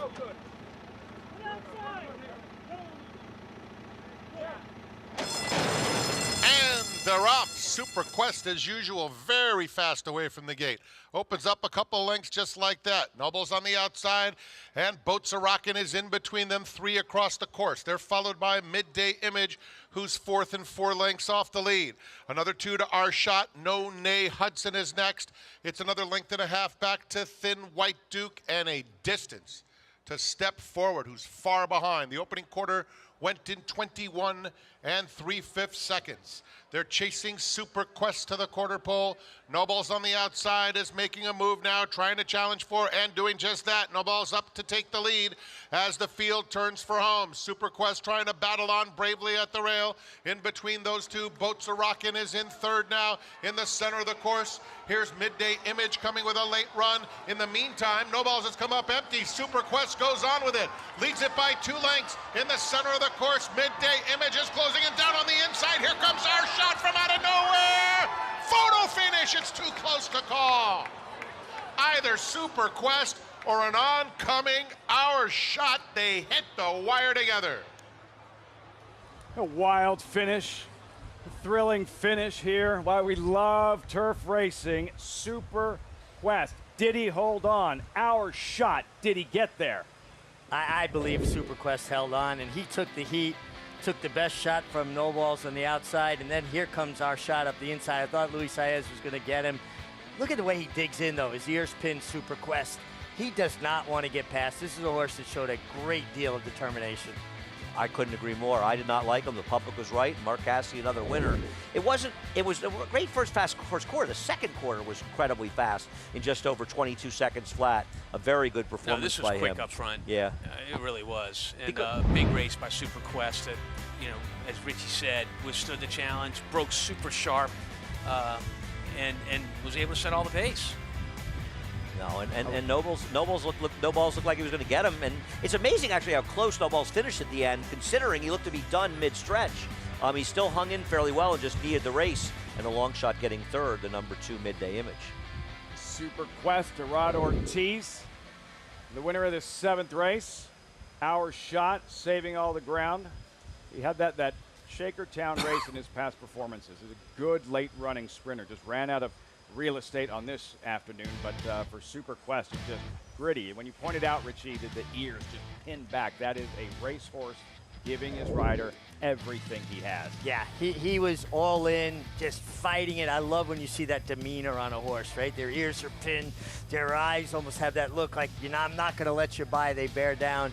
And he did all the dirty work. He fought off some quality speed horses, kicked on, and then held off a closer who worked out a really good trip, saving all that ground.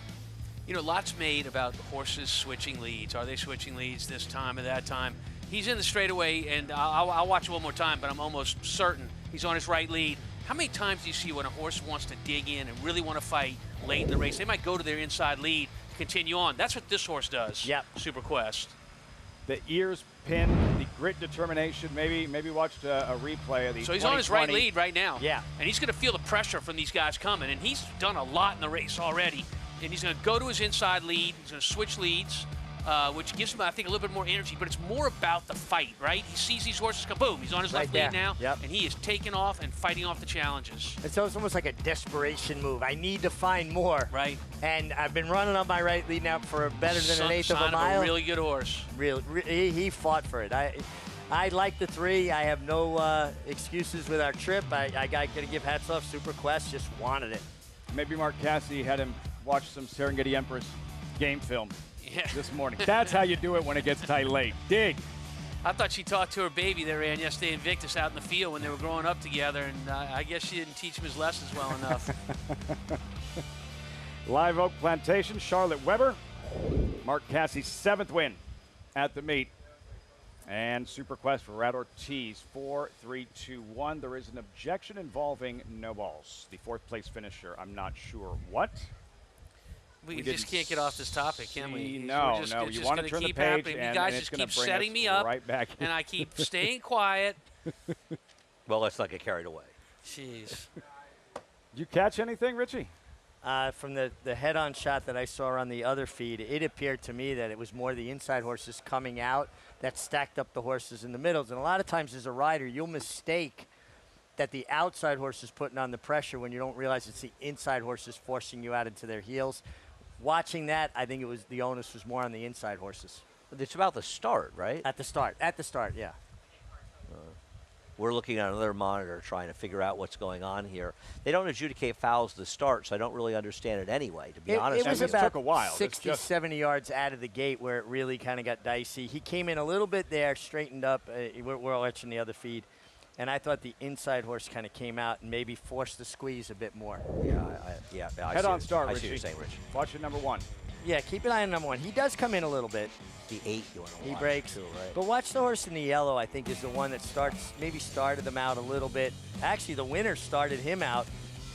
I think the outside horse is actually going straighter than the inside horses have gone to kind of cause that stack up, you know? I'm confused. But yeah, I honestly don't think that. How common, how often does that happen of a start of a race? How often does that happen, that kind of contact we just saw there? Well, it happens quite a bit. Yeah.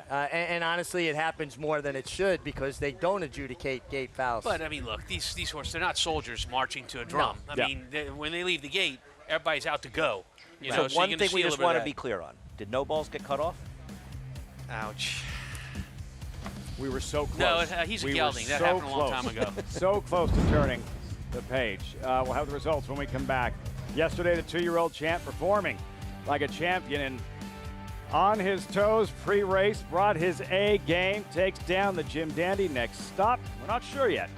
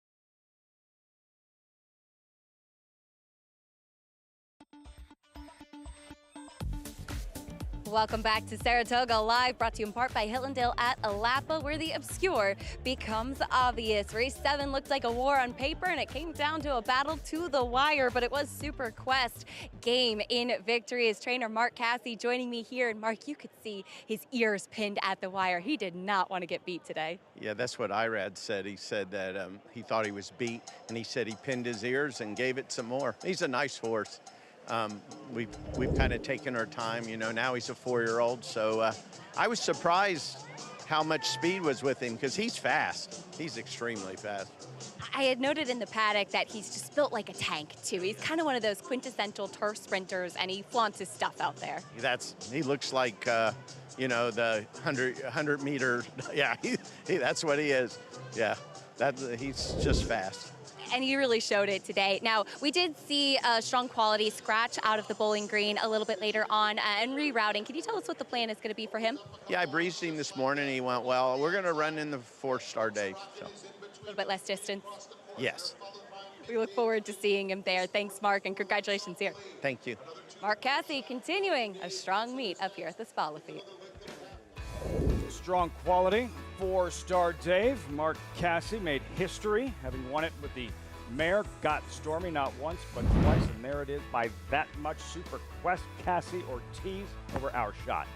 I love that photo finish because it really illustrated how flat his ears were back to his neck, and he just did not want to lose. And you got to love when horses give you this kind of effort.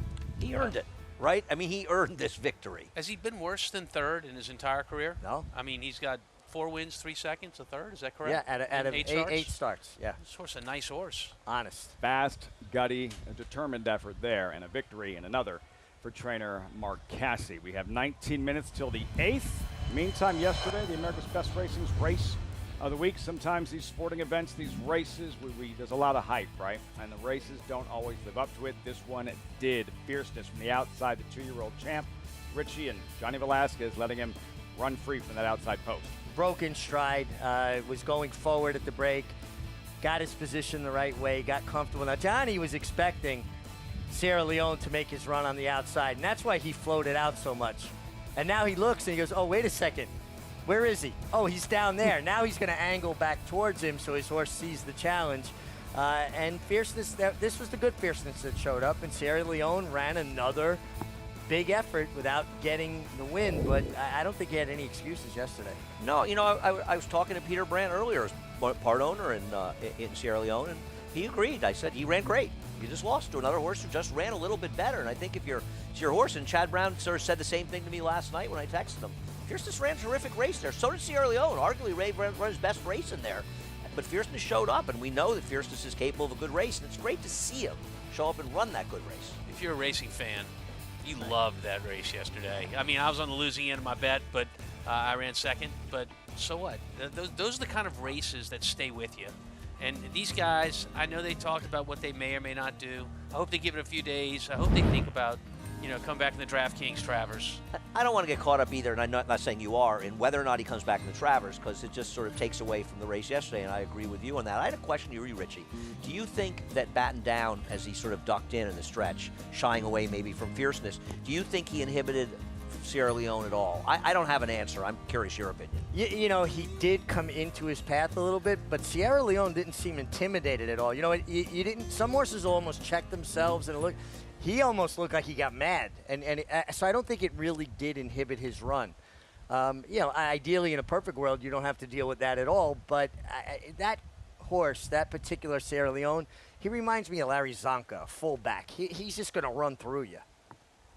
And for Todd Pletcher, Tom, it's Fierceness is going to make that decision for him, essentially, as he continues to watch him, and the idea that maybe they've identified why he's been inconsistent because he does need more time in between races. If that's the case, and again, it's going to be how Fierceness recovers, and based on what Todd Pletcher observes in the next couple of weeks, they'll make a decision. And the things that the trainer is going to observe is, how is the horse eating? Is he eating all of his meals as he should? Is he on a normal pattern as far as that goes? Does he have energy on the track? What is your exercise rider telling you that gets on him all the time? Is he that kind of horse?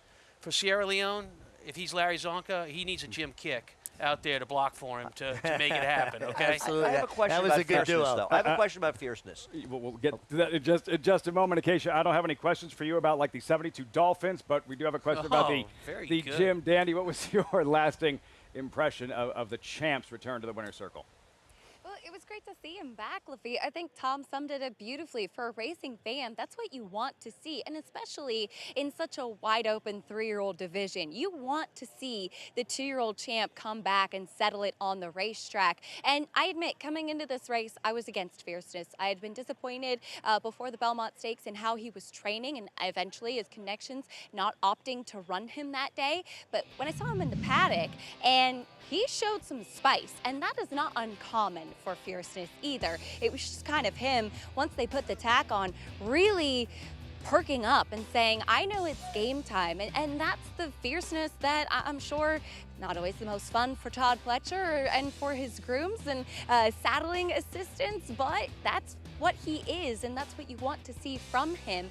And he had put all that weight back on that he had dropped following the Kentucky Derby. Now, racehorses in general, after a race, they will naturally have dropped some weight. But as Tom mentioned, the ideal situation is that they're going to go back into their feed tub. They're going to come back and attack their training and move forward. Historically, Todd Pletcher saying that's not been the case with Fierceness. So we'll see how he trains coming out of this, but I was very impressed by his performance yesterday, by his tenacity, by the way that he fought. We've talked about him being a horse that is not able to overcome adversity, and yesterday, when he was faced with a talented horse in Sierra Leone closing to his inside, he was able to dig in and get the win when it counted. For me, that's a horse showing that he can overcome some adversity, and he does have the talent that we thought he did, Lafitte. Okay. You had a question? Well, they should do what they think is right. It's their horse, and they're going to do what's right with him. And if Todd thinks he needs more time, okay. But he won the Breeders' Cup Juvenile, arguably the best race he's ever run, especially considering he was a 2-year-old, 27 days after he ran the Champagne. So history does not say that he needs more time between races. Now, maybe that's changed as a 3-year-old. They know their horse, but I don't want it to be he needs more time to run his best race, because there's an argument the best race he ever ran was off 27 days after a previous race. Acacia brought up a great point. It's not just that he won, how he won. Where I always felt he needed everything to go just right. Table set to capitalize, and he did show some fight and determination. He showed fight yesterday. He got a very good trip in there, but he got a good. But he didn't back away. No, I'm not knocking him at all. Fight, when he got shoved, he shoved right back. No, he ran terrific. I have no knock on him whatsoever. He ran terrific yesterday, no doubt about it. And we saw the good fierceness yesterday. There's no argument with that. By the way, I hear a Phillies running in the Travers this year. Maybe, perhaps. Yeah. Yes, is that? That's what was said yesterday. Torpedo Anna is going to compete, so exciting. It's going to be a great race. I think we're going to have enough to No, Torpedo Anna filly special and dominant filly. All roads leading to a championship through the Travers. And those colors, Team Arcangelo a season ago. What will that statue look like the day after the DraftKings Travers this summer? We're watching Saratoga Live. The rumblings started early and only intensified, with performances that sent shockwaves across the nation.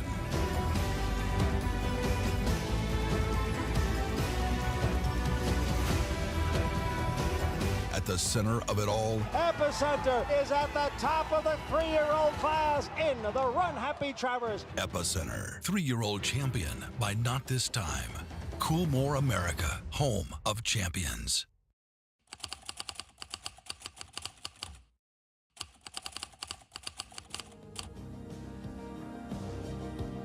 Complexion. Phoebe in Wonderland. Galabrand asserts herself. Poppy Flowers putting in a late burst here. Poppy Flower with the momentum.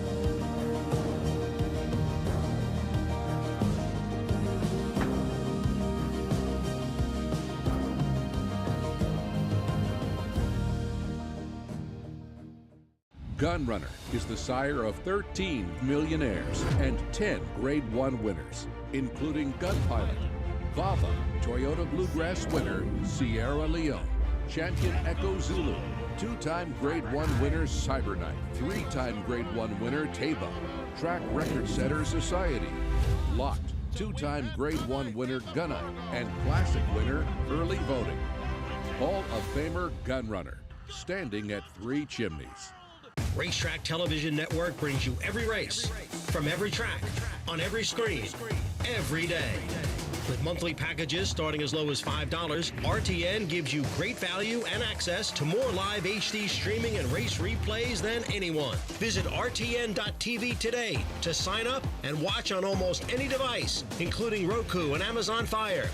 RTN has packages that start at $5 per month.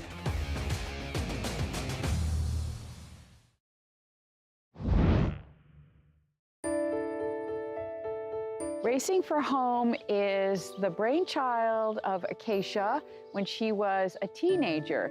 We decided we wanted to get a thoroughbred, and we thought we'd go to the racetrack.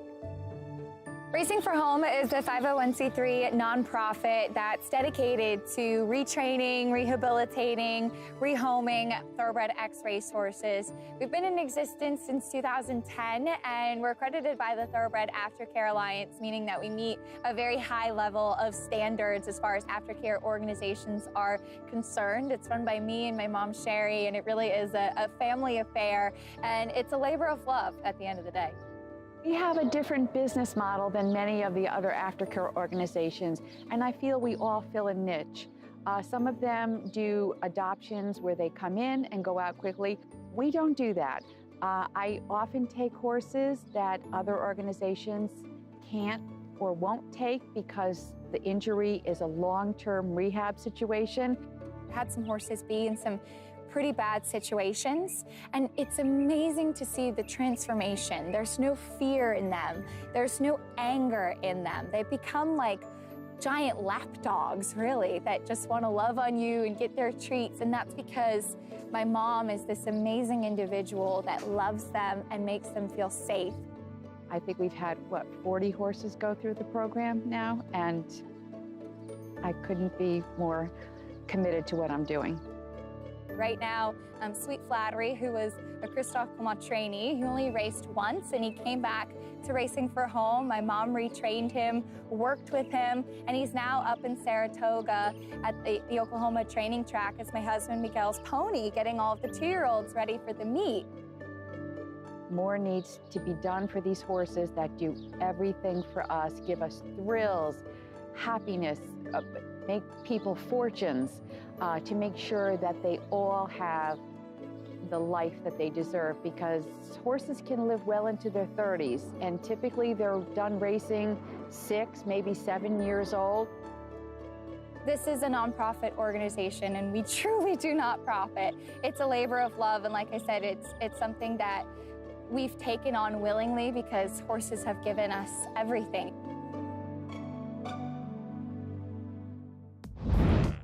Such an important cause, Acacia. Amazing work. You and your mother, you're so committed to this particular cause, and a big fundraiser, a big event tomorrow night, yes? That's right. We have our Joining Forces for Horses event coming up tomorrow night, in which Racing for Home in the 2nd year will team up with old friends at Cabin Creek, which is based here in Saratoga, and have our big fundraiser. We're celebrating our thoroughbred industry honoree, Rick Shawsberg, retired trainer who has done so much for aftercare, particularly here in the state of New York, and we have a pretty cool silent auction. In fact, we're actually going to be auctioning off Flower Alley's official Travers canoe. It's signed by Todd Pletcher, John Velasquez, and Angel Cordero, was donated to us, and we are very excited to have the opportunity to auction it off, and all the proceeds will go to 2 aftercare organizations, so you can have the opportunity to own a true piece of Saratoga and racing history. But 6 to 9 p.m. at Nove on Monday night. Dinner's included. We hope you'll come out and join us. Some tickets still available, so check out the website, but very proud of all that we have been able to do with our aftercare mission, and hopefully continue to do a lot more, Lafitte. That canoe would look great in your Manhattan apartment, Andy. Considering the condition of my apartment these days, I definitely wouldn't hurt it. Great stuff. To get involved, Sherry and Acacia, everything they've done for this particular cause, and Richie, just the level of awareness now compared to what it was 15, 20 years ago, thoroughbred aftercare.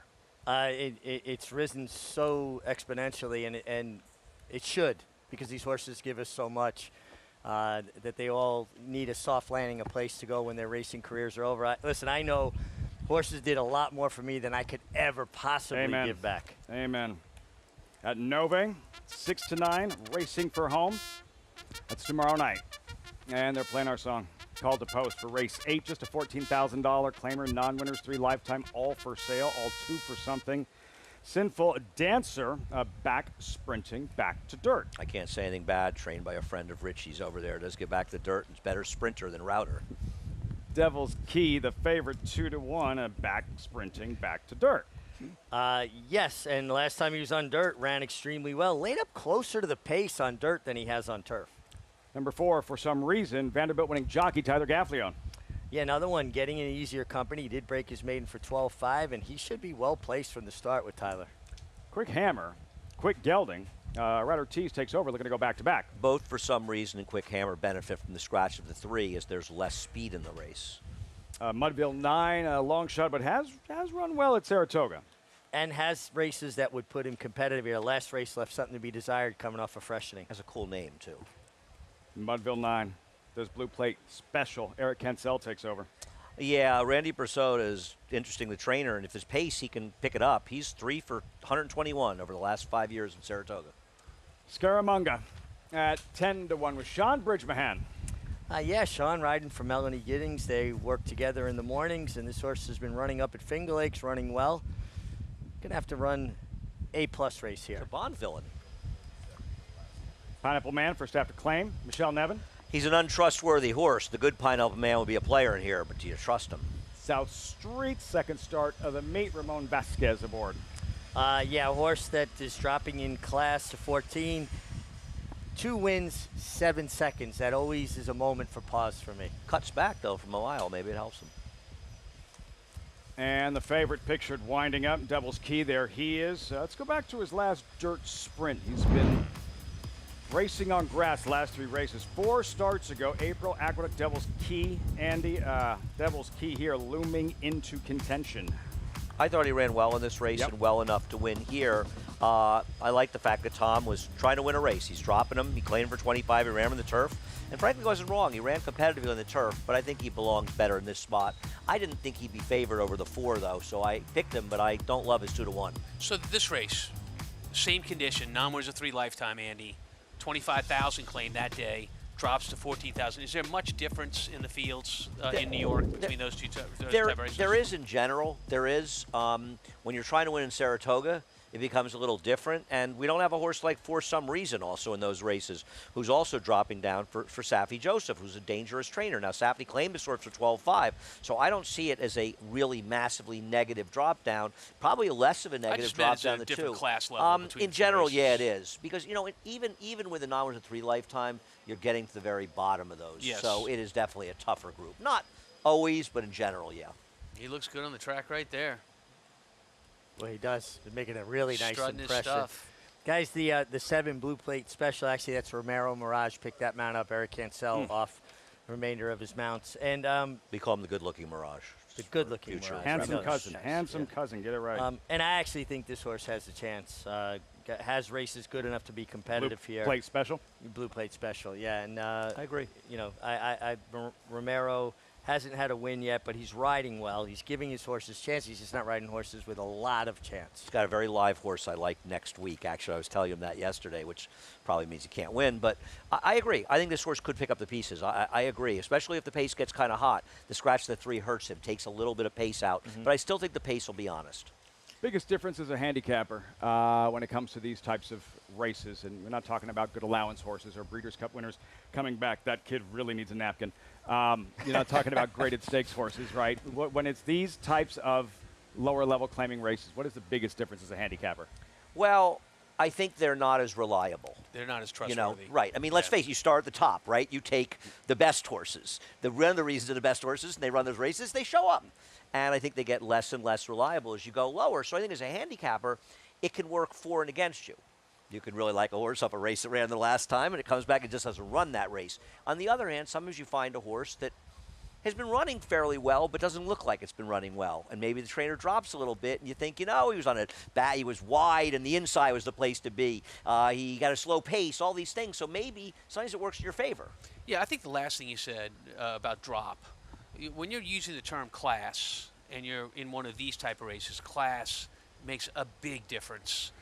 These horses that drop down, that's why their top 2 choices are horses that are dropping down. But if you can bring class into this level race, you can dominate. The 2-horse Devil's K, to me, is the class of this field. I completely agree. And just one last thing. Sometimes you get a horse that drops the lowest level of claiming price that a track allows. And let's say it's $10,000. If you're running in a $16,000 claimer, they're all worth $16,000. You drop to the very bottom of $10,000, they're worth somewhere from 0 to 10,000. To me, that is the biggest drop in racing, to the very bottom level claiming price. And for the uninitiated, we're talking about that is a for sale price on those horses. So 10,000 claim means you can buy any horse out of the race for $10,000, so on and so forth. Acacia, the favorite, Devil's Key, 9 to 5. What are you seeing as they continue to warm up?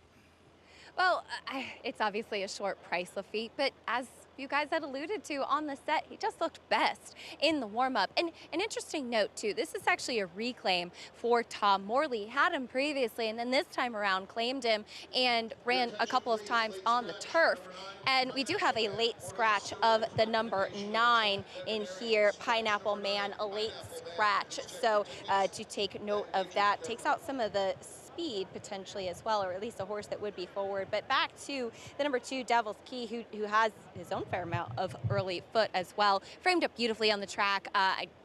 I can understand trying the turf with him, but he's obviously a dirt horse, and this is just a spot where he belongs. So the number 4, for some reason, is a new face to the NYRA circuit for Saffie Joseph Jr., and he's taking a drop in class from the starter allowance company to this level. And he's kind of an awkwardly put together type of horse in that he's not the tallest, but he's very long in his frame. But he's found his home sprinting, and certainly should be able to stack up against this competition, dropping in for this spot. Now, he did break his maiden for 12.5 down at Gulfstream after a couple of starts in the special weight company. Maybe he's just a horse that has kind of found his footing so far.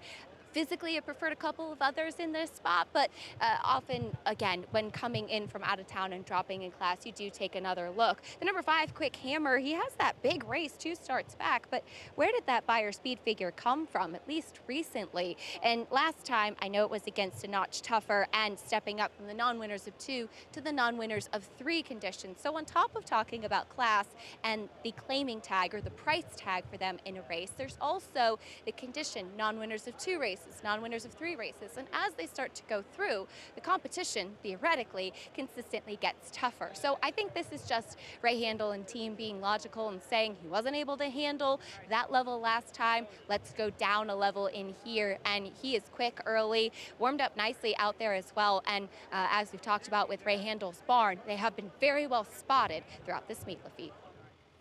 New suits, several trips to the winner's circle. Ray Handel, very good first 3 weeks at the meet. Quick Hammer at 5 to 1. How does the scratch, the late defection of the 9, does that change anything in terms of race shape, Pineapple Man, Andy? No, I don't think so. He doesn't have the speed to run with these horses early. And once again, we'll say it. We're glad they're not running. If they don't think there's something, jockey or rider or this vet thinks something's wrong, they do the right thing. Helps everybody. Best for the thoroughbred, whatever's best for the thoroughbred. And Sean Bridgman there. Richie Award's Scaramanga, 13 to 1. Sean, a Clips Award winning apprentice, over 3,400 wins. Rides more sparingly now, more of an assistant trainer to Melanie Giddings, but good to see Sean, have this mount for Melanie. He's been riding this horse up at Finger Lakes, and I forgot he rode Midnight Loot in the Forego. I completely forgot he rode Midnight Loot in that Forego. I do remember riding Evening Attire. I believe he rode him when he won the Jockey Club Gold Cup, yeah. right? He rode him when he won the Jockey Club Gold Cup, and then rode him instead of Valponi in the Breeders' Cup Classic that Valponi won. Well, if he hadn't gotten bad information, P.D. Johnson, about running Valponi back in the Travers by another jockey who rode him, maybe Rich should have a Breeders' Cup Classic win. Listen, I was right. I was right. I was just a little premature. You got that right. Sean came to New York, and he was still an apprentice, and he was race riding, but he hadn't learned to race right yet. And one day he shut me off badly at the 8th pole, nearly dropped me. I finished second. He won. They disqualified him. We had the same valet, John Milano. And I came back to the jocks room. He's a kid. I said, tell that kid, stay away from me. I don't want to see him right now because I don't want to have a fight with him. And I went and hid in the back room and watched TV, and he came and popped his head in, and I said, you got 2 seconds to leave. Otherwise, I'm going to do what I want to do. And he ran out, and then a couple of days later when it's calm, we talked about it, and he was fine.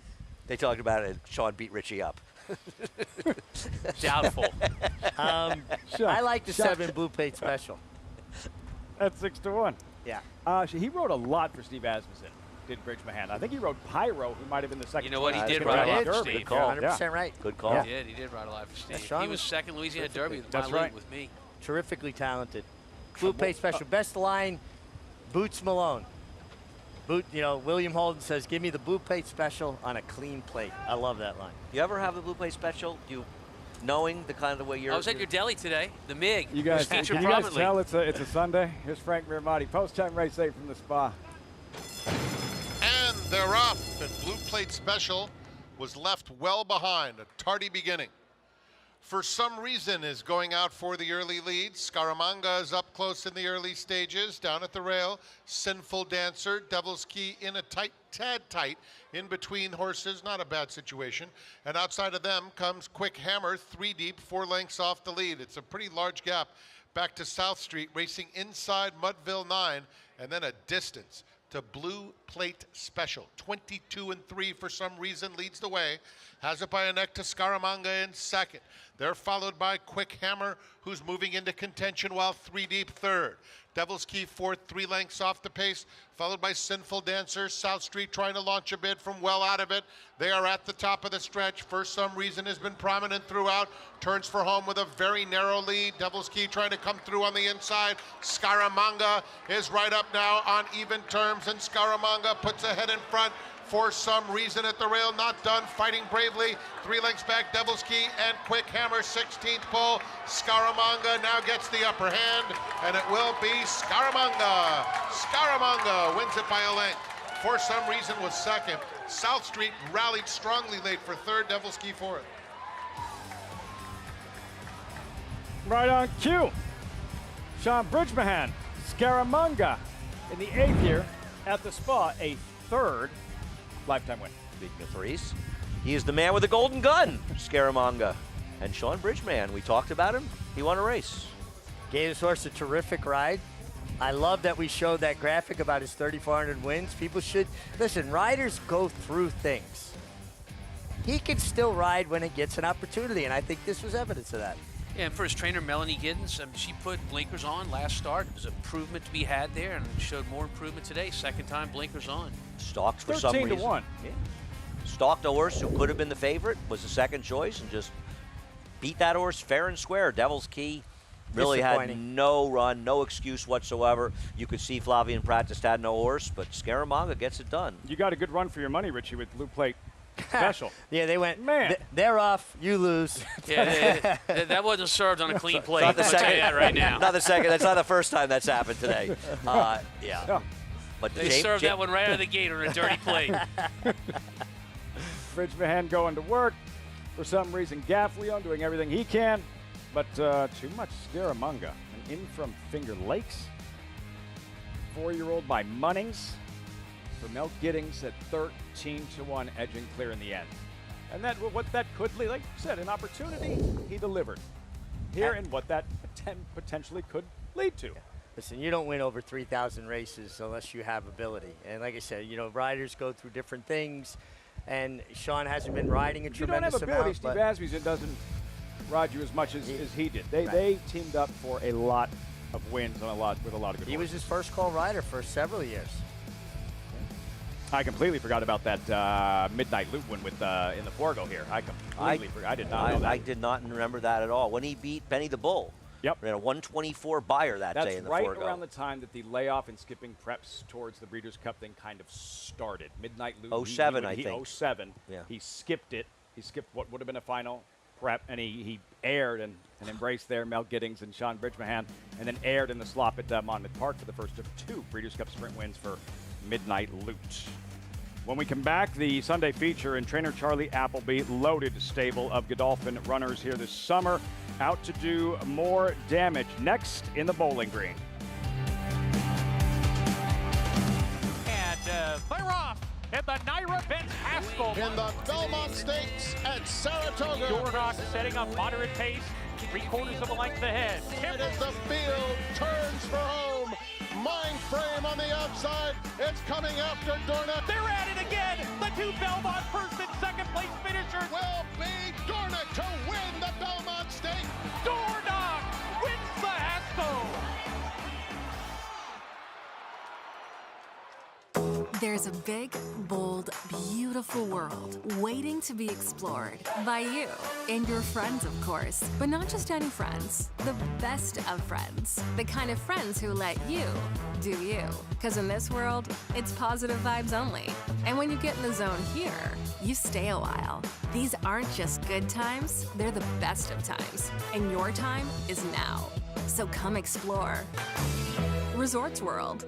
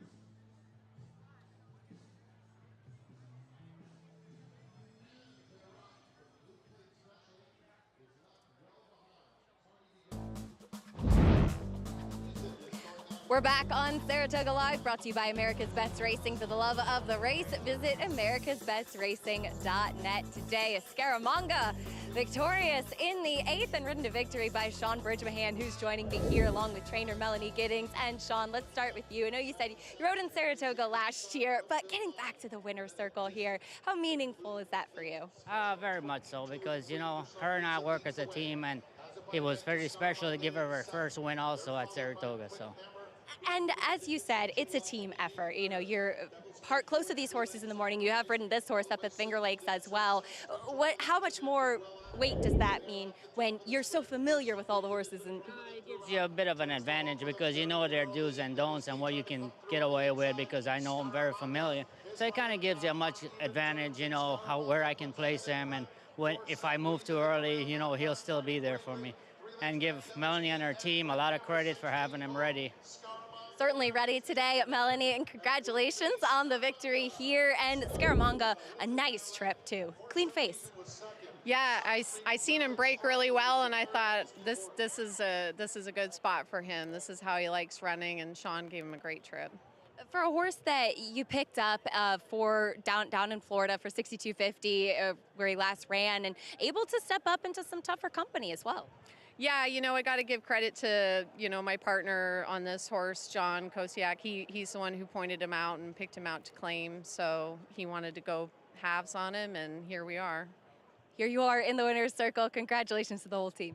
Thank you. A special victory for everybody involved with Scaramanga Lafitte. It's a tough one to find, and it's been that kind of afternoon for 3 of the last 4 races. Yeah, I mean, honestly, I think as a handicapper, you have to look back at races afterwards when horses, which will happen frequently, you did not like one. I don't know how I could have gotten to a horse that was claimed for $62,500 from Carl's David down in Florida. It was and $6,250, Andy. $6,250. You said $62,500. No, Yes, you did. $6,250. Thank you. I hate to correct you. I really do. It kills me to do that. I'm just glad especially on the air. I'm just glad you're here to help.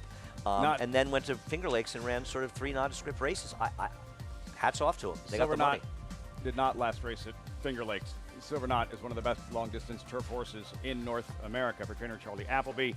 Godolphin, this Bowling Green coming up, the local prep for the Grade 1 Sword Dancer on Travers Day.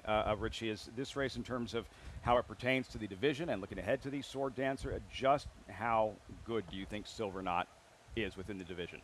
I think he's outstanding. He's versatile. He puts himself in position. And he's a horse that possesses a great deal of stamina, and not all of our North American thoroughbreds possess this kind of stamina. I think he's head and shoulders above this field today. Oh, I don't disagree. And right now, I don't know who else is. I don't know what the division is. I would say that the best marathon horse in the country is Next. He does it on the dirt. Now, he's won on the turf, and I'm not sure maybe they shouldn't consider running him in a race like the Sword Dancer, the way he runs them off the feet. But for the horses on the turf, right now, Silver Knot, he's very good, and unless a European comes over that's better than him, he's going to win the Breeders' Cup. 1-4, Tom. Do you see that much of a discrepancy between Silver Knot and everyone else in this Bowling Green Well, he's field? in such good form right now. He's overcome slow paces in his last 2 races to win both of them. And I think he gets legit pace in this race. So, to me, he is an absolute standout on paper. You don't think he is the pace in this race? I think he could easily be. Yeah. I'm just saying in his last 2 races, he sat a little bit off of it and was able to. Yeah, I don't think the last race was that slow a pace, to be fair. But it doesn't matter. He has the technique. He can be in front. He can do whatever he wants here. If he runs his race, he's a cinch. Charlie Appleby figuring him out. He's a marathoner. That's why he didn't run in the Grade 1 Manhattan. They want to stay at the longer distances. That guy does not want to run marathon distances. World record. A top-class sprinter developing real fast, amongst the most impressive performances in week 3. The sun shines bright on Caraconte. His first crops of racing age are showing brilliance on the racetrack with a high percentage of stakes winners. His versatility is evidenced by winners on all surfaces across the globe. Spandarella could not have been more impressive. The sun shines bright on this value sire. Fair down 25, fair down 25, fair down. Thank you. Right here, 525,000. Caraconte, standing at Gainesway. Horse racing? Check. Weekly promotions? Got 'em. Huge payouts? You bet. With Naira Bets. Download the app today and bet on any track, anywhere, anytime with live HD horse races, betting tips and tutorials, expert picks, and more. You bet with Naira Bets. Join now for a new member bonus at NairaBets.com. He always showed up. From June at 2 and through 2 championship seasons, week after week after week of consecutive works. That's toughness. He always showed off. You know all about those 4 G1s. Here's his maiden on the Derby undercard. That's brilliance. Now his yearlings are at the sales. That's opportunity. Essential quality. Showtime. It's America's original sport, and no one covers it better than americasbestracing.net. From the sport to the lifestyle, the best races, horses, and destination venues, cocktails, gambling, fashion, and more. americasbestracing.net is a sport for you.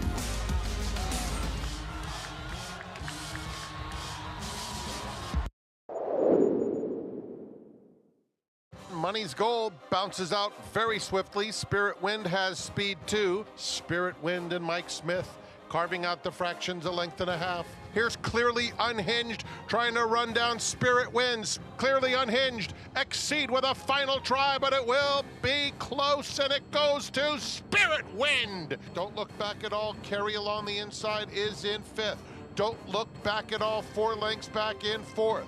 A complete cavalry charge coming on the outside. Don't Look Back at All is surging. It's going to be Don't Look Back at All. World record coming through along the inside, and he is the fastest. World record opens up 2 lengths. World record cuts the corner and goes on strongly, maintains a 3-length lead. World record never gave them a chance, broke on top and poured it on to win by 5 lengths. Twisted Ride gets the first call out of the gate. Nakatomi has good speed in that comeback.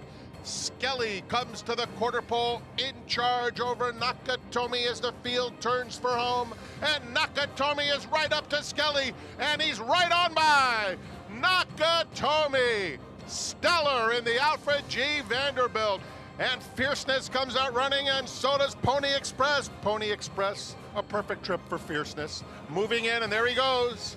Fierceness makes his move and takes command around the far turn. And the showdown we've been waiting for. Fierceness drifts out. Sierra Leone is coming at him. Fierceness, though, still has the lead at the 16th pole. Fierceness is going to hold on. Fierceness has won the Jim Dandy. Of the celebration, the Ripolis, John Velasquez, Fierceness yesterday, and the Jim Dandy, the Week 3 recap, Saratoga Weekly Wrap, brought to you by Walmack Farm. Is there a highlight, gentlemen, as we look at these stakes winners? It doesn't have to be a stakes race. Is there one in particular that resonated more than the others, Tom? I'm going to give you 2. I thought that World Records win where in the Amsterdam, where he literally, they had intent right out of the gate. They gave him a strong warm-up before the race. You knew that they were going to send out of the gate, and they sent hard out of the gate, and he just put him in his wake. All of that whole field. I thought his race was very good, and Andy asked for help on the other one. It was the maiden win that we saw of Chad Brown's. Chancey McPatrick yesterday. Yeah, I thought that was ultra impressive. I agree, and for him, Chancey McPatrick broke his maiden in yesterday's 7th race, coming from way back. He had some issues early in the race and dropped way back to last. And not only make that tremendous run to win, he got an 81 buyer and speed figure in doing it, which is a pretty strong number, first-time started 2-year-old. In that performance, hopeful winner, Breeders' Cup horse, he's good. That race turned out to be pretty productive last year, by the way. What about Will Walden's maiden winner by not this time in the last race? The New York bred. That literally, first-time starter, going 2 turns from the outside post. He got the last quarter of a mile, like, rapid in that race. I can't think of his name, doggone it. Andy Beyer texted me, and he said, if the fractions of that race are accurate, I think I want to bet him in the Prix de l'Arc de Triomphe. I mean, it was amazing. He was just getting started. Incredible performance. Oh. That was big. We're going to break quickly. Richie, your highlight, Week 3? I'll go with Will Walden's New York bred that won. Yeah. I thought that was an absolute outstanding I'm going to have that name We for were you. all so impressed that none of us know his name. That impressive. Really stuck, really resonated. We'll look it up during the break. We know Silverknot's name. There he is. 2 to 5.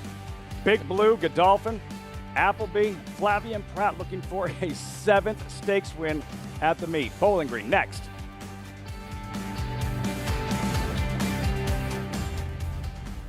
History remembers moments of extraordinary strength, skill, and determination. True greatness is forged by those who fulfill their destiny.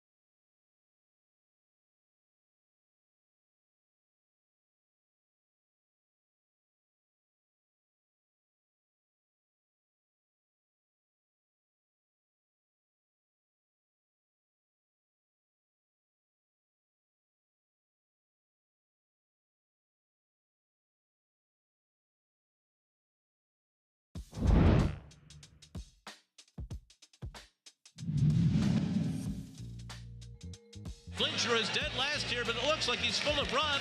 They're into the stretch. Where's he going to go? Grand Tito is set down for the stretch drive. Can't help believing Twilight Eclipse. Flincher's going to have to come up on the far outside. He's still under a hand ride. He's still in hand. Here comes Flincher up alongside of Grand Tito. Oh, he's so good. It's crazy how good he is. He was good.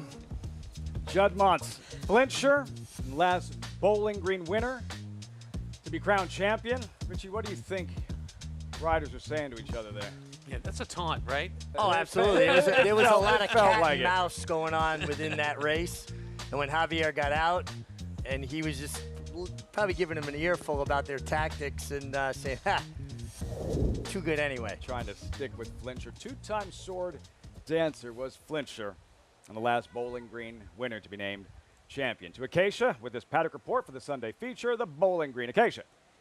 And we will start off with your heavy favorite in the number 2, Silver Knot, coming off back-to-back victories. And one of the things that I think Charlie Appleby and his team have been very smart about, obviously very smart with a lot of things and a world-class trainer, but as they've run horses over here in the States, they have taken every step to adapt to all of the things that we do in American racing.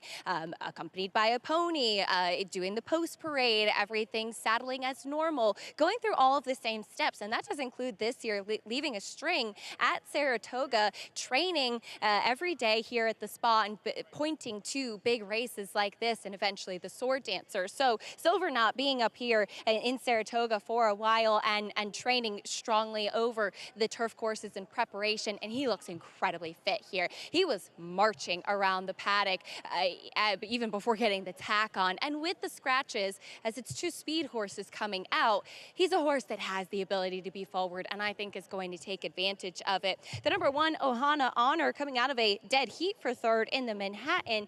Kendrick Carmouche asked him a lot out of the gate last time out, and he ended up in a stalking spot, but he is one that does have some tactical speed, which I think is to an advantage as well. He also got on his toes a little bit more after the tack, and he's a horse that usually can be quite sharp. He's definitely matured a lot, and what I see from him in here today, but I do expect Kendrick to not leave anything to chance and to ask him out of the gate once again, especially from that rail draw. He's definitely the fittest and most tucked up that I've seen him, and given his tactical running style, I think a big reason why we see him as your second choice, Lafitte. Agree, Acacia. Grade 1 placed, Andy. Ohana Honor. I thought he ran well behind Silver Knot. I mean, he wasn't going to beat him, but I thought he ran an improved effort. I thought his effort in the next race, actually, Manhattan, was another step forward for him. He's good. I don't think he's going to beat the favorite, but I don't think he should be slighted. 9-2. Go ahead. No, I mean, I was just going to say that when they matched up against each other 2 back, one was really running and the other one was just finishing. No, I know, but I thought his last race was an improvement. I think the point is, listen, we all think Silver Knot's going to win, but I think we should show some respect for some of the others. That's all I'm doing. There he is, odds on 2-5, Silver Knot. 2-5, and he just looks very formidable here. I think he has to get unlucky to lose. English Conqueror, solid comeback at 11-1 his 7-year-old debut. Yeah, that was a real nice comeback off the bench, and it's hard for horses as they get older to come from off the bench, but he's going to have to find a race better than he's ever run before. Jose Liscano aboard, then number 5 in Soldier Rising, deep closer. And I think it shows how much the bettors and us respect Silver Knot, that we say he sort of can't lose this race with the presence horse in the rail, but also the presence Soldier Rising, a horse who's run 5 triple-digit buyers in the turf. It's a good horse. Lots of talent, lots of ability. Soldier Rising, 6s out in strong quality. Strong tied number 7, who was 3rd in the Wise Dan at Churchill Downs, but he's not a middle distance type. He's run well in these longer distance races. He has, but you know, similar to English Conqueror, Richie was talking about, he's also run well in some of these longer distance races, but not well enough. These horses are really going to have to step forward, because the other thing is, okay, let's say Silver Knot doesn't run his race today. It can always happen. He's going to still have to run better than Ohana Honor and Soldier Rising. They're not bad horses. So, you know, don't say just, you know, sometimes a horse can be a very short price like this because they're just meeting lower quality horses. It's not a bad field.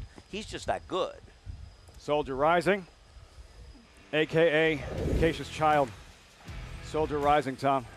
Far, far back in the Red Smith there. Soldier Rising unleashes a furious rally and just runs out of real estate. I mean, he looks like a car going through 5 o'clock traffic. I mean, he really has to go inside, then outside, everything, and he is trucking at the end of this race. He's running hard. And Richie, it's hard when a closer like that, they want to be outside, right out in the clear, making an unencumbered run most of the time. Yeah, but you know what? He's shown that he's not shy or bashful about running inside of horses, and that's a perfect analogy. That's running through rush hour traffic, trying to get back from Aqueduct over to Belmont in the evening.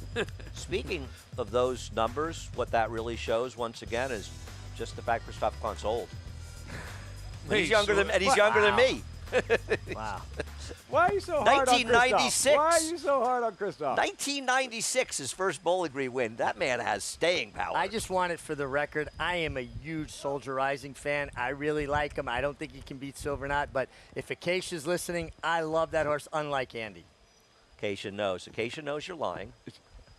Acacia, like mom you. watching her kid at Little League for you right now. A bit, and these are the times when my job really is hard, Lafitte, because you try not to get too attached in certain cases. You try to be objective as much as possible, but horses have their personalities, and some of them just really endear themselves to you, and especially when you have a chance to be around the barn and see them train every day and just cuddle them in the stall, and Soldier Rising is a cuddle bug. So yes, I feel very strongly about this horse, but that being said, my job is to be objective, and I do think, unfortunately, with the scratches, he's just a horse that's going to be pace compromised, and he's a horse that ran second in all 4 of the distance turf grade 1s in New York last year. So he's remarkably consistent, just unfortunately has never won a graded stake, even though he's banked over $1.3 million. Now, I love that Jose Ortiz took him away from the pony and gave him a big warm-up out there, and he really perked up a lot on track. And having seen him train, I thought that he was fit coming in, and he's a horse that does carry a little bit more condition, but he does have the layoff to contend with as well. So that's just another layer for it in here. But he framed himself up nicely. Jose was up for his last work, which was in company with a filly, Avenue Niel, but she is a very good workhorse, and he was going better than her throughout. And look, he's coming in strong. He's just going to need a trip and hopefully a little finish at the end, Lafitte. He can unleash a wicked leg kick. Soldier Rising, Jose Ortiz with the defections, with the smaller field. Richie, how do things need to unfold in order to give Soldier Rising an opportunity? Well, in a perfect world, he would get ample pace. I don't see that happening here, but he could Can he be a little bit closer? Well, is he what he is? I think he can be, especially coming off the bench. He's going to be a little bit fresh, right? So sometimes that just puts a horse a little more forward. And the way he was warmed up today gives me the impression that Jose is very conscious of the fact that there's not pace, that he would like to get some semblance of position. Soldier Rising, 2-5 now on the Godolphin runner in Silver Knot. A horse that in this division right now that, yes, we could be discussing as one of the contenders for a race like the Breeders' Cup Turf in this fall. Yeah, you imagine he'll run in this race, and then we'll probably see him in the Sword Dancer here on Belmont weekend, and they'll decide whether they want to run in the Joe Hirsch at Aqueduct, early October, a prestigious race, and head to the Breeders' Cup. We'll see him in one or both of those races, and you can't blame them. These horses, the other thing is, somebody says 1.5 miles. Somebody says, well, they're going 1.3 miles, 1.5 miles, long distance races. But the way these turf races are set up, they're kind of jogging along for about 1.8 miles, and then they start running at the end. So they're actually not as taxing at all as a 6-furlong sprint. Well, actually, I mean, it's a lot easier to get a horse fit for one of these kinds of races than it would be for, say, a sprint. And with Soldier Rising, who's now a 6-year-old, he's getting to be that middle-aged guy has got a little bit of a beer belly. Getting fit again is not as easy as it was when you were 20, but it's easier to get these horses fit going longer, in my opinion, based on that. And Tom, horses coming off of layoffs, would you think it's harder to get a speed-type fit, no matter what the distance, as it is compared to a closer? I think so. I think that's accurate because you're not doing that chill, let's make a run the last quarter of a mile. Silver Knot, here's the thing that's brilliant about it. I mean, look, tactical speed is a great weapon for any horse, but when you got tactical speed in these marathon races, because usually there's 2 waves of horses, the ones up front and the ones that close, but he can do it all. It makes him so damn dangerous. Talk about next, the dirt router. I mean, who did something remarkable when we saw him in his last start in the Brooklyn. He won his last quarter faster than he won his previous quarters on the dirt. You see that on the turf. You never see it on the dirt. Horses aren't supposed to look like that at the end of at that race. He's a remarkable racehorse. Finishing that strong. We'll see how Silver Knot finishes here. As the odds-on favorite, Godolphin, Charlie Appleby, Flavian Pratt, all set for the Grade 2 Bowling Green Sunday feature. Live from Saratoga on Fox Sports 2. Here's Frank Mirmati. The feat here is number 7, Strong Tide, to complete the lineup. Walking in calmly. They're in the gate. And they're off in the Bowling Green, and Silver Knot very quick away from there. Ohana Honor is right there and protecting that inside as they move around the far turn for the first time. But it is Silver Knot who's quicker and asserts himself, leading a length and a half now. Strong Tide has moved up a joint second. Ohana Honor in hand and very willing at this stage. 5 lengths back to English Conqueror and Soldier Rising at the back. Into the stretch for the first time. Flavian Pratt just took a peek back, and he has a nice hold of Silver Knot. Kendrick Carmouche, though, is right off his flank with Ohana Honor. 24-2 for that opening quarter mile. Strong Tide 4 behind in third. Big gap English Conqueror on the outside of Soldier Rising. So it is Silver Knot to set the pace. Ohana Honor will keep him honest, sitting right next to him second, with Strong Tide now 5 behind in third. Soldier Rising and Jose Ortiz inching up inside of that rival, and English Conqueror continues at the back of the field. 47-4 for Silver Knot. Silver Knot has not been asked, but maintains a clear-cut advantage on Ohana Honor as they straighten up for the run down the back stretch. Soldier Rising 2 back third, followed by Strong Tide and another couple back to English Conqueror. They're heading toward the half-mile pole in the Bowling Green. 6 panels in 1:12-4. Heavily favored Silver Knot. Ohana Honor, a length back second. On the outside, Strong Tide inching into contention third. Soldier Rising is now pushed along, losing ground. Another 3 back to English Conqueror. Silver Knot. Strong Tide takes a crack at him second. Ohana Honor has been softened up. Soldier Rising moves up to take third there at the top of the stretch. And Silver Knot is asked to kick away. Leads it a length and a half. Pratt sitting chilly. 2 lengths now to Strong Tide. On the inside, Soldier Rising is running a good race, trying to get into second, but no one's getting to Silver Knot. Silver Knot is simply too much racehorse. Silver Knot all the way in the Bowling Green. Tight photo for second, ends up going to Soldier Rising inside of Strong Tide.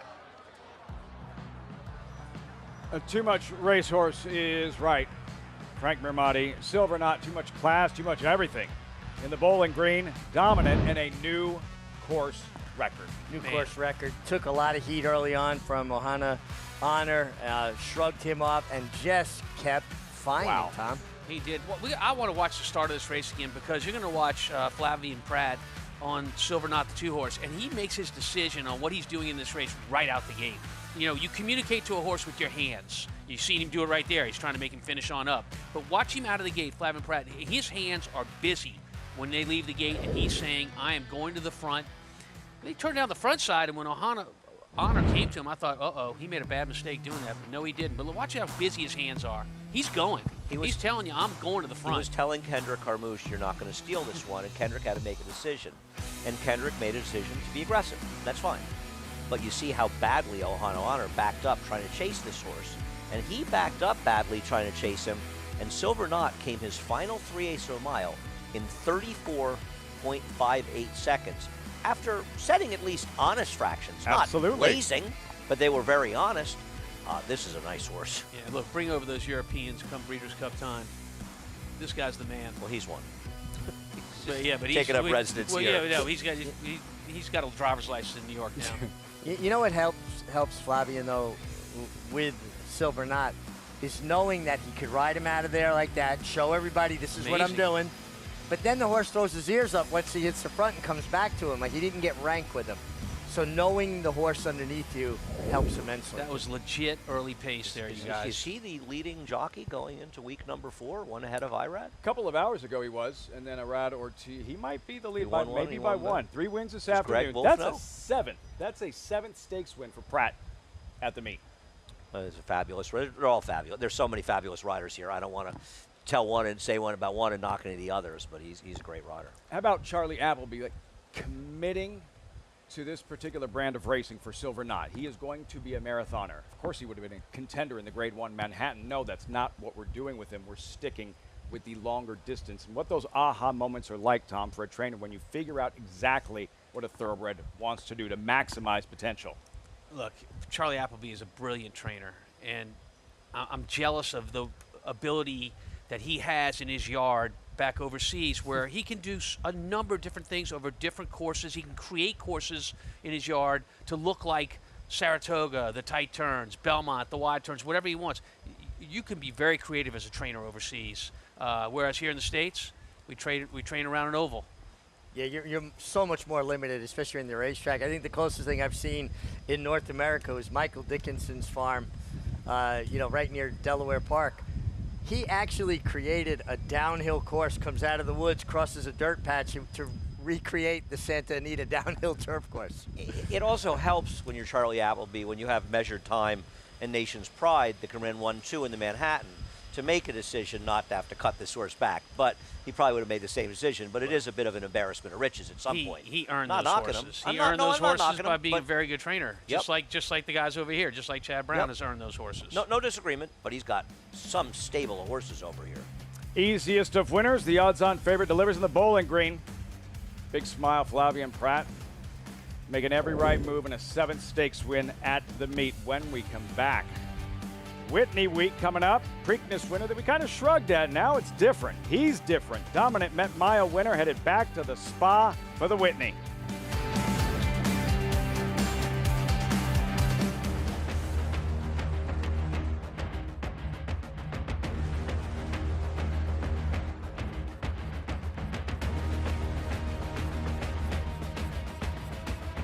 They're coming down for the finish, and it is Silver State.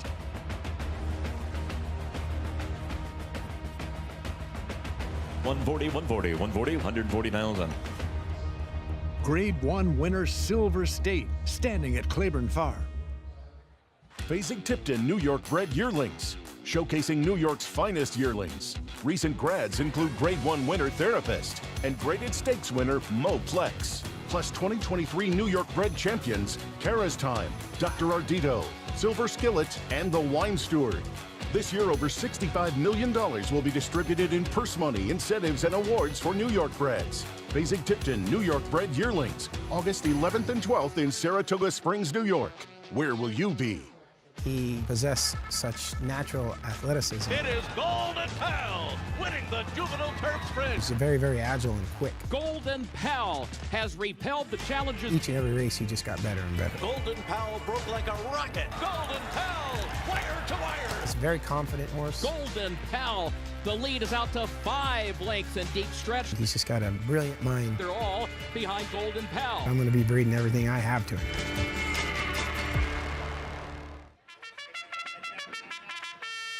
Monmouth Park's summer season rolls on with live racing action every Friday to Sunday. Monmouth's 2023 season featured our highest average field size since 2015, the perfect recipe for a prolific payday.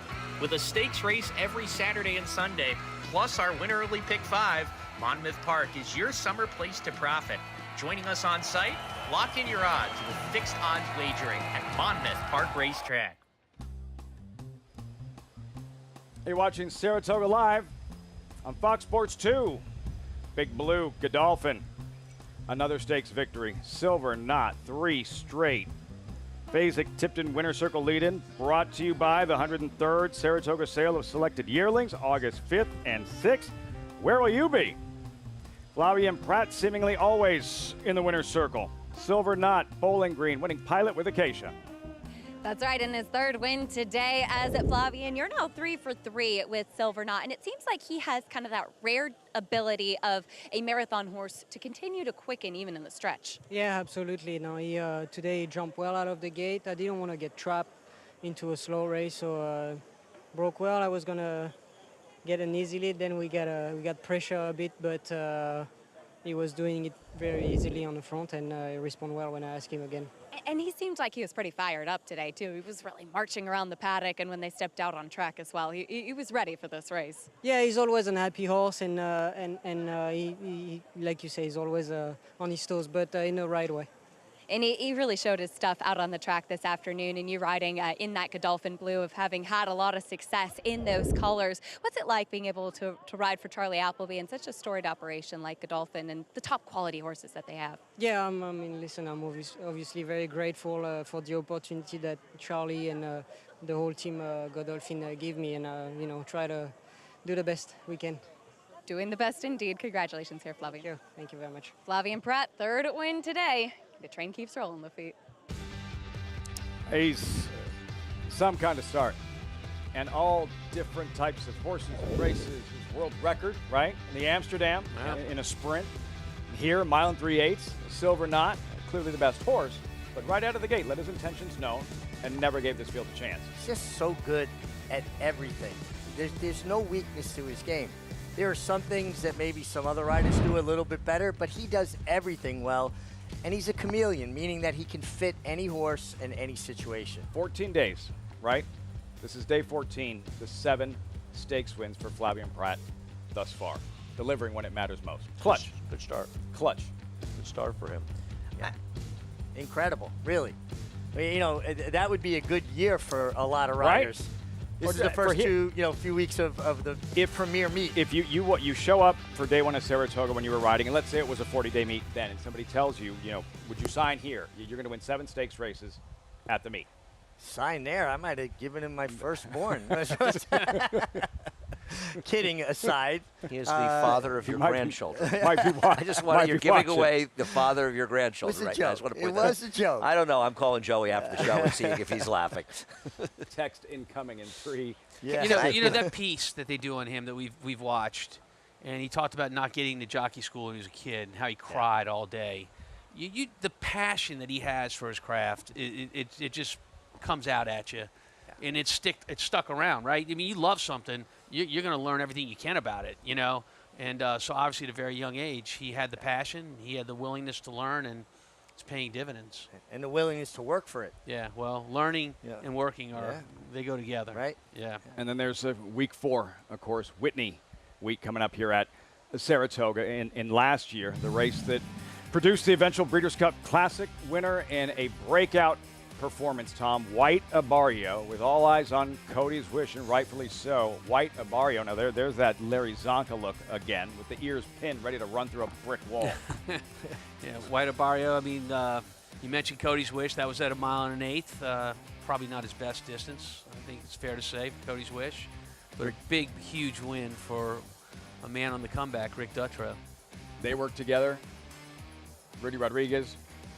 Rudy worked closely with Dutrow, and rode his only Grade 1 win for him. Frost Giant. And we thought, like, it was so unconventional. What do you mean you're not going to prep for the Classic? What do you mean you're going to go from the Whitney to the Breeders' Cup Classic? That was the plan. He stuck to it. And White Abarrio, the same kind of performance in the Whitney to dominate the Breeders' Cup Classic. He was good. He was very good last year. But he also shows how quickly things can change in this game, right? Went to Saudi Arabia, ran a lousy race, came back, ran the Met Mile, ran a lousy race. You got to appreciate the wins when they come. Sure. Good horses, because it can change overnight. And a horse who last year at this time in National Treasure, he looked like out of a mediocrity, right? Didn't run very well in the Travers. I picked him. Ran well in the Breeders' Cup and turned his career around. He's a completely different horse now. His drawn post 3, the Whitney Breeders' Cup Challenge event for the Breeders' Cup Classic on Fox next Saturday. And Tom, National Treasure, yeah, he was the Preakness winner. We kind of shrugged at. It's different now. He's different now. Improved as a 4-year-old in what he did to his competition in the Met Mile Belmont Stakes week. Oh, my goodness. I mean, he completely dominated him at that mile distance out of the Wilton Chute, which is going to be a little further today, but when he comes back. But my goodness, this is a really, really good horse right now. But he didn't scare anybody out of this Whitney, as evidenced by the 12-horse field, the biggest field we've had in quite a while. And I think a lot of it's because he got a 102 buyer. Track was very kind to front runners, or not kind to horses trying to close. So I think a lot of people look at that effort and think, okay, he's okay. But the Whitney's a very, very big race. And this year, for the older horses, it's wide open. And if I were them, I'd be worried about the 3-year-olds at the end of the year, to be honest with you, as they start to improve. So nobody's afraid of him.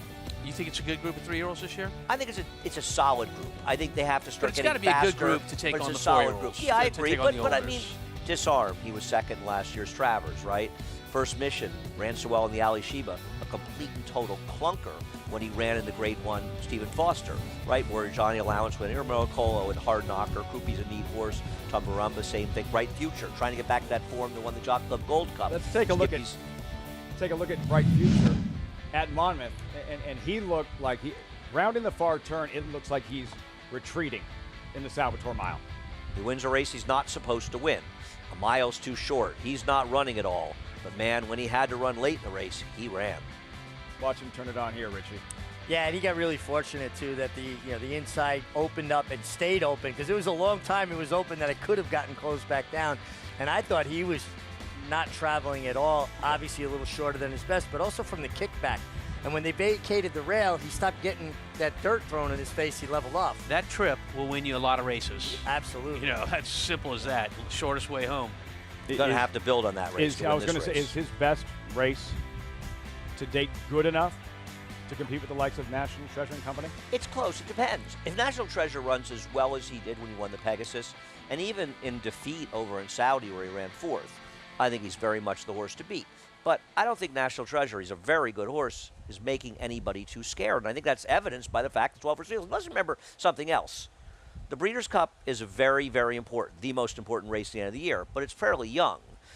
The Whitney is as important a race for older horses as there is in the country. Yeah, look, National Treasure is very, very good. And Bob Baffert's record when he ships into Saratoga is also very, very good. He is the horse to beat, explanation point. Second biggest day of the summer to the Travers, Whitney Day here? No question about it. I mean, a lot of us love it as just as much. The Test, which is 7-furlong Grade 1 race, the 3-year-old fillies. A shorter race, obviously, Alabama, the CCA Oaks. Ways and Means is going to be in there against some very fast horses. That's a huge, huge race every year. Good race, yeah. So looking forward to that race as well. Going to see the Troy. We're going to get to see Cogburn again. The stars are going to come out in that card. First weekend in August. I don't know what it is. You can feel the energy completely changes here in August. The August place to be. Whitney Week will have it all for you right here on Fox Sports 1, Fox Sports 2. White and Barrio last year from the Whitney to the Breeders' Cup Classic. How productive will this year's edition? Only time will tell. Daredevil, returning to stud on U.S. soil. The only first crop sire to see 2 offspring win the Grade 1 Kentucky Oaks and the Grade 1 Preakness Stakes in the same year. She dares the devil, taking the Kentucky Oaks and the Grade 2 Azeri Stakes, and champion Swiss Skydiver, winning the Preakness and the Grade 1 Beholder Mile Stakes. With more exciting prospects on the track and multiple 6-figure sales in the ring, Daredevil's career is just getting started, only at Lane's End.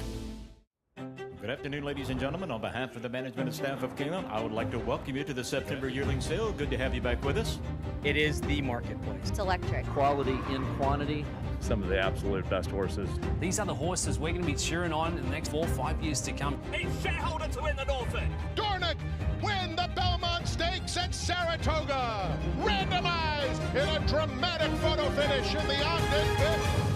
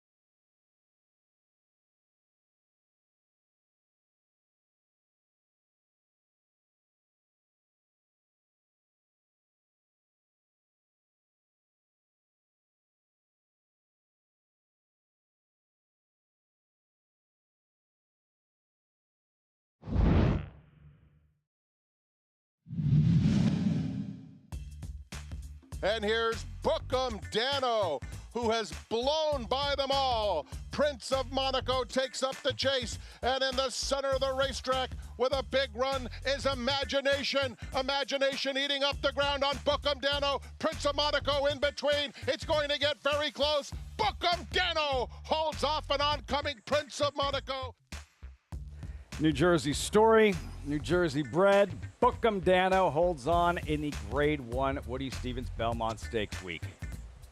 Yeah, he made the first run into the teeth of that hard base and got it done. This is a game, just a hard-knocking, honest horse that shows up. And the horse that was third in the Derby, Forever Young. They beat him by a nose in Saudi Arabia. Beat him a nose in Saudi Arabia going a mile, and I think he's shown he's more effective going 7/8 or, he's criticized for having to work so hard to win his last race at Monmouth in a smaller stakes race. That little he's really good. No, got a 101 buyer, same buyer speed figure in the Monmouth race he got in this race. And you mentioned Forever Young. I'm of the opinion he ran the best race of anybody in the Derby. Yeah. Bookham Dano to vacation in the paddock. Talking about Bookham Dano's trainer, Derek Ryan, sending out the number 1 to the crowd, as this is a horse who did sprint on the turf for the first time last time and will stretch out in distance, which I like. He has some size to him, has some length to his frame as well. And watching that field, just watching that race, seems like he was just outfooted by the rest of the field. And when trying to close, just not quite enough acceleration or turn of foot, as we see sometimes from closing turf sprinters, and kind of missed the hole where he was trying to go through. So very relaxed here in the paddock, which you like to see for a horse stretching out. Well muscled, well conditioned, and strong second off the layoff. Now the number 2, Laurel Valley, does have early speed, and one that I think it was just kind of a comeback race on the dirt, 3 back, and get some fitness in, and a horse that absolutely wants a long on the turf, and that's what he's going to be doing yet again here today. But the fact that he's been able to use his speed in his last couple of starts, and a couple of near misses, right to the lead last time and got caught late by Better Lucky Than Good, who would come back to run fourth in his subsequent start, kind of going through those conditions. But Laurel Valley has that speed. He's got to show he can sustain it in the stretch. It's one that sometimes gets a little bit hot or agitated in the paddock, and maybe just not acting as well. He looks great today, and some of his competition in the paddock are getting a little bit washed out, and he is calm, cool, and collected, very composed. Keep an eye on him out on the track to see if he does kind of start to get a little bit warm, because you do want to see them sweating their natural cooling system, as Richie calls it. But I like his attitude and what I'm seeing from him in the paddock today. The number 7, Slap in the Face, still a great name, the son of Oscar Performance, will make his second start off the layoff and comes out of the same race as Laurel Valley, and he was finishing well, but just not quite enough in there, and one that he doesn't always carry the best muscle mass and conditioning, and I think that he looks so much stronger today, second off the layoff, and he is sharp once they put the tack on too. He's definitely dragging his handler around on the walking ring, ready for his race, second time of his 4-year-old season, Lafitte. Ready to rock and roll. In case it is a great name. Slap in the Face, exiting the same race as Andy's top selection, Laurel Valley, 9-5 morning line favorite, 3-1 Tempa choice.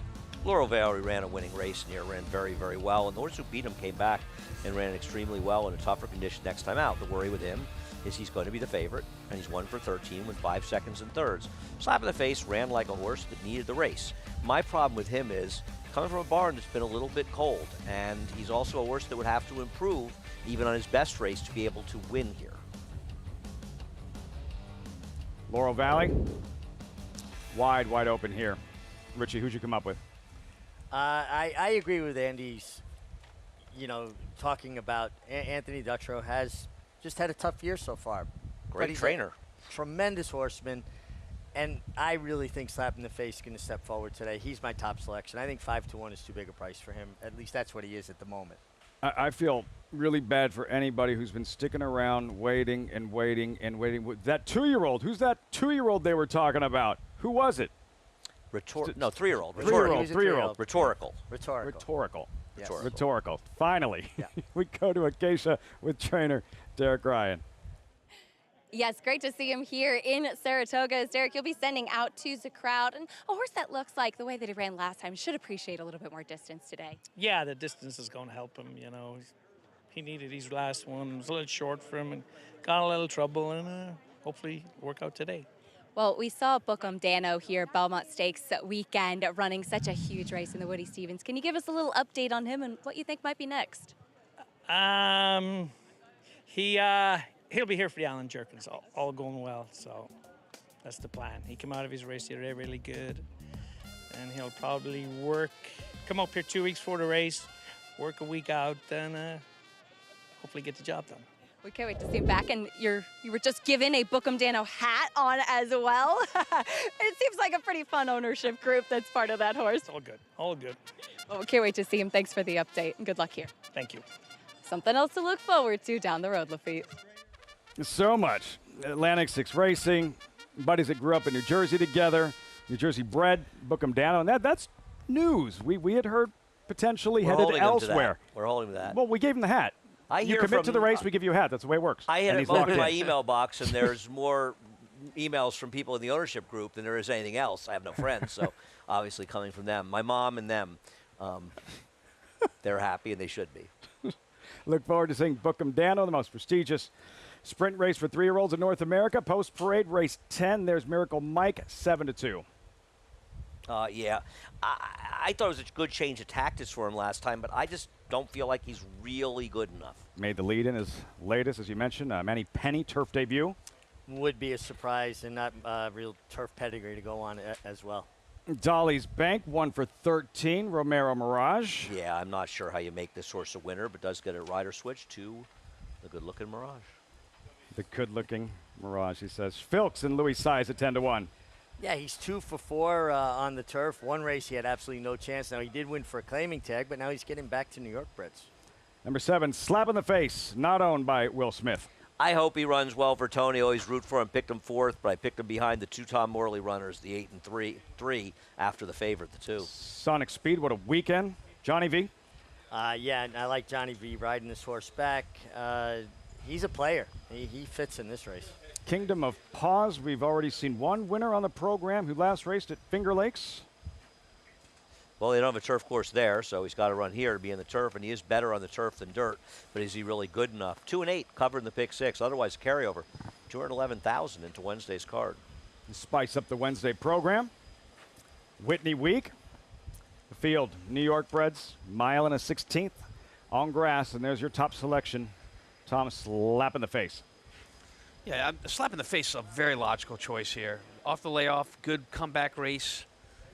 You know, you talk about Anthony Dutrow and whether he's on a cold streak or not. 4 starts here at Saratoga, 3/3. Maybe it's a little bit overlooked in the fact that his horses are running well here this meet. I hope I'm wrong and Tony wins the race. You know, I don't have a strong opinion in here, to be honest with you. I took Laurel Valley as the controlling speed in here, but he's a very hard horse to beat, consider reliable. He does not seal the deal much more often than not, and he's been some short prices in races. I feel like Miracle Mike and Sonic Speed are the most likely upsetters, but I hope you guys are right, and Slap in the Face runs well. The 2 Morley runners, Richie, Miracle Mike at 7-2. Towards the outside, though, in Sonic Speed and Johnny Velasquez. Well, what's the key to success for him this afternoon? He's got to get a better trip than he got last time out. In his last race, and he broke from an outside post, and it's not always easy to get in, but Johnny was mostly in the 3 path with him during the running of the race, and just never really in a sort of comfortable rhythm position. And I think in these turf races, you got to find a way, as Richie likes to say, save ground on one of the turns. Now, he's not saddled with a great post in here in 8, and he's got very little run to the first turn, so Richie, it's not going to be easy. He's got to give the kind of ride he gave that great ride he gave that 2-year-old earlier today where he got the fence from the outside post. Yeah, find your position, trying to find that break between flights, right? Slide in someplace. Johnny Velasquez doesn't need any coaching from me, that's for sure. To Acacia with more on the gelding we're looking at there, Miracle Mike. Acacia. We'll take a look at both of Tom Morley's horses, in fact. And as far as Miracle Mike goes, I know, Richie, you often talk about a rider that's gotten a chance to ride a horse a couple of times and get acquainted with him. And I think that that's kind of what we're seeing from Eric Hansel. He did win the first time he jumped aboard when Tom took over this horse's training, but he was hard to handle early that day. 2 starts back, he was kind of leaning on his foe in the stretch, swapping leads. Last time out, he went to the front and kind of pressed the horse that ended up setting the pace and winning that day. He's just a horse that's hard to handle. He runs in what's called an extended cage bit. So we've talked about that cage bit a lot. This one's going to be even a little bit stronger than that. True power steering for a rider to get a lot more control with a horse that's just very tough to kind of keep straight and true. But he's been quiet on the track. He's warmed up nicely. And Eric's had the opportunity, like I said, to really get acquainted with him. As far as the 8 Sonic Speed does go, he ran huge 2 starts back to miss that afternoon, and last time out did have some trouble that day. He framed up beautifully out on the track, and third off the layoff too. Definitely looks the strongest and fittest that he has this season, coming back and maybe making ready for his best start of the year, as I definitely liked what I saw in the warm-up. So for the barn, definitely with 2 strong chances in here, Lafitte. Johnny V lost a smile about. Acacia took down the nightcap yesterday in a thrilling finish after winning a 5th Jim Dandy. Sonic Speed, we see how far the rails are out. I got a question for all of you. First, Andy, how does that change how you handicap, or how much does that impact how you handicap the race when the rails are that far out? I think the people will give you different opinions. I've talked to people that think one thing, I've talked to people that think the others. I don't worry about it. I see how the races are playing, and I adjust. I think overall, with the rails out, the courses have played fairly. We've seen some speed horses do well. We've seen some closers do well. I think it's more about race dynamics and how the races are run. Fast paces, slow paces. The one thing I will say is when the rails go down to 0, like they did in the inner turf this week, and you get that fresh ground right near the inside, sometimes you get a situation where that's the best ground to be on, and we've seen it. Now, the rails that are at 27 here on the Mellon turf course, the outer turf course, are going to 0 for next week. They're moving the inner out 9 feet. So it's possible that next week you'll want to be on those inside passes in Mellon. But what I would say is I think they've been out 9, 18, and 27. So I think they haven't used much of the course at all. So I'm not sure it's going to make that big a difference. But bettors and players should pay attention to that next week on the outer turf course. For the uninitiated, Tom, viewers watching, don't follow horse racing on a day-to-day basis, why are the rails moved? Well, for the grass course, it gets beat up. The horses tend to want to save ground, so they're kind of going over the same area, even if you're an outside post as opposed to an inside post for about 3/4 of the race on. The portable rails and moving them out gets them off of that grass that's beaten up, allows it to grow back so that they can use it again in the future at the same meet. So Andy mentioned they're going out further and further. Now they'll drop all the way back down. I can't speak to Saratoga because I don't know it as well as you guys do, but at the fairgrounds in New Orleans and certainly at Churchill Downs as well, when the rails are out, and those courses only have 1 turf course, but when the rail is out on those 2 turf courses, and I know this is going to sound a bit like it should be, but speed is very, very good. I know it sounds counterintuitive because you actually, but speed is very good when the rail's out in New Orleans as well as Churchill Downs. So how does that impact the riders, the jockeys, Richie? Well, I always felt that when the rails are out, I wanted forward position. And a lot of it has to do when you have speed or you got forward position, you get to save ground. Saving ground on the turf is so important to begin with. I just think it takes on an even greater importance when the rails are out. See how it all unfolds for Team Bookham Dano there. 2's a crowd. I can tell you 4's a crowd. Nothing? Me? Oh, I know. I'm thinking about the time we moved the rails out to 35 feet in the Widener course at Belmont, and every race was won by the widest closer. So I have no idea. Loro Valley steps forward as a favorite, winding down week 3 at Saratoga. Post time for the 10th. Here's Frank Normani. 1 more left to load. Kingdom on pause. Jackie Davis going in. They're in the gate. And they're off. Laurel Valley is going out for the early lead. Dolly's Bank has some early foot in between horses, and on the outside of them, Spilkus is up close too. Down at the rail comes Miracle Mike, fourth through the opening furlongs, 5 lengths off the lead. Then it's slap in the face in between horses. Extreme outside, Kingdom of Paws. Another 2, back to 2's a crowd. And the trailer is Sonic Speed, who is well in front of the slow starting Manny Penny. Opening quarter, 24-4. Laurel Valley is the boss under Joel Rosario, dictating all the terms under a nice hold too. Has it a length and a half to Dolly's Bank in second. Then it's Miracle Mike, 2 clear of Spilkus. At the rail comes Slap in the Face in fifth, 5 lengths off the lead. Kingdom on Pause in between horses. Then Sonic Speed on the outside of 2's a crowd, still a distance to Manny Penny. Rounding the far turn, it's been all Laurel Valley. The half in 48 seconds flat. Dolly's Bank clear cut second. Miracle Michael on the inside the whole way in third. Then Kingdom on Pause in fourth. Just behind them, Slap in the Face is trying to make some headway. Has some run if he can get some room. 3/4 in 1:12-1. They're at the top of the stretch, and Laurel Valley turns for home. In command, Slap in the Face angles out for the final try. Miracle Mike is still in second and trying his best. Slap in the Face maintains the big danger to the front running. Laurel Valley, 2-length lead. Slap in the Face on the outside. In between Miracle Mike. Laurel Valley looking for the line, and he'll get there in front-running fashion. Slap in the Face was second. Miracle Mike third. 2's a crowd was fourth. Laurel Valley holds on. Joel Rosario for Mike Maker. Andy, way to close out the week. With a 2-to-1 shot. He Close had out the everything week with his a own win. way on paper. He was able to control in the front end, and it's just Tom puts all the other horses at a disadvantage. Well, I mean, oh, hey, that was Speed in the rail with the rail out. What now, wasn't it? yeah, Speed going 48, 112 is the 2-to-1 favorite. The first quarter. That's what you're holding on to. Yes, that's all I got. The first quarter set up the entire race. 24-4. Pretty much, most of an eighth of a mile straightaway before the turn, and he just got so comfortable. Slap in the Face ran on well to be second. Got a good trip. Negotiated it his way through traffic. No excuses. Just Laurel Valley had a pace advantage.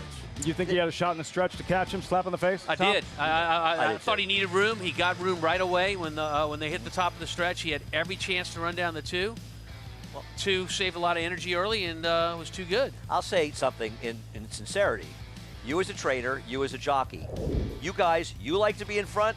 Richie likes to be in front as a rider. There's a reason you guys have won a lot of races together, almost 10,000 between you, because speed wins racing in America, dirt and turf. I always wanted to be forward. It just made sense to me. Why would you want to get caught up behind horses that you had more natural ability than, and now you got to fight your way through traffic and waste all that energy? And that's something I learned from Angel Cordero. He did not want to be caught behind horses he was supposed to be in front of. Yeah, I did too. With my horses, if I've got horses that have speed and I can look at a race on paper and see that it's advantageous to be close, I'll tell my guys, get a strong warm up. And let's let it rock and roll right out the front, right out of the gate. How do you think, Richie, if you were riding in 2024, how much of an edge would you have if you were that much more aggressive than I think we see most? When we watch and expect fast paces now, we very often they don't unfold the way we think they will.